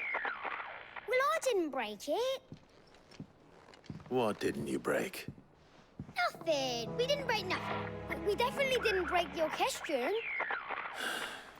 What's wrong with it? It's broken. Except when it isn't.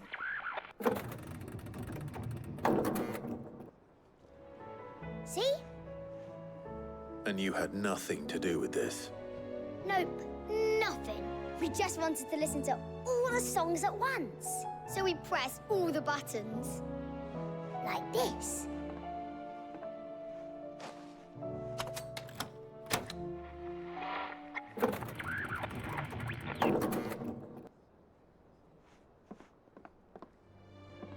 See? All too well. All right, out of the way.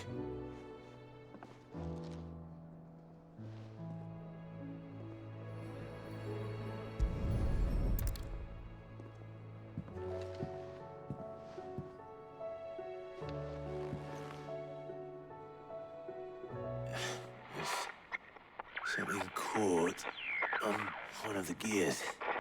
Did you break it? Can you fix it? No, I mean, yeah, yes. There. How about now? You fixed it! Sid fixed it! He more than fixed it! Yeah, new music! Huh. Never heard this one before.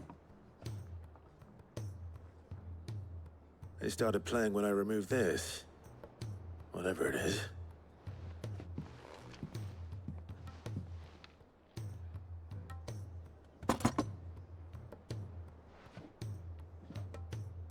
Well, don't look at me.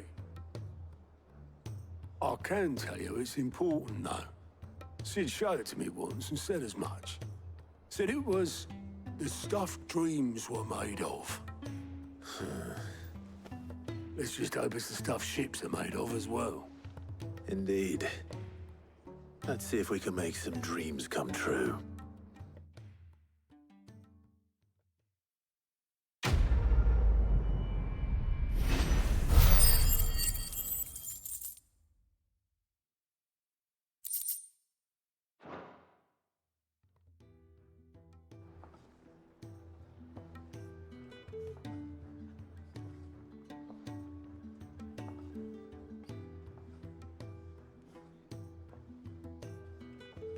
Just the two I was looking for.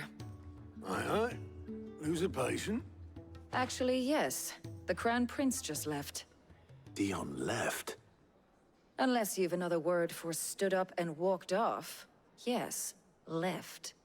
He did have the decency to leave a message with Obelisk before commandeering one of his dinghies. Should we go after him? No. We're not the Prince's keepers. He's free to do as he sees fit. I'd rather he did so in bed. His wounds are nowhere near healed. Much like yours, I suspect. Otto told me what happened in Kanver. What is it with this realm's princes and their aversion to rest? Ask me when I get back. Though I may be sometime. Then at least try to stay safe. And if that fails, try to stay alive, eh?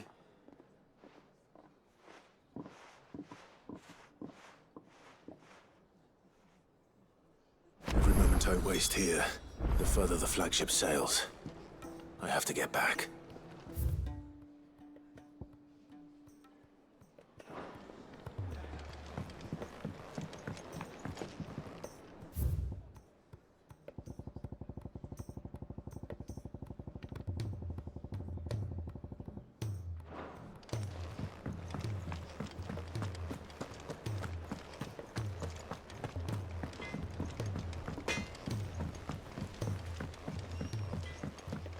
He's a surly soaker.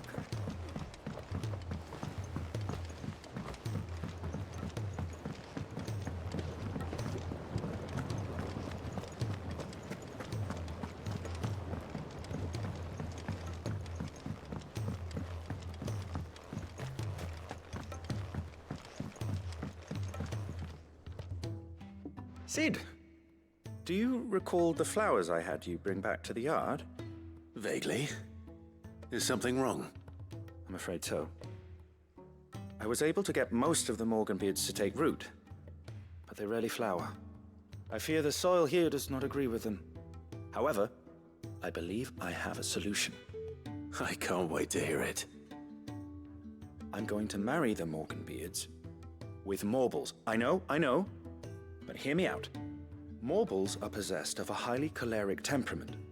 The fire which drives them appears to be maintained by an abundance of nutrient-rich ether drawn from their environs. I believe that by grafting a Morbol vine to a Morganbeard, the appendage's wealth of vigor-inducing nutrients might well stimulate the flower to bloom. The endeavor, I assure you, is scientifically sound. I simply need a vine to prove the theory.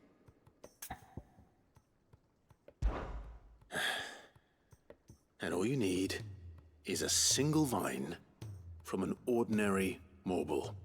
That is correct. A single vine. As for the Morbol, I fear ordinary may not suffice. But, as luck would have it, a most extraordinary specimen is rumored to haunt the swamps of Rosaria. Why, a notice concerning this very creature was only recently posted on the hunt board. How timely. Well, I shan't keep you any longer. I know you have much to do. As do I. Now, where did I put my watering can?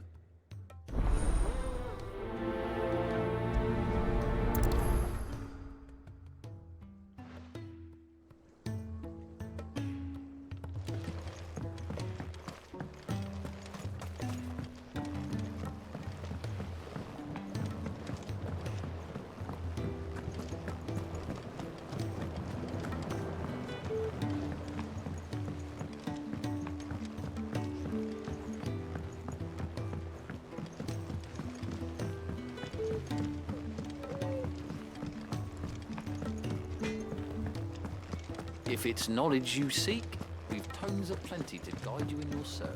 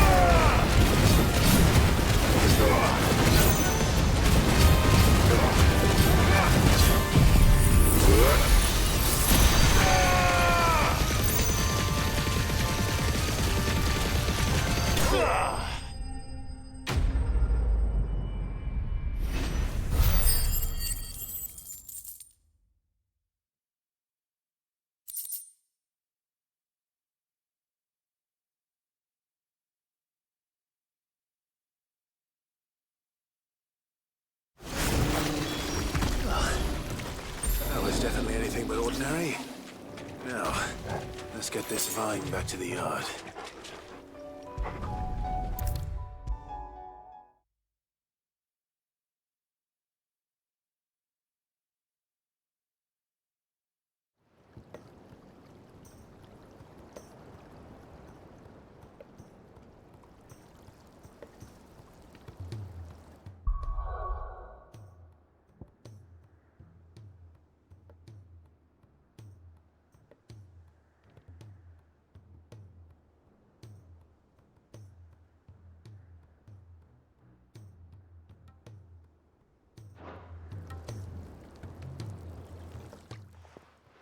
Sid, I can't help but notice that your satchel is twitching in a most violent manner. Here. It's your problem now. What an amazing specimen.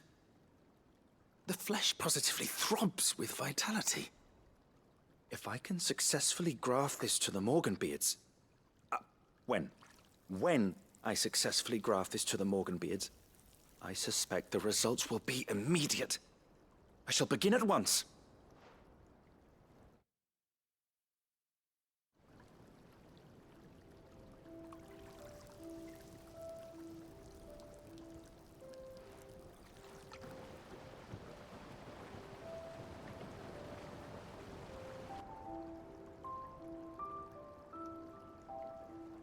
It is just as I hoped. Witness how the Morganbeards have taken to the blighted soil. How they bloom with heretofore unseen vigor. Why, I dare say such a vine graft would yield similar results when applied to other specimens as well. I'm glad I could be of assistance. You've not only helped us, Sid, you've saved us. Do you recall the extract with which I provided you before? I took a moment to distill some more, but this time with the petals from the invigorated Morganbeards. And would you believe? Its potency has nearly doubled. You must accept this vial as thanks for your assistance. The rest, I shall give to Taya.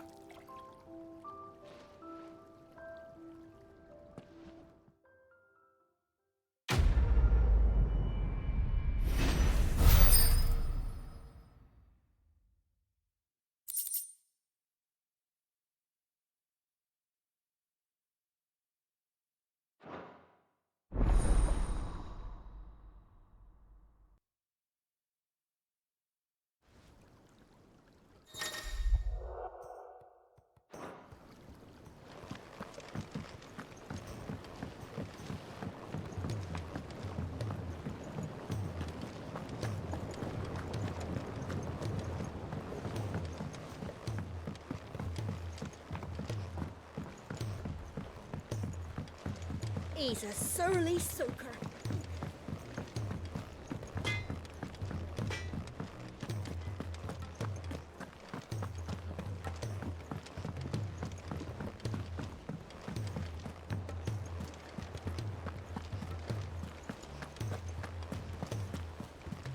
Cole said it was an army of Akashi. What will happen to Mid and the others?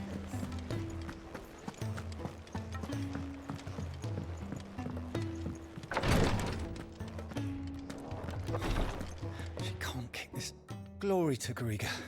There you are. And not a moment too soon. What's happened? Taya's busy working herself into an early grave. Since the arrival of her latest patient, she's refused to stop, even for a moment. I've tried offering to see to him in her stead, but she won't hear of it. Clive, she hasn't left the infirmary in days. She's pushing herself too hard. And if she doesn't rest soon, will you talk to her? Order her to her chambers if that's what it takes. Because if she keeps this up, I fear the Hideaway will be without its best physica before too long. I know better than to order Taya to do anything. But I'll speak to her. Thank you. I pray you have better luck than I did.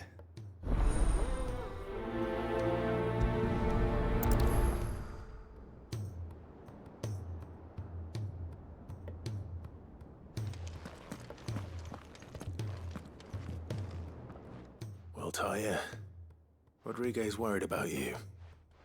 And if what he says is true, then so am I. We all admire your dedication, but you do need to rest. I will, when it's time. Until then, I'm staying put. We owe him that much. Who is he? Someone from my past. Someone who doesn't deserve to die alone. It won't be much longer. The crystal's curse has almost finished its work. If I had the tears, I could ease his passing. But without them, we've nothing that will touch the agony of those last few hours. How would tears help this man? Not my tears. Tears of mercy. Alicia. It's the only thing strong enough. You wouldn't, Tyre. Surely. There must be something we can do for him. Sometimes an easy death is the greatest kindness we can offer. You do well to remember that, Rodrigue. I will. We have all the ingredients we need for Alicia Balwam. It needs to be fresh, though, so we rarely have much to hand. I can make the draft if you can bring me what we're missing. Just tell me what you need. There is a species of venom-weeping spider that lives in the forests of Norvent, near Lorbert's Pass. Bring me one of their eyes. Preserve it as best you can, but avoid contact with the tears. I'll make sure the other ingredients are ready before you return.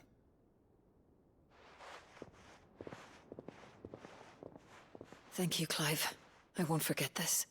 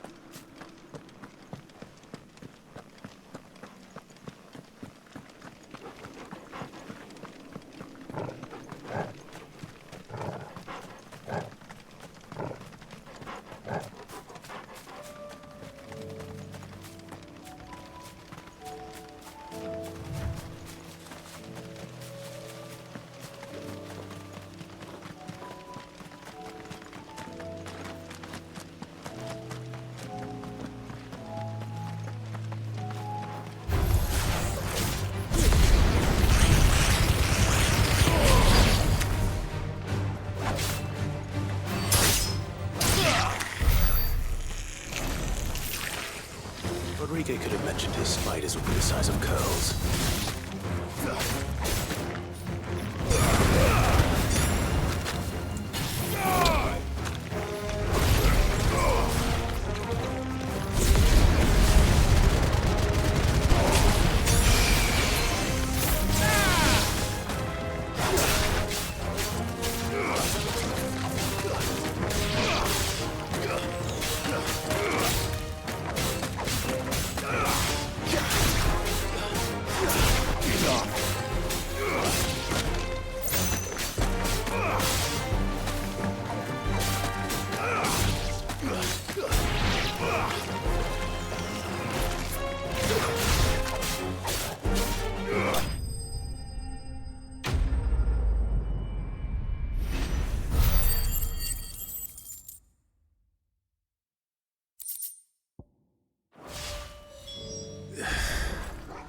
Hopefully one will be enough. Rodrigue will have prepared the other ingredients by now.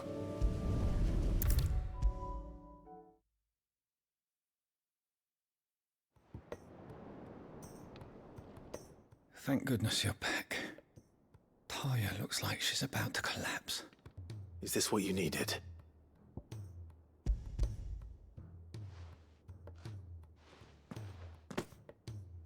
Yes, it is. Thank you, Clive. I'm loath to give a patient Alicia, but Taya's right. Sometimes it's all we can do. A single dose dulls even the most agonizing pain, and all other sensation with it. It may be a gentle way to die, but it is death nonetheless. I wish there was another way.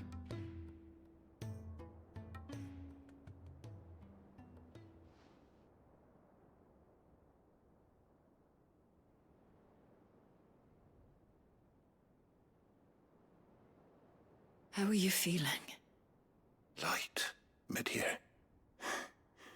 Drifting on waves. Good. Just relax. Let the waves carry you to a better place. Thank you, Taya. I'm so proud of you.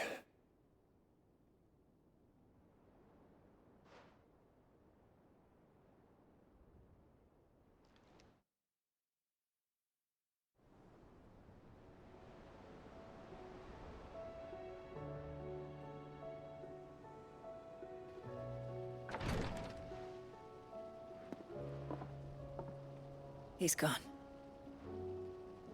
Thank you, Rodrigo. And you, Clive. I'll see that he's properly laid to rest.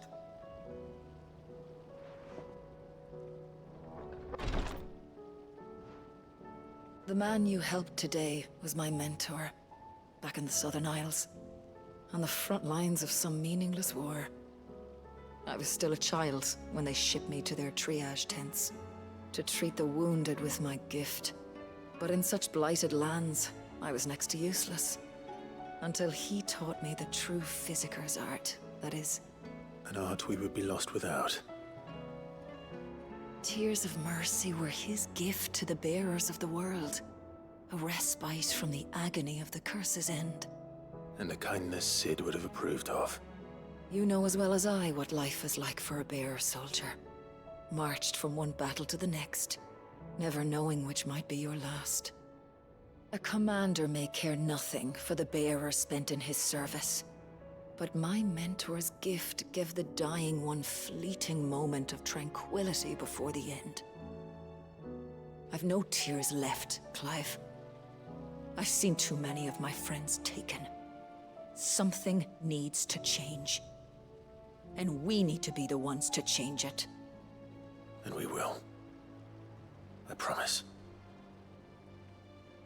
I hope so.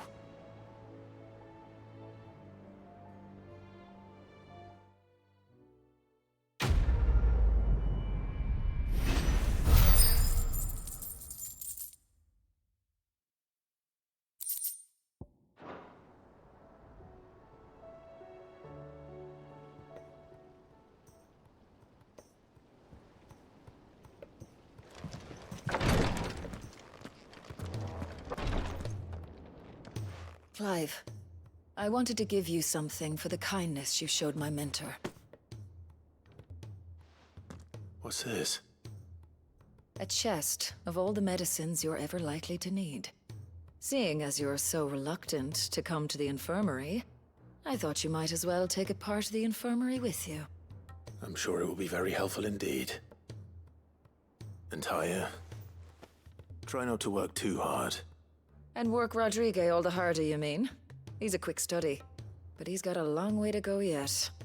I'll take that particular piece of advice when you heed it yourself, thank you very much. Besides, who else is going to see that your brother takes his medicine? Who indeed?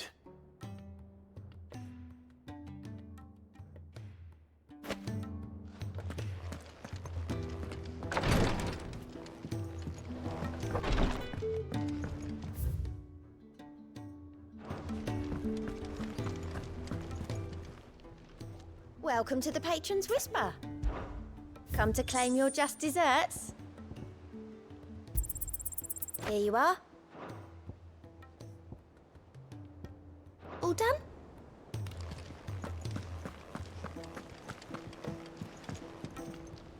What will it be today?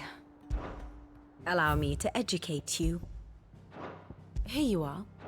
The state of the realm is ever-changing, Clive.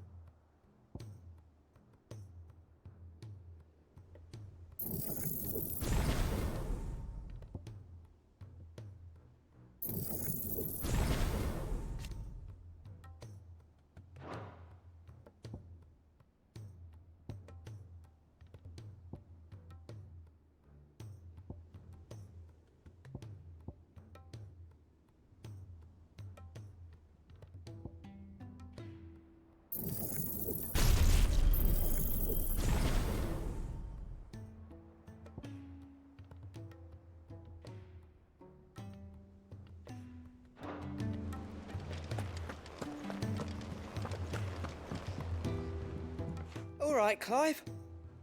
Blackthorn told me you helped him out again. Tough for that. Speaking of which, I'm actually a bit, Worried about him. And you want my advice? afraid so. It's a bit of a funny one, this, but I saved this posh knob while I was out on a mission, and he gave me this flashy ring to say thank you. So, obviously, I show it to Blackthorn, thinking he'll be impressed, only for him to go white as a sheet and quiet as a curl instead. Try as I might, I can't for the life of me work out what could have got him upset like that. And seeing as how Blackthorn opens up when you're around, I thought maybe... I'd speak to him again. Well, I suppose there's no point leaving him to stew. Cheers, Clive. I'll be sure to pay him a visit as soon as I have a moment. All right, I'll meet you by the forge then. You come along when you're ready.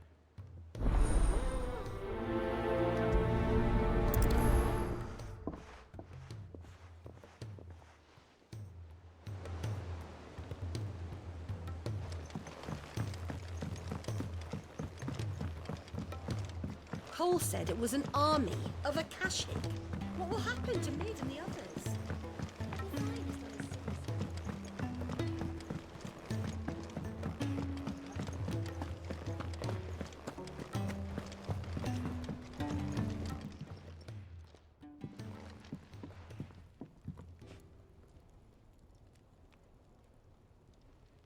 Bloody hell, Clive. Not this again. Oh, ain't you got better things to do with your time? That remains to be seen. August tells me he showed you a ring, and that the sight of it clearly upset you. Would you mind telling us why? Come on, mate. Bottling it up ain't gonna help no one. If it weren't the ring, and it was something I said, then I'm sorry. It was the ring, right? It brought back some unhappy memories, that's all.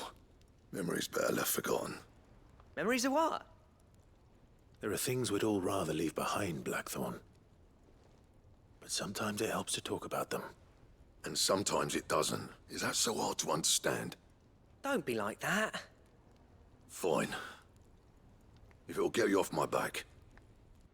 That ring you flashed was the work of Zoltan. We apprenticed together, back in the day. You've never mentioned him before. Why would I? Ain't seen him in decades, and the last time I did, we almost came to blows. The ring brought it all back. I could tell it was one of his the moment I saw it. Bastard's improved, though. More than I thought possible. That thing's a work of art. So it was a nice ring. Worth a few gil, maybe. What's it matter to you? It matters because engraving metal's a nightmare, and I've got no bloody idea how he managed it. The fact is, I couldn't make anything even half that detailed. So what? You're an armorer, not a jeweler. I'm the Hideaway's master craftsman. I'm not stealing a living at some backwater village forge. My armor keeps you lot safe, and my swords keep you dangerous. As far as I'm concerned, every swing of my hammer's another blow struck in the name of our cause. So I put my heart and soul into my work. Because the curse breakers deserve better than second best. and I refuse to be shown up by the likes of Zoltan. Very well. Why don't we go and pay him a visit? Learn his secret. I doubt he'd be too happy to see me. Then just this once, make peace with being second best. Swallow your pride, and focus all your energies on the task at hand, keeping the curse breakers armed and armored. Provided you can do that, you'll hear no complaints from me. But if you can't, and it's going to distract you, we need to do something about it. What'd you say, Blackthorn? You know he's right. And it's not like you'll be going alone. All right. Magic. So, where do you reckon old what's-his-name is then? Zoltan, was it? In Dravozd, my old village. He won't have left. He's the chief. Dravozd, eh? That rings a bell. Not far from Tabor, right? Just north of the fields of Karava. Got that, Clive? Meet us at Dravozd as soon as you can, yeah? And I'll make sure Blackthorn don't get cold feet. Good luck with that. I'll see you there.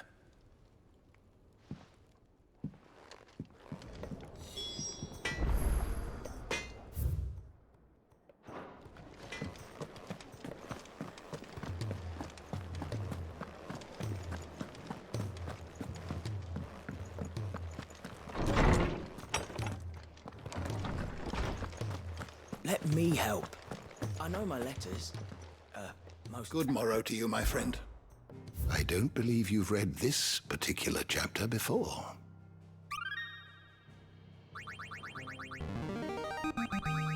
I have quite the find for you today. What subject shall we consider today? Knowledge hoarded is knowledge lost. With the darkening skies. But be that as it may,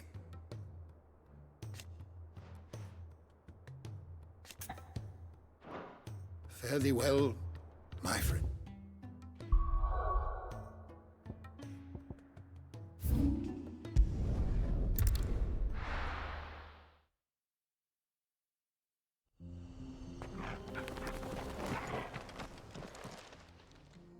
Kicked out already? No. This charmer ain't letting anyone through. Why are the gates closed? Chief's orders. No one's allowed in without his say-so. Not that I'd have let you in anyway. You look like trouble. I suggest you go home. That's what I'm trying to do, you little prick. Ain't changed a bit, have you, Snotty? No. It isn't. Blackthorn. Long time no see, eh?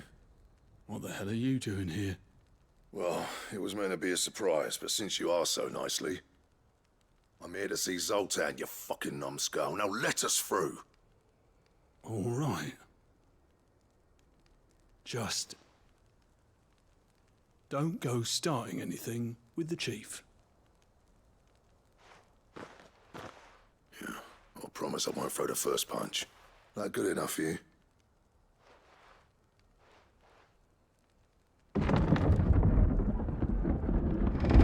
Go on then. Much obliged.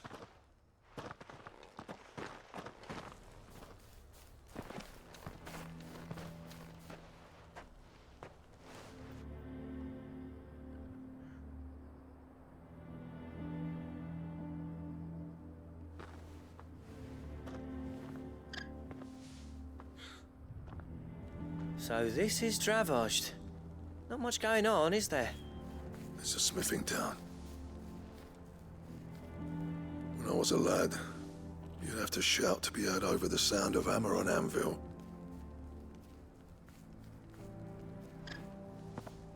Clive, you're good with people.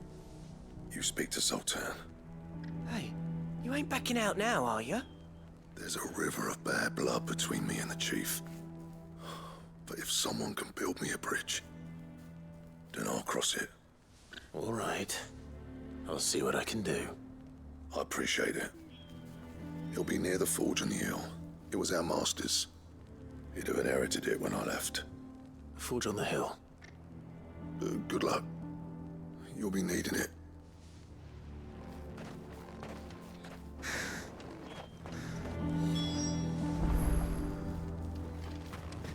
But if we can't fire the forges, how are we going to earn our keep? Would you like to see my wares? Certainly. May we meet again?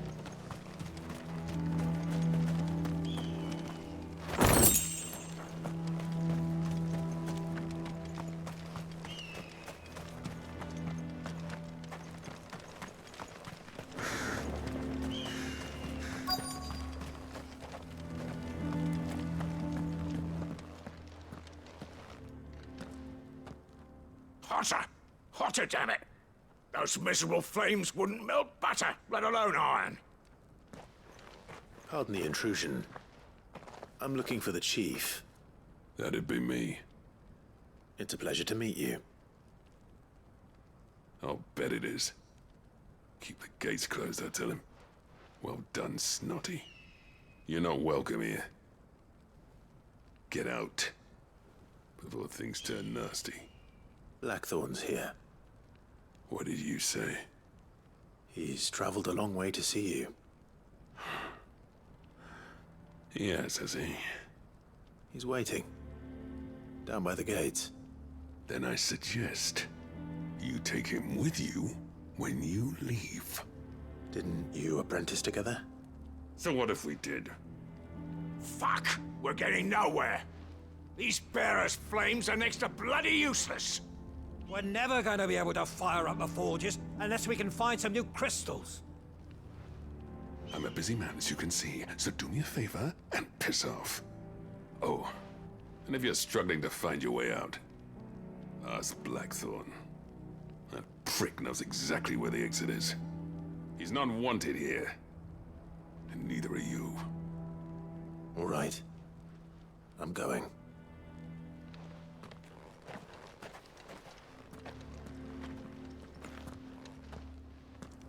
Please, Chief, you've got to do something. If this keeps up, we'll be ruined.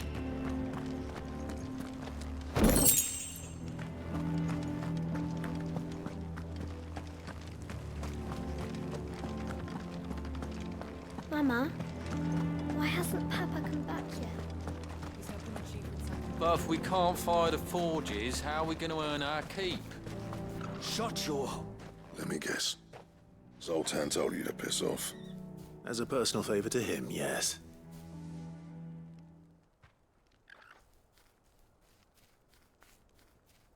Well, at least he didn't beat about the bush.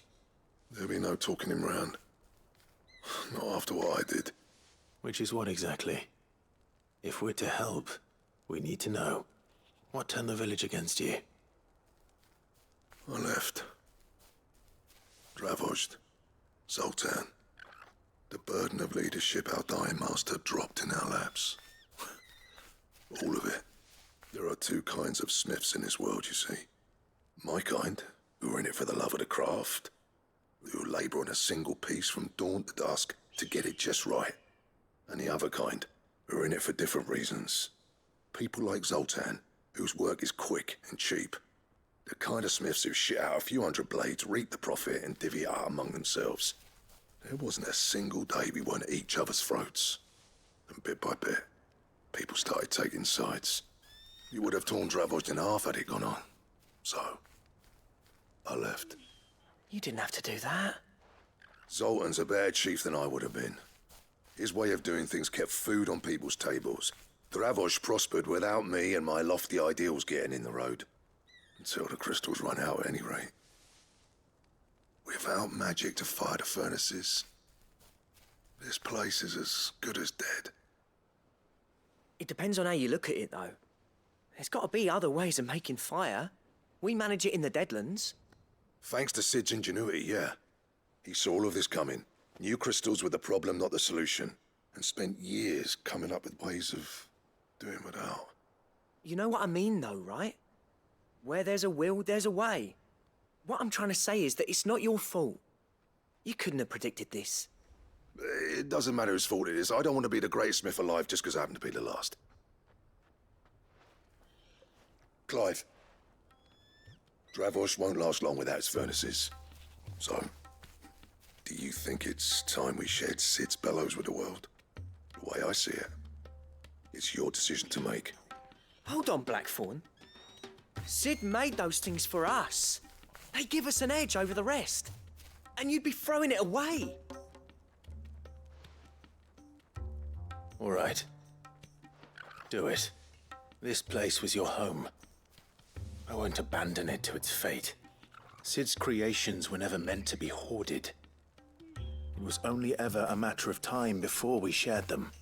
Let this be another step on the road to freeing Valisthea from the prison of the Crystal's blessing. Dravost will show the world that it's possible. Wouldn't you agree, August? When you put it that way, of course. It's like hearing Sid speak from beyond the grave. Thank you, Clive. Shall I go and fetch the plans, then? I know I'm off by heart. I'll be needing some help, though. Building a furnace isn't exactly a one-man job. Do us a favour and round up anyone strong enough to lug a brick or two, would you, August? All right, then. And I've got a job for you too, Clive. Finding me some salamander skin. I need leather for the bellows and nothing else will withstand the heat. Luckily for us, salamanders feed out in the fields of Karava. Time for a spot of hunting, then.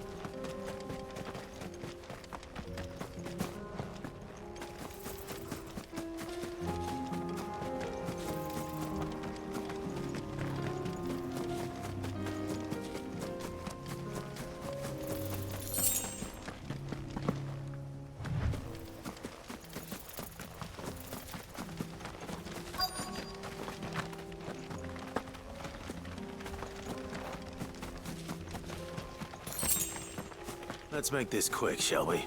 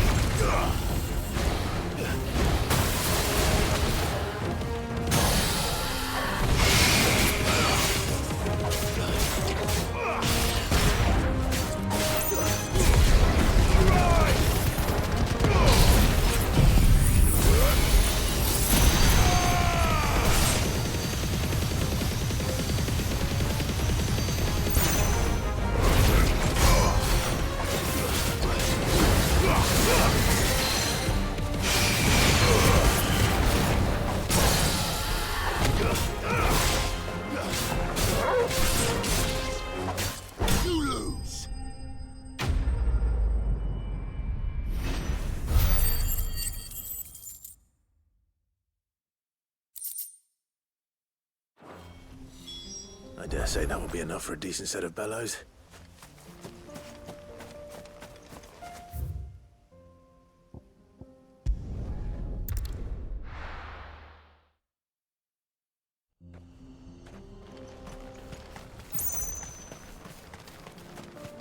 What's this all about, then? Don't know. Any trouble finding the skin? Nothing I couldn't handle.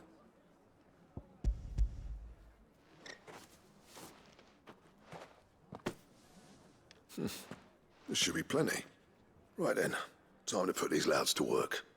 If everyone pulls their weight, we'll be finished in no time.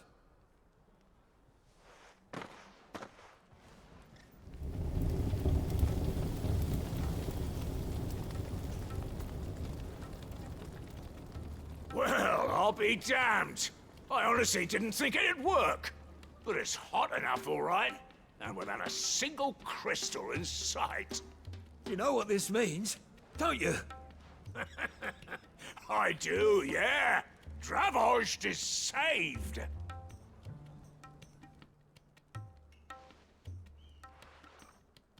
Sorry about earlier.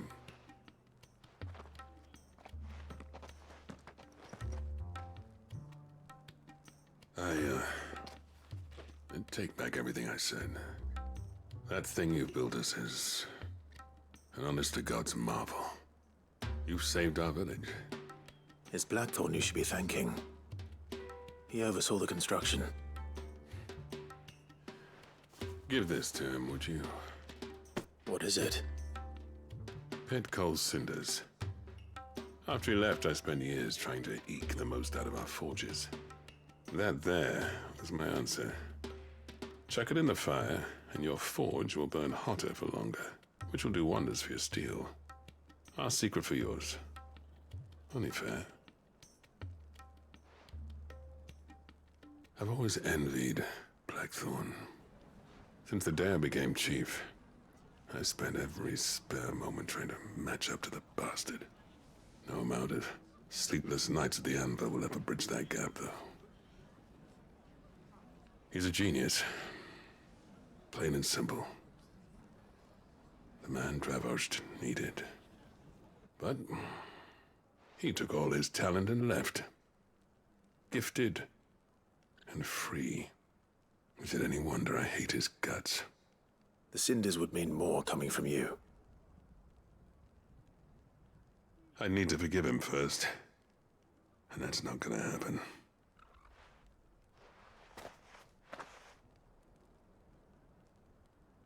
Well, you know what they say. Oriflamme weren't built in a day and all that. These things take time. Especially when they involve two geezers who hold grudges tighter than their hammers. But what matters is, Blackthorn's got that twinkle back in his eye. And I'd call that a job well done. So would I. I reckon he's going to be at it a while yet, though, so why don't you head off without us? I'll see that the old git gets home safe and sound. See that you both do. I'll save the cinders till then. All right. It'll be a nice little surprise for him.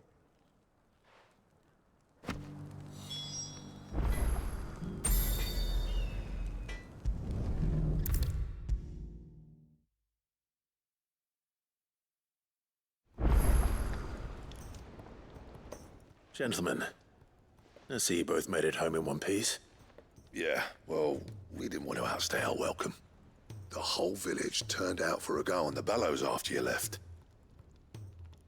Everyone except Zoltan has. Didn't see hide nor hair of him. Oh, but that reminds me. I have something for you.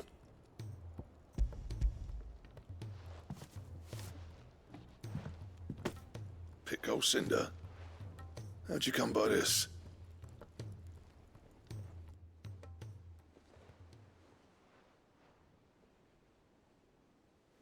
And you're sure he wanted me to have it? I'm sure. He didn't say so, but I think he wants to forgive you. Huh. Imagine that. Yeah. You know I could never leave this place, don't you?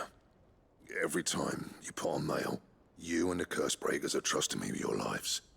There's no greater honor for a smith than that. I'm not about to go crawling back to Zoltan for forgiveness, but I will make good use of his cinder. And if that helps save even a single life, then he'll have my gratitude. What was it you said he called me? Huh? A genius? And he spent sleepless night trying to copy me, did he? Sounds like I better get to work. I've got a reputation to uphold. It's good to see you back on form, Blackthorn.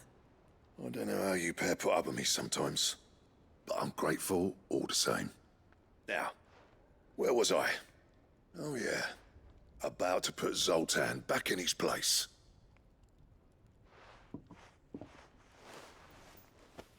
Ain't got the art to tell him how similar they are. Stubborn bastards. A little healthy competition should be good for him. You're not wrong. Still, it's a shame him and Zoltan couldn't let bygones be bygones. No use grumbling about it now, though. Blackthorn's happy. Or as near to happy as he gets. And that's good enough for me.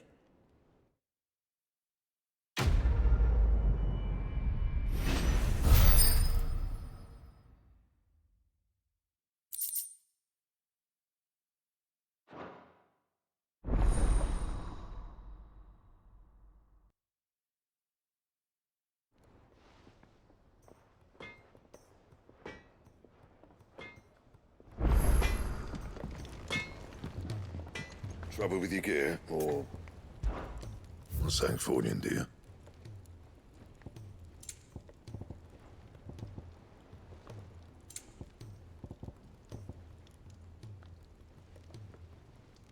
Anything else?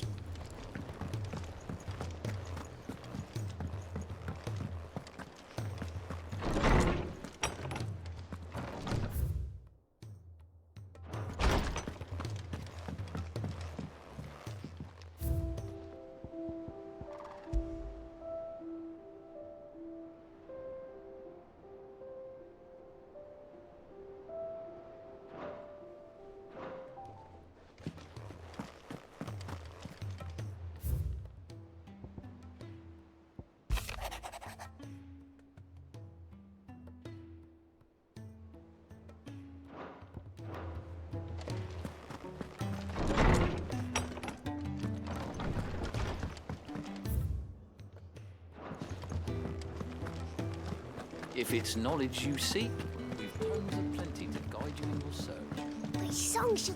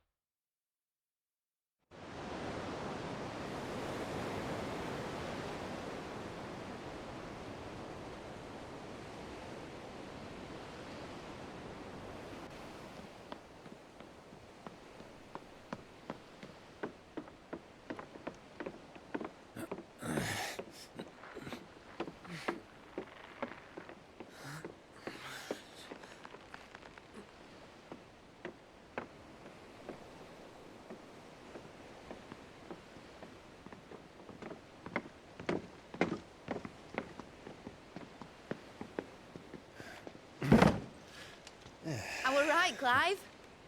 My dad had it all worked out. He'd be proud of you, Mid. His writings may have helped, but this achievement is all yours. Can we catch them?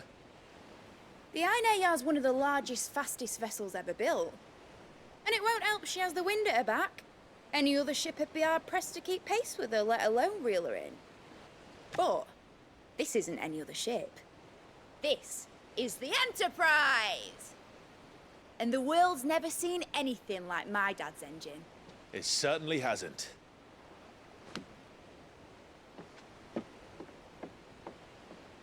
Clive, what do you know of Barnabas Tharm? Only what the bards sing. That he sailed to Ash from southern lands. That it was his mastery of the blade which won him the throne. And that his sword, Odin's sword, can sever the very threads of creation. But don't lose any sleep over a last tilt. We'll do what we must to survive. What we must. The light! I thought this cove was meant to be hidden.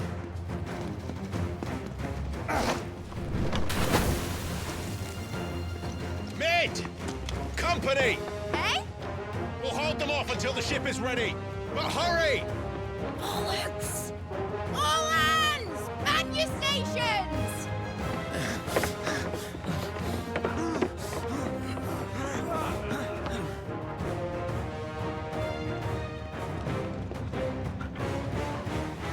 Everyone with me?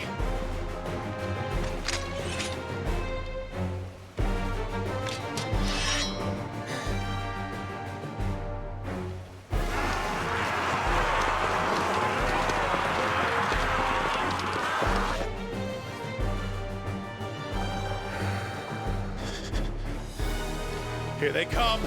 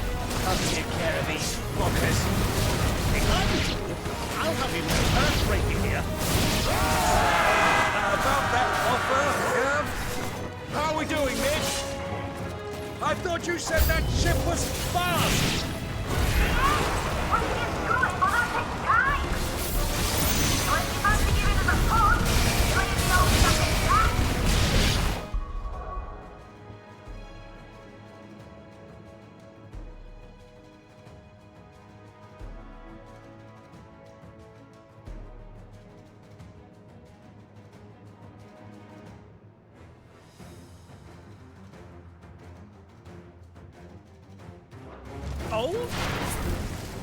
I haven't felt this alive in 20 summers. Come on, then! Which of you lot... Don't let the coppers, you curs. With bills to pay, and I'll be damned if I'm going first. Aye, aye, Captain!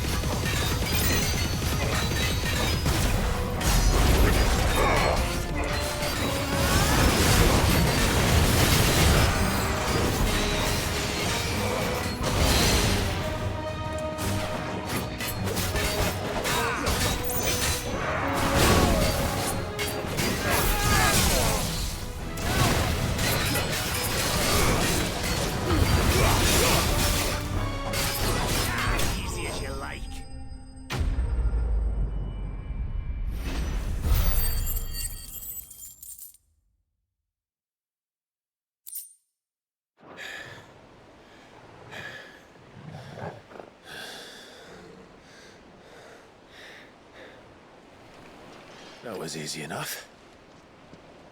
All right, you lousy lot. Get your asses on board. She's ready to sail. You heard the captain.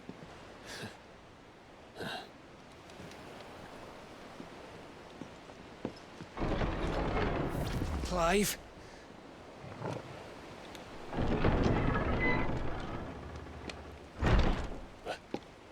But I thought he was... Confounded. Then it is as I feared.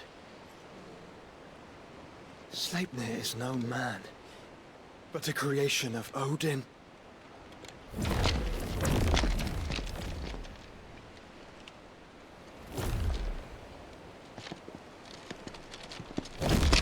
Phoenix's fiery fundament. Have you no normal enemies?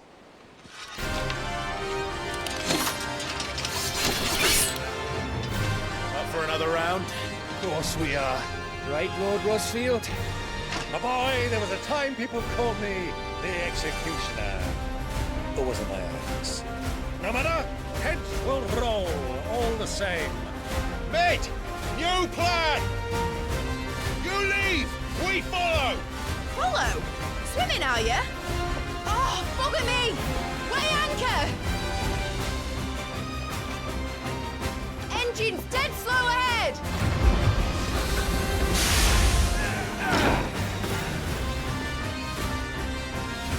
Have care, my friends. 'Tis not blood that runs through an enemy's veins. These foes will not fall easily. But they will fall. Like oaks before a woodman's axe. Good thing I brought one! How long are we meant to keep this up? As long as it takes. Unless you have a better idea. Well, I've already killed at least 5 of the bastards. Fuck it! Let's do the lot!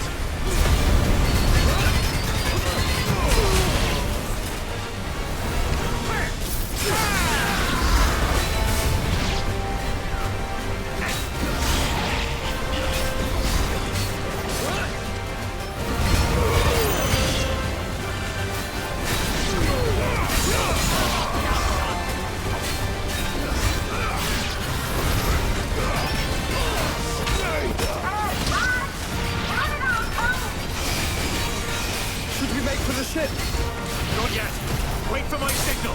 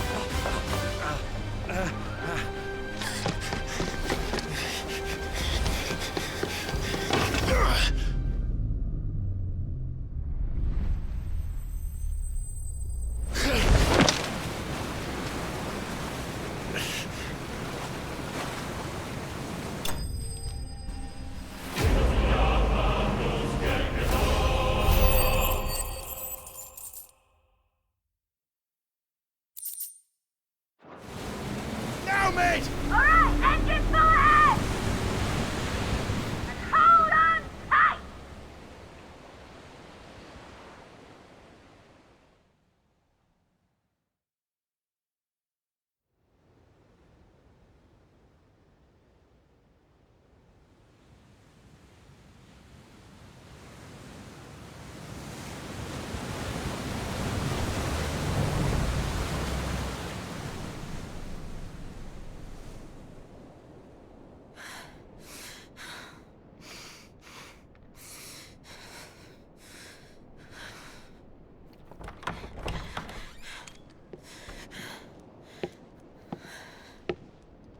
What do you want?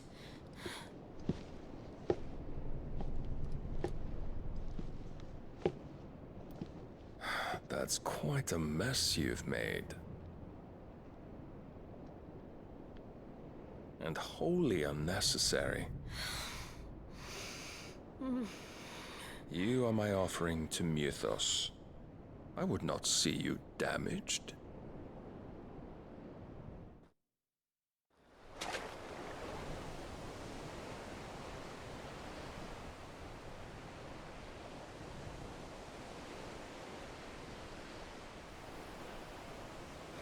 Now back to your stations!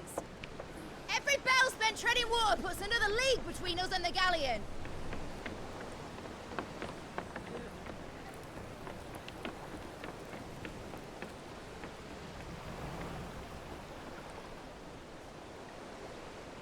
I don't suppose Mid has a spare engine? Since you rose from the grave, my fortunes have plummeted. Are you absolutely certain of this quest of yours, Clive? The foes you face are as terrible as they are numerous. Aye. And they'd have us live and die on their terms, which should answer your question. Ah. You have that same stubborn look as your father did when he set his mind to something. On the battlefield, I am but a single axe. A deadly one, mind, but a single one nonetheless. Yet what you require is 1,000, and I believe my old friend in Randalar can provide them.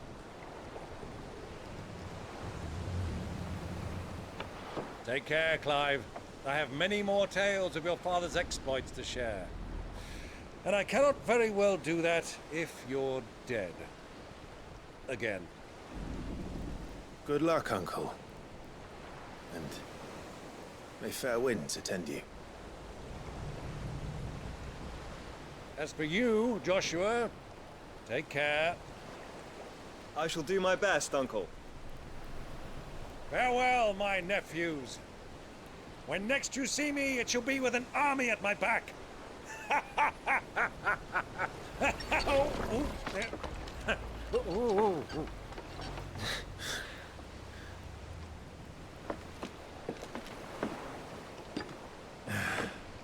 Cheerio!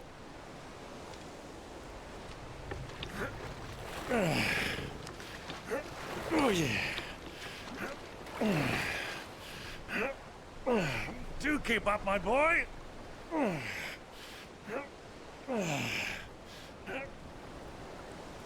Well, we can't have him showing us up now, can we? We would never hear the end of it.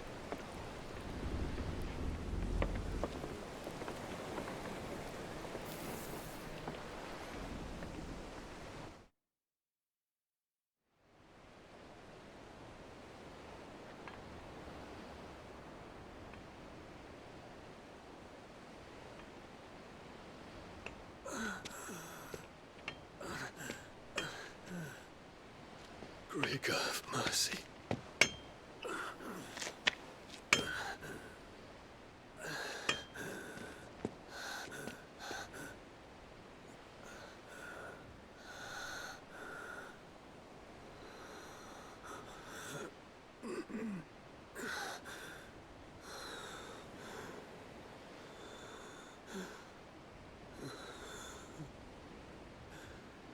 All this,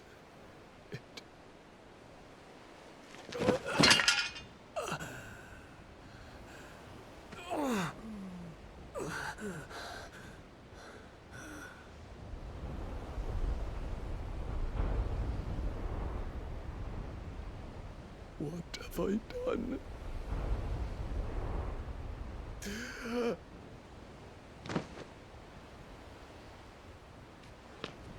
My lord.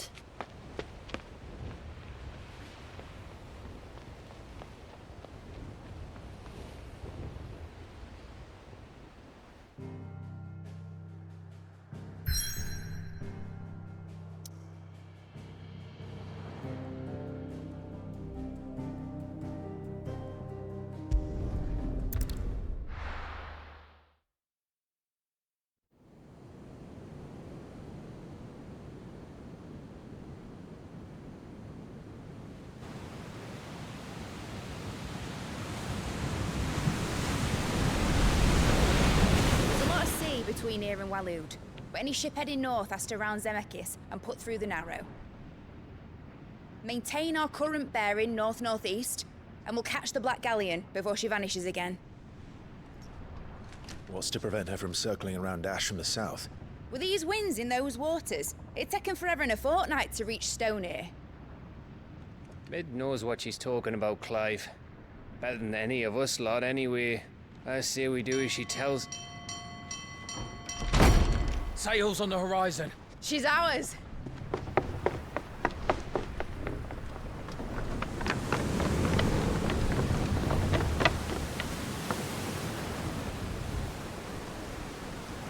Look alive, boys! Full ahead! And keep those furnaces fed! Aye, aye! Do you feel that, Jill? All hands! Battle stations!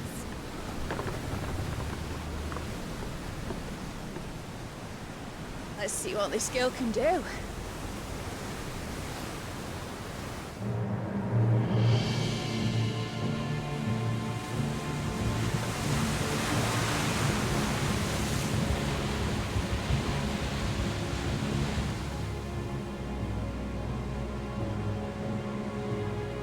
Where one leads, so does the other follow.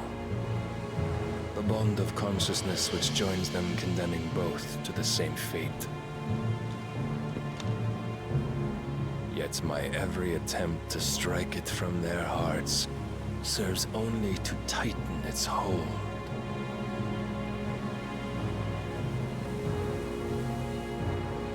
Fascinating.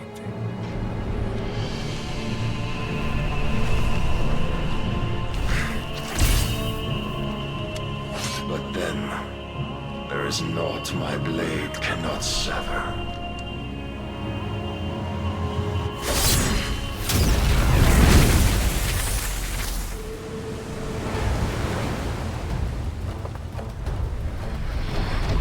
Great Grigor's gas!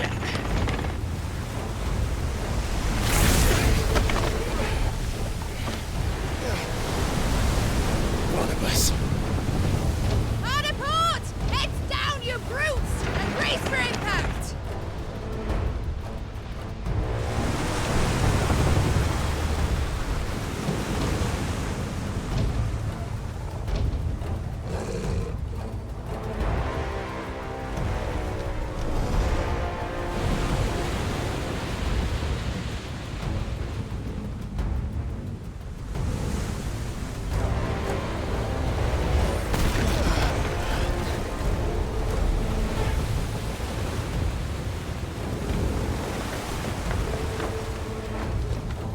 Now or never. I'll find her.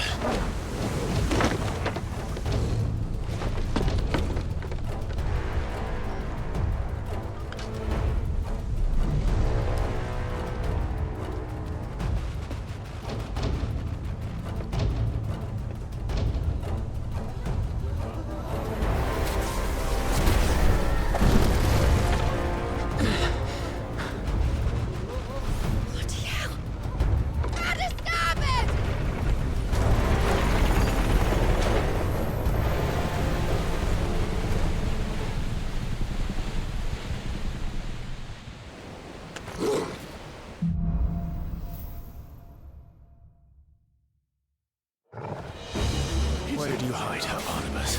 Cut it down! Stay down!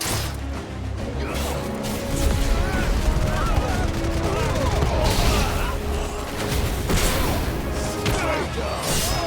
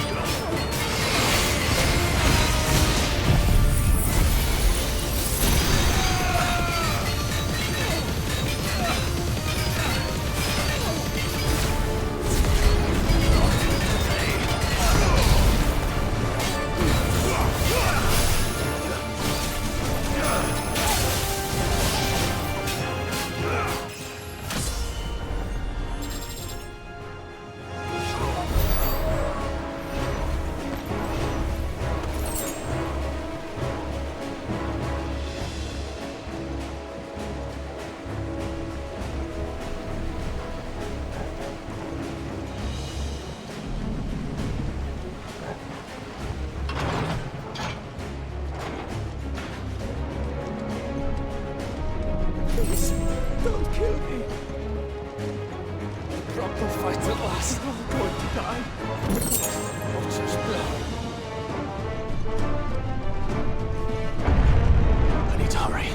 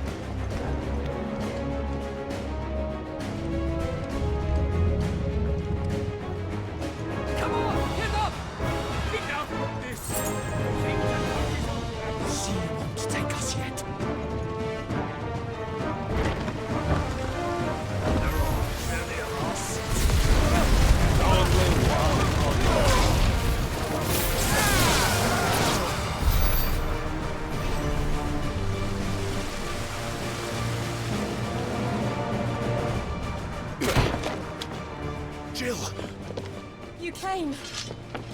Get back.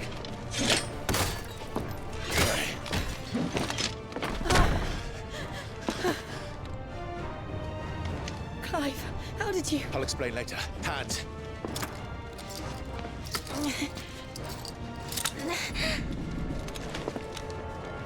Can you walk? Out of here I can.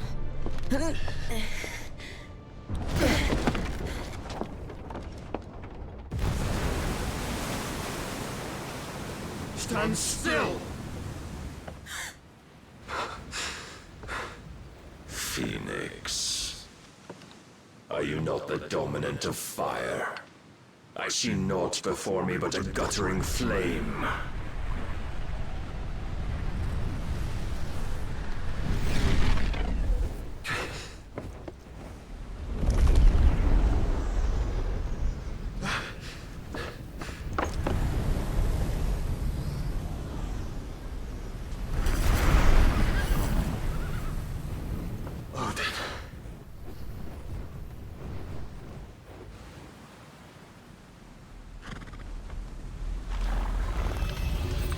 In earnest, then.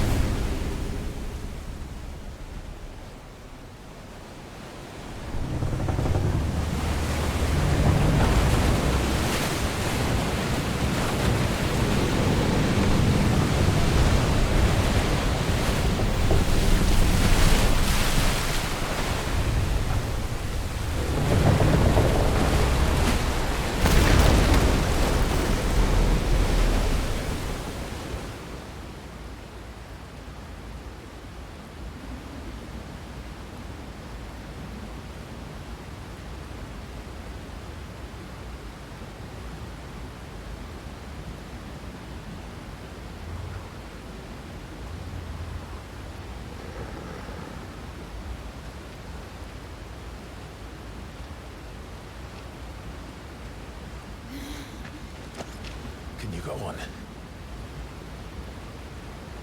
I think so.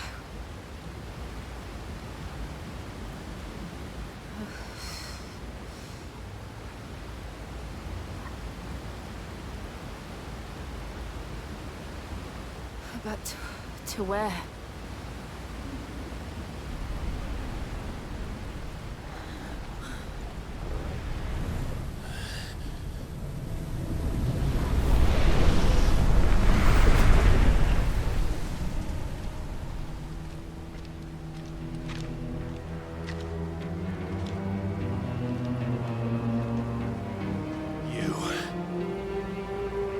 What did you do to Joshua?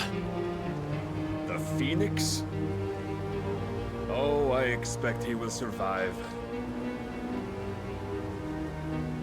This consciousness in which you coil your feeble souls is grown thick with desperation. And thus has my master turned to my blade.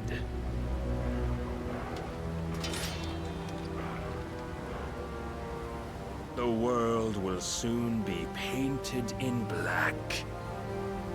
And all that live shall gather in death's autumn wake. Not if we remove the cause of this misery. Not if we destroy the last of the Mother Crystals and restore balance to the world. Come. Do you truly think it's so simple?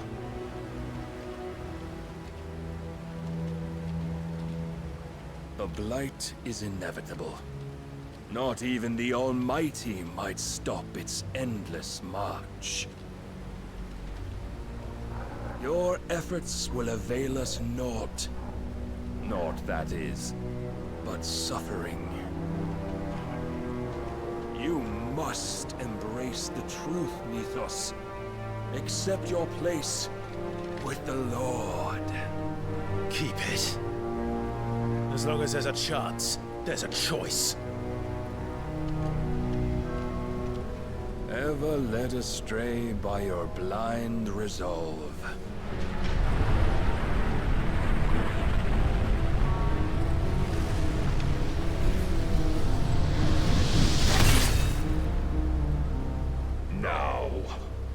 It is time you learn the inevitability of your divine fate, however much it may hurt.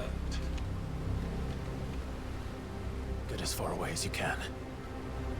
Clive, no. Trust me, Jill.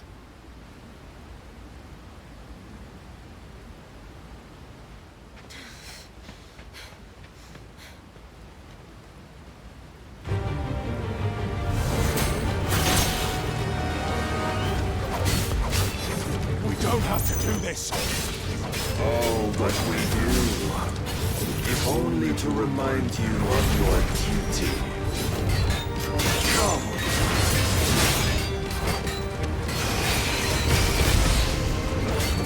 Rise with us. In the short time since our last meeting, you have grown much. Yet as a vessel, I fear my lord will still find you lacking.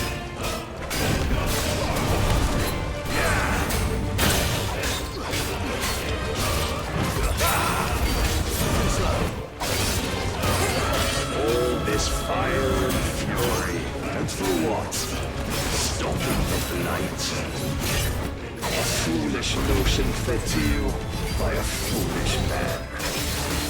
How dare you? You know naught of this world nor of our place in it. If our fates were so easily rewritten, we would all be gods.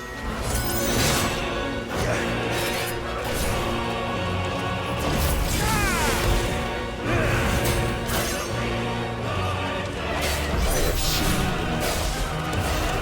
If reason cannot sway you, there are other means of persuasion that might.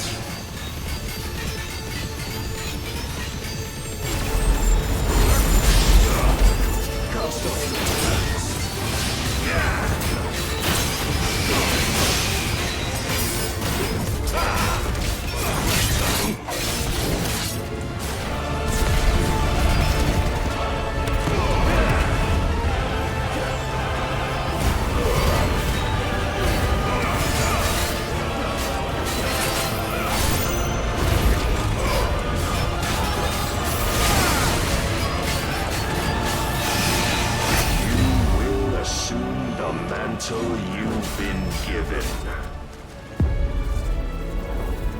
And thus is the light of hope severed.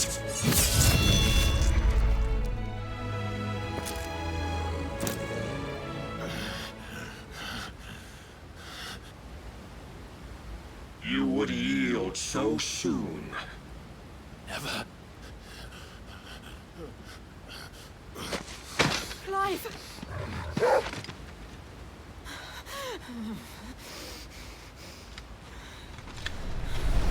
Do you not see?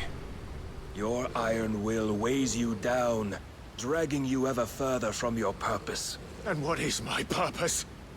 Mythos. Who are we? What are the dominants? The breath of the Creator still warm on our lips. We carry his light that we might guide the masses in his name. We are but mighty acts of God. We are more than that. You would be nothing without what he has granted you. The power we wield is his, and yet every time we draw upon it, it wears away at our very being. It breaks us. It unmakes us, that its immaculate aspect might reveal itself. The icon.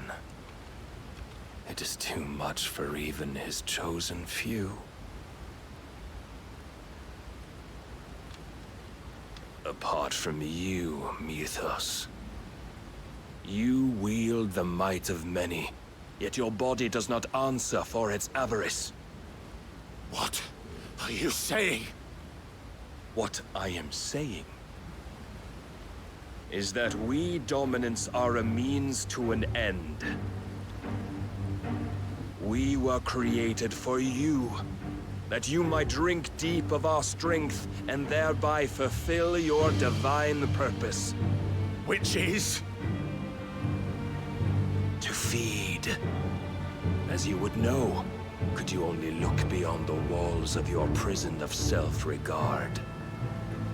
As long as you choose to ignore this, you shall never penetrate my defenses. Still, you may take solace in the fact that you are not alone in your plight. The chains of volition shackle all of mankind, but there is yet cause to rejoice.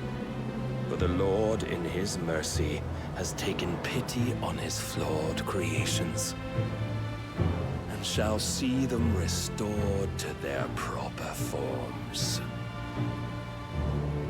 And what exactly would that be? Why, loyal servants to God. No. Manners, Lord Rossfield? They are men, like you and me. Albeit one's unburdened by the wills that drive our kind to madness. They are pure. They are divine. You mean to turn everyone Akashic? Not turn, Mythos. Turn back. For too long has mankind been led astray by their clamorous wills. It is time they return to a world of quiet equality, where they might once more know salvation. Salvation? And abandon everything we hold dear? We don't need your salvation. We'll save ourselves, and we'll do it on our own terms. Not yours. And not your gods!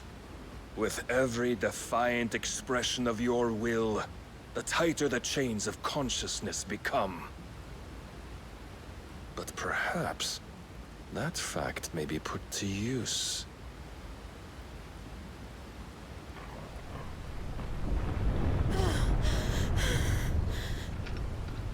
Clive! The faster it binds you to the remaining dominance, the stronger your hunger will become. Until it leads you back to the only answer there ever was. Mayhap not by the path my master intended, but back all the same.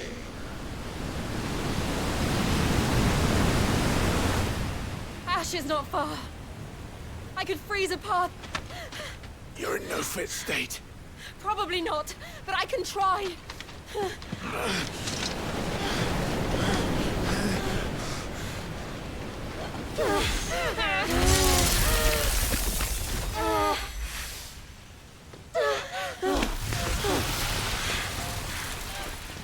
Don't look back!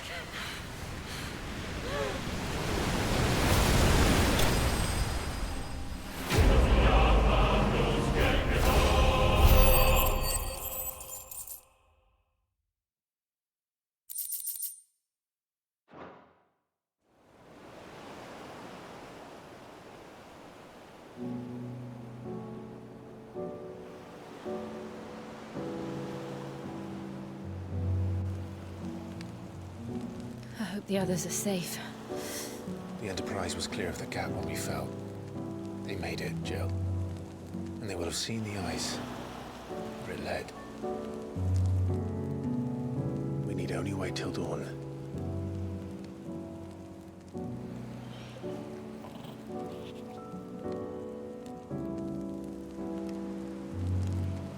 This is the second time Barnabas has bested me.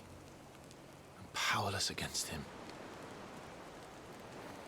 Maybe there really is nothing else for it but to give yourself to his master.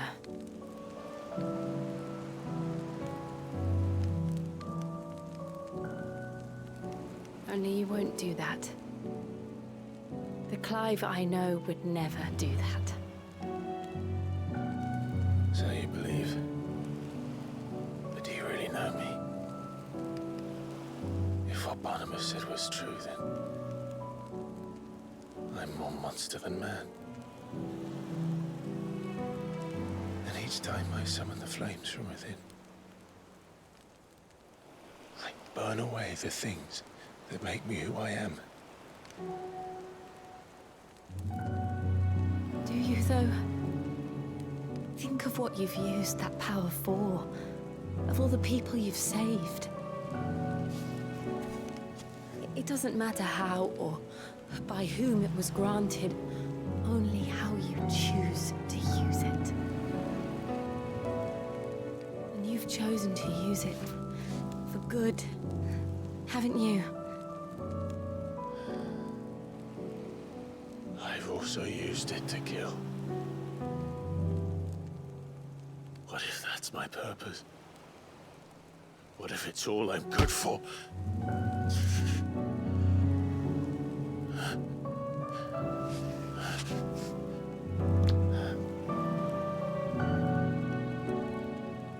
You're still that same boy I grew up with.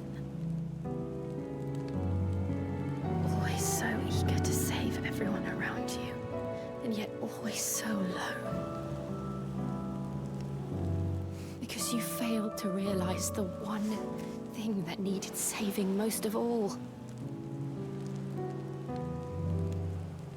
You, Clive. You. You never once took the time to save yourself.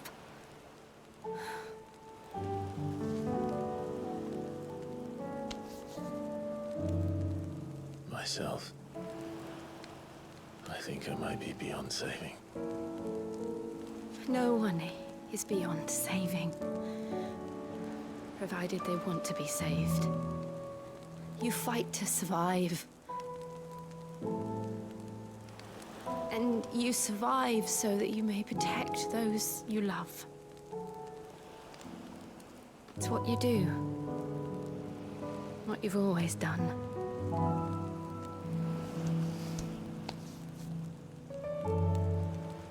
And I know you're not about to change. So I'm going to help you. To give you what you need to protect us all.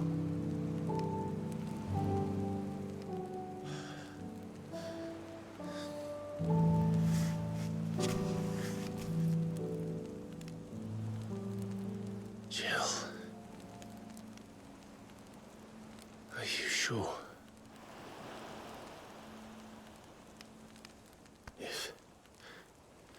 If this is what you want, then...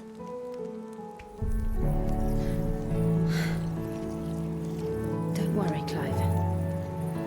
It is.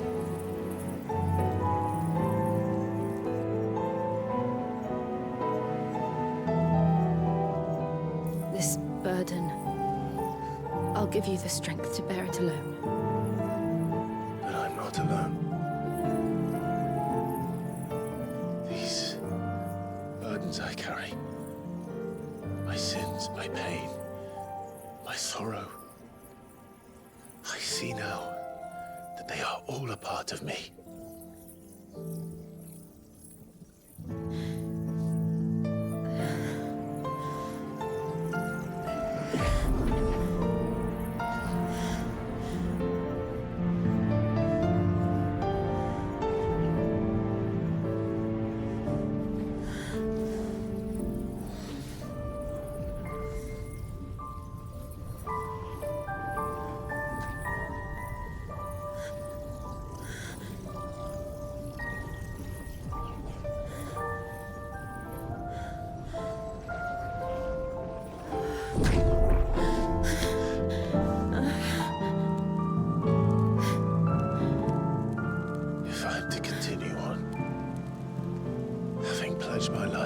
I love. And I will gladly bear your burdens too, until my last breath. Clive.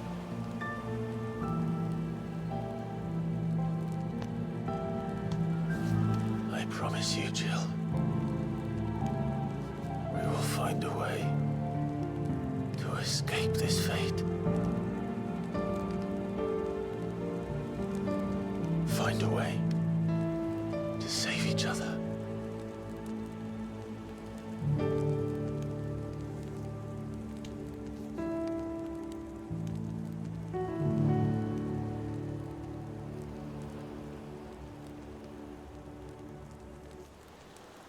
we might one day look upon the moon again, together.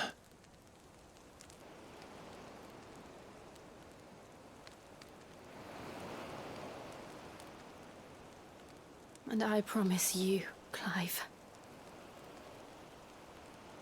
that I will be there, no matter what you must become. I know.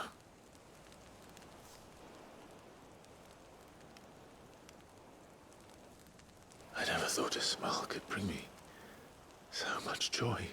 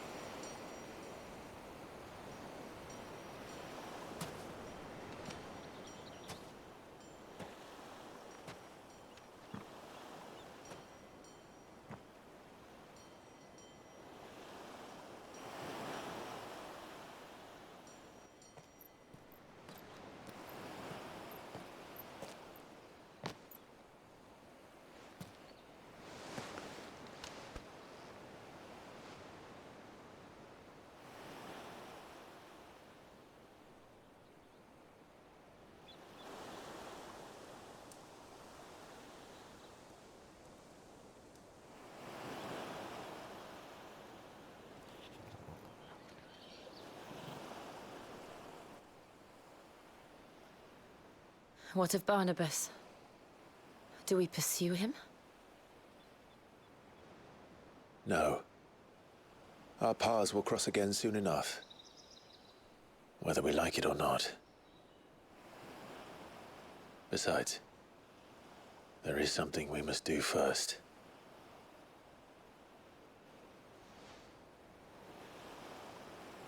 Of course. Drake's spine. The last Mother Crystal. The Einherjar is at the bottom of the sea. Waloed won't dare move on Storm without her. But they know we're coming now. We'll need a plan. And a damn good one at that. Then let's go home and find one. Ash will have to wait.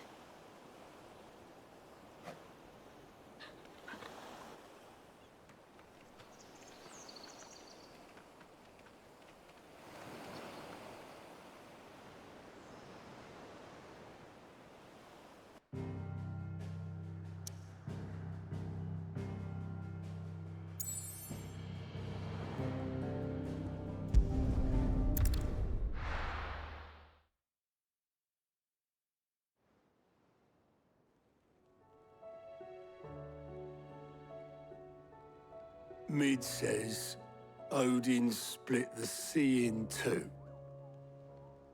She's always been partial to a tall tale. But there's tall, and then there's tall. I struggle to believe it myself. I see your uncle isn't with you. He stayed with the Enterprise. After our brush with the Einherjar, she was in urgent need of repair. And my uncle knows a shipwright in Randalar. We're to join him there when we're ready to sail for Ash. You sure that's wise? Last I heard, the place was still overrun with Akashic. Show me a city where that isn't true. Ultima's plague is spreading. We're running out of time, aren't we? We've done our best to shore up that hideaway. But I doubt a few planks will stop what's coming. Still, we'll keep at it. Every little helps, I suppose. Let's hope so.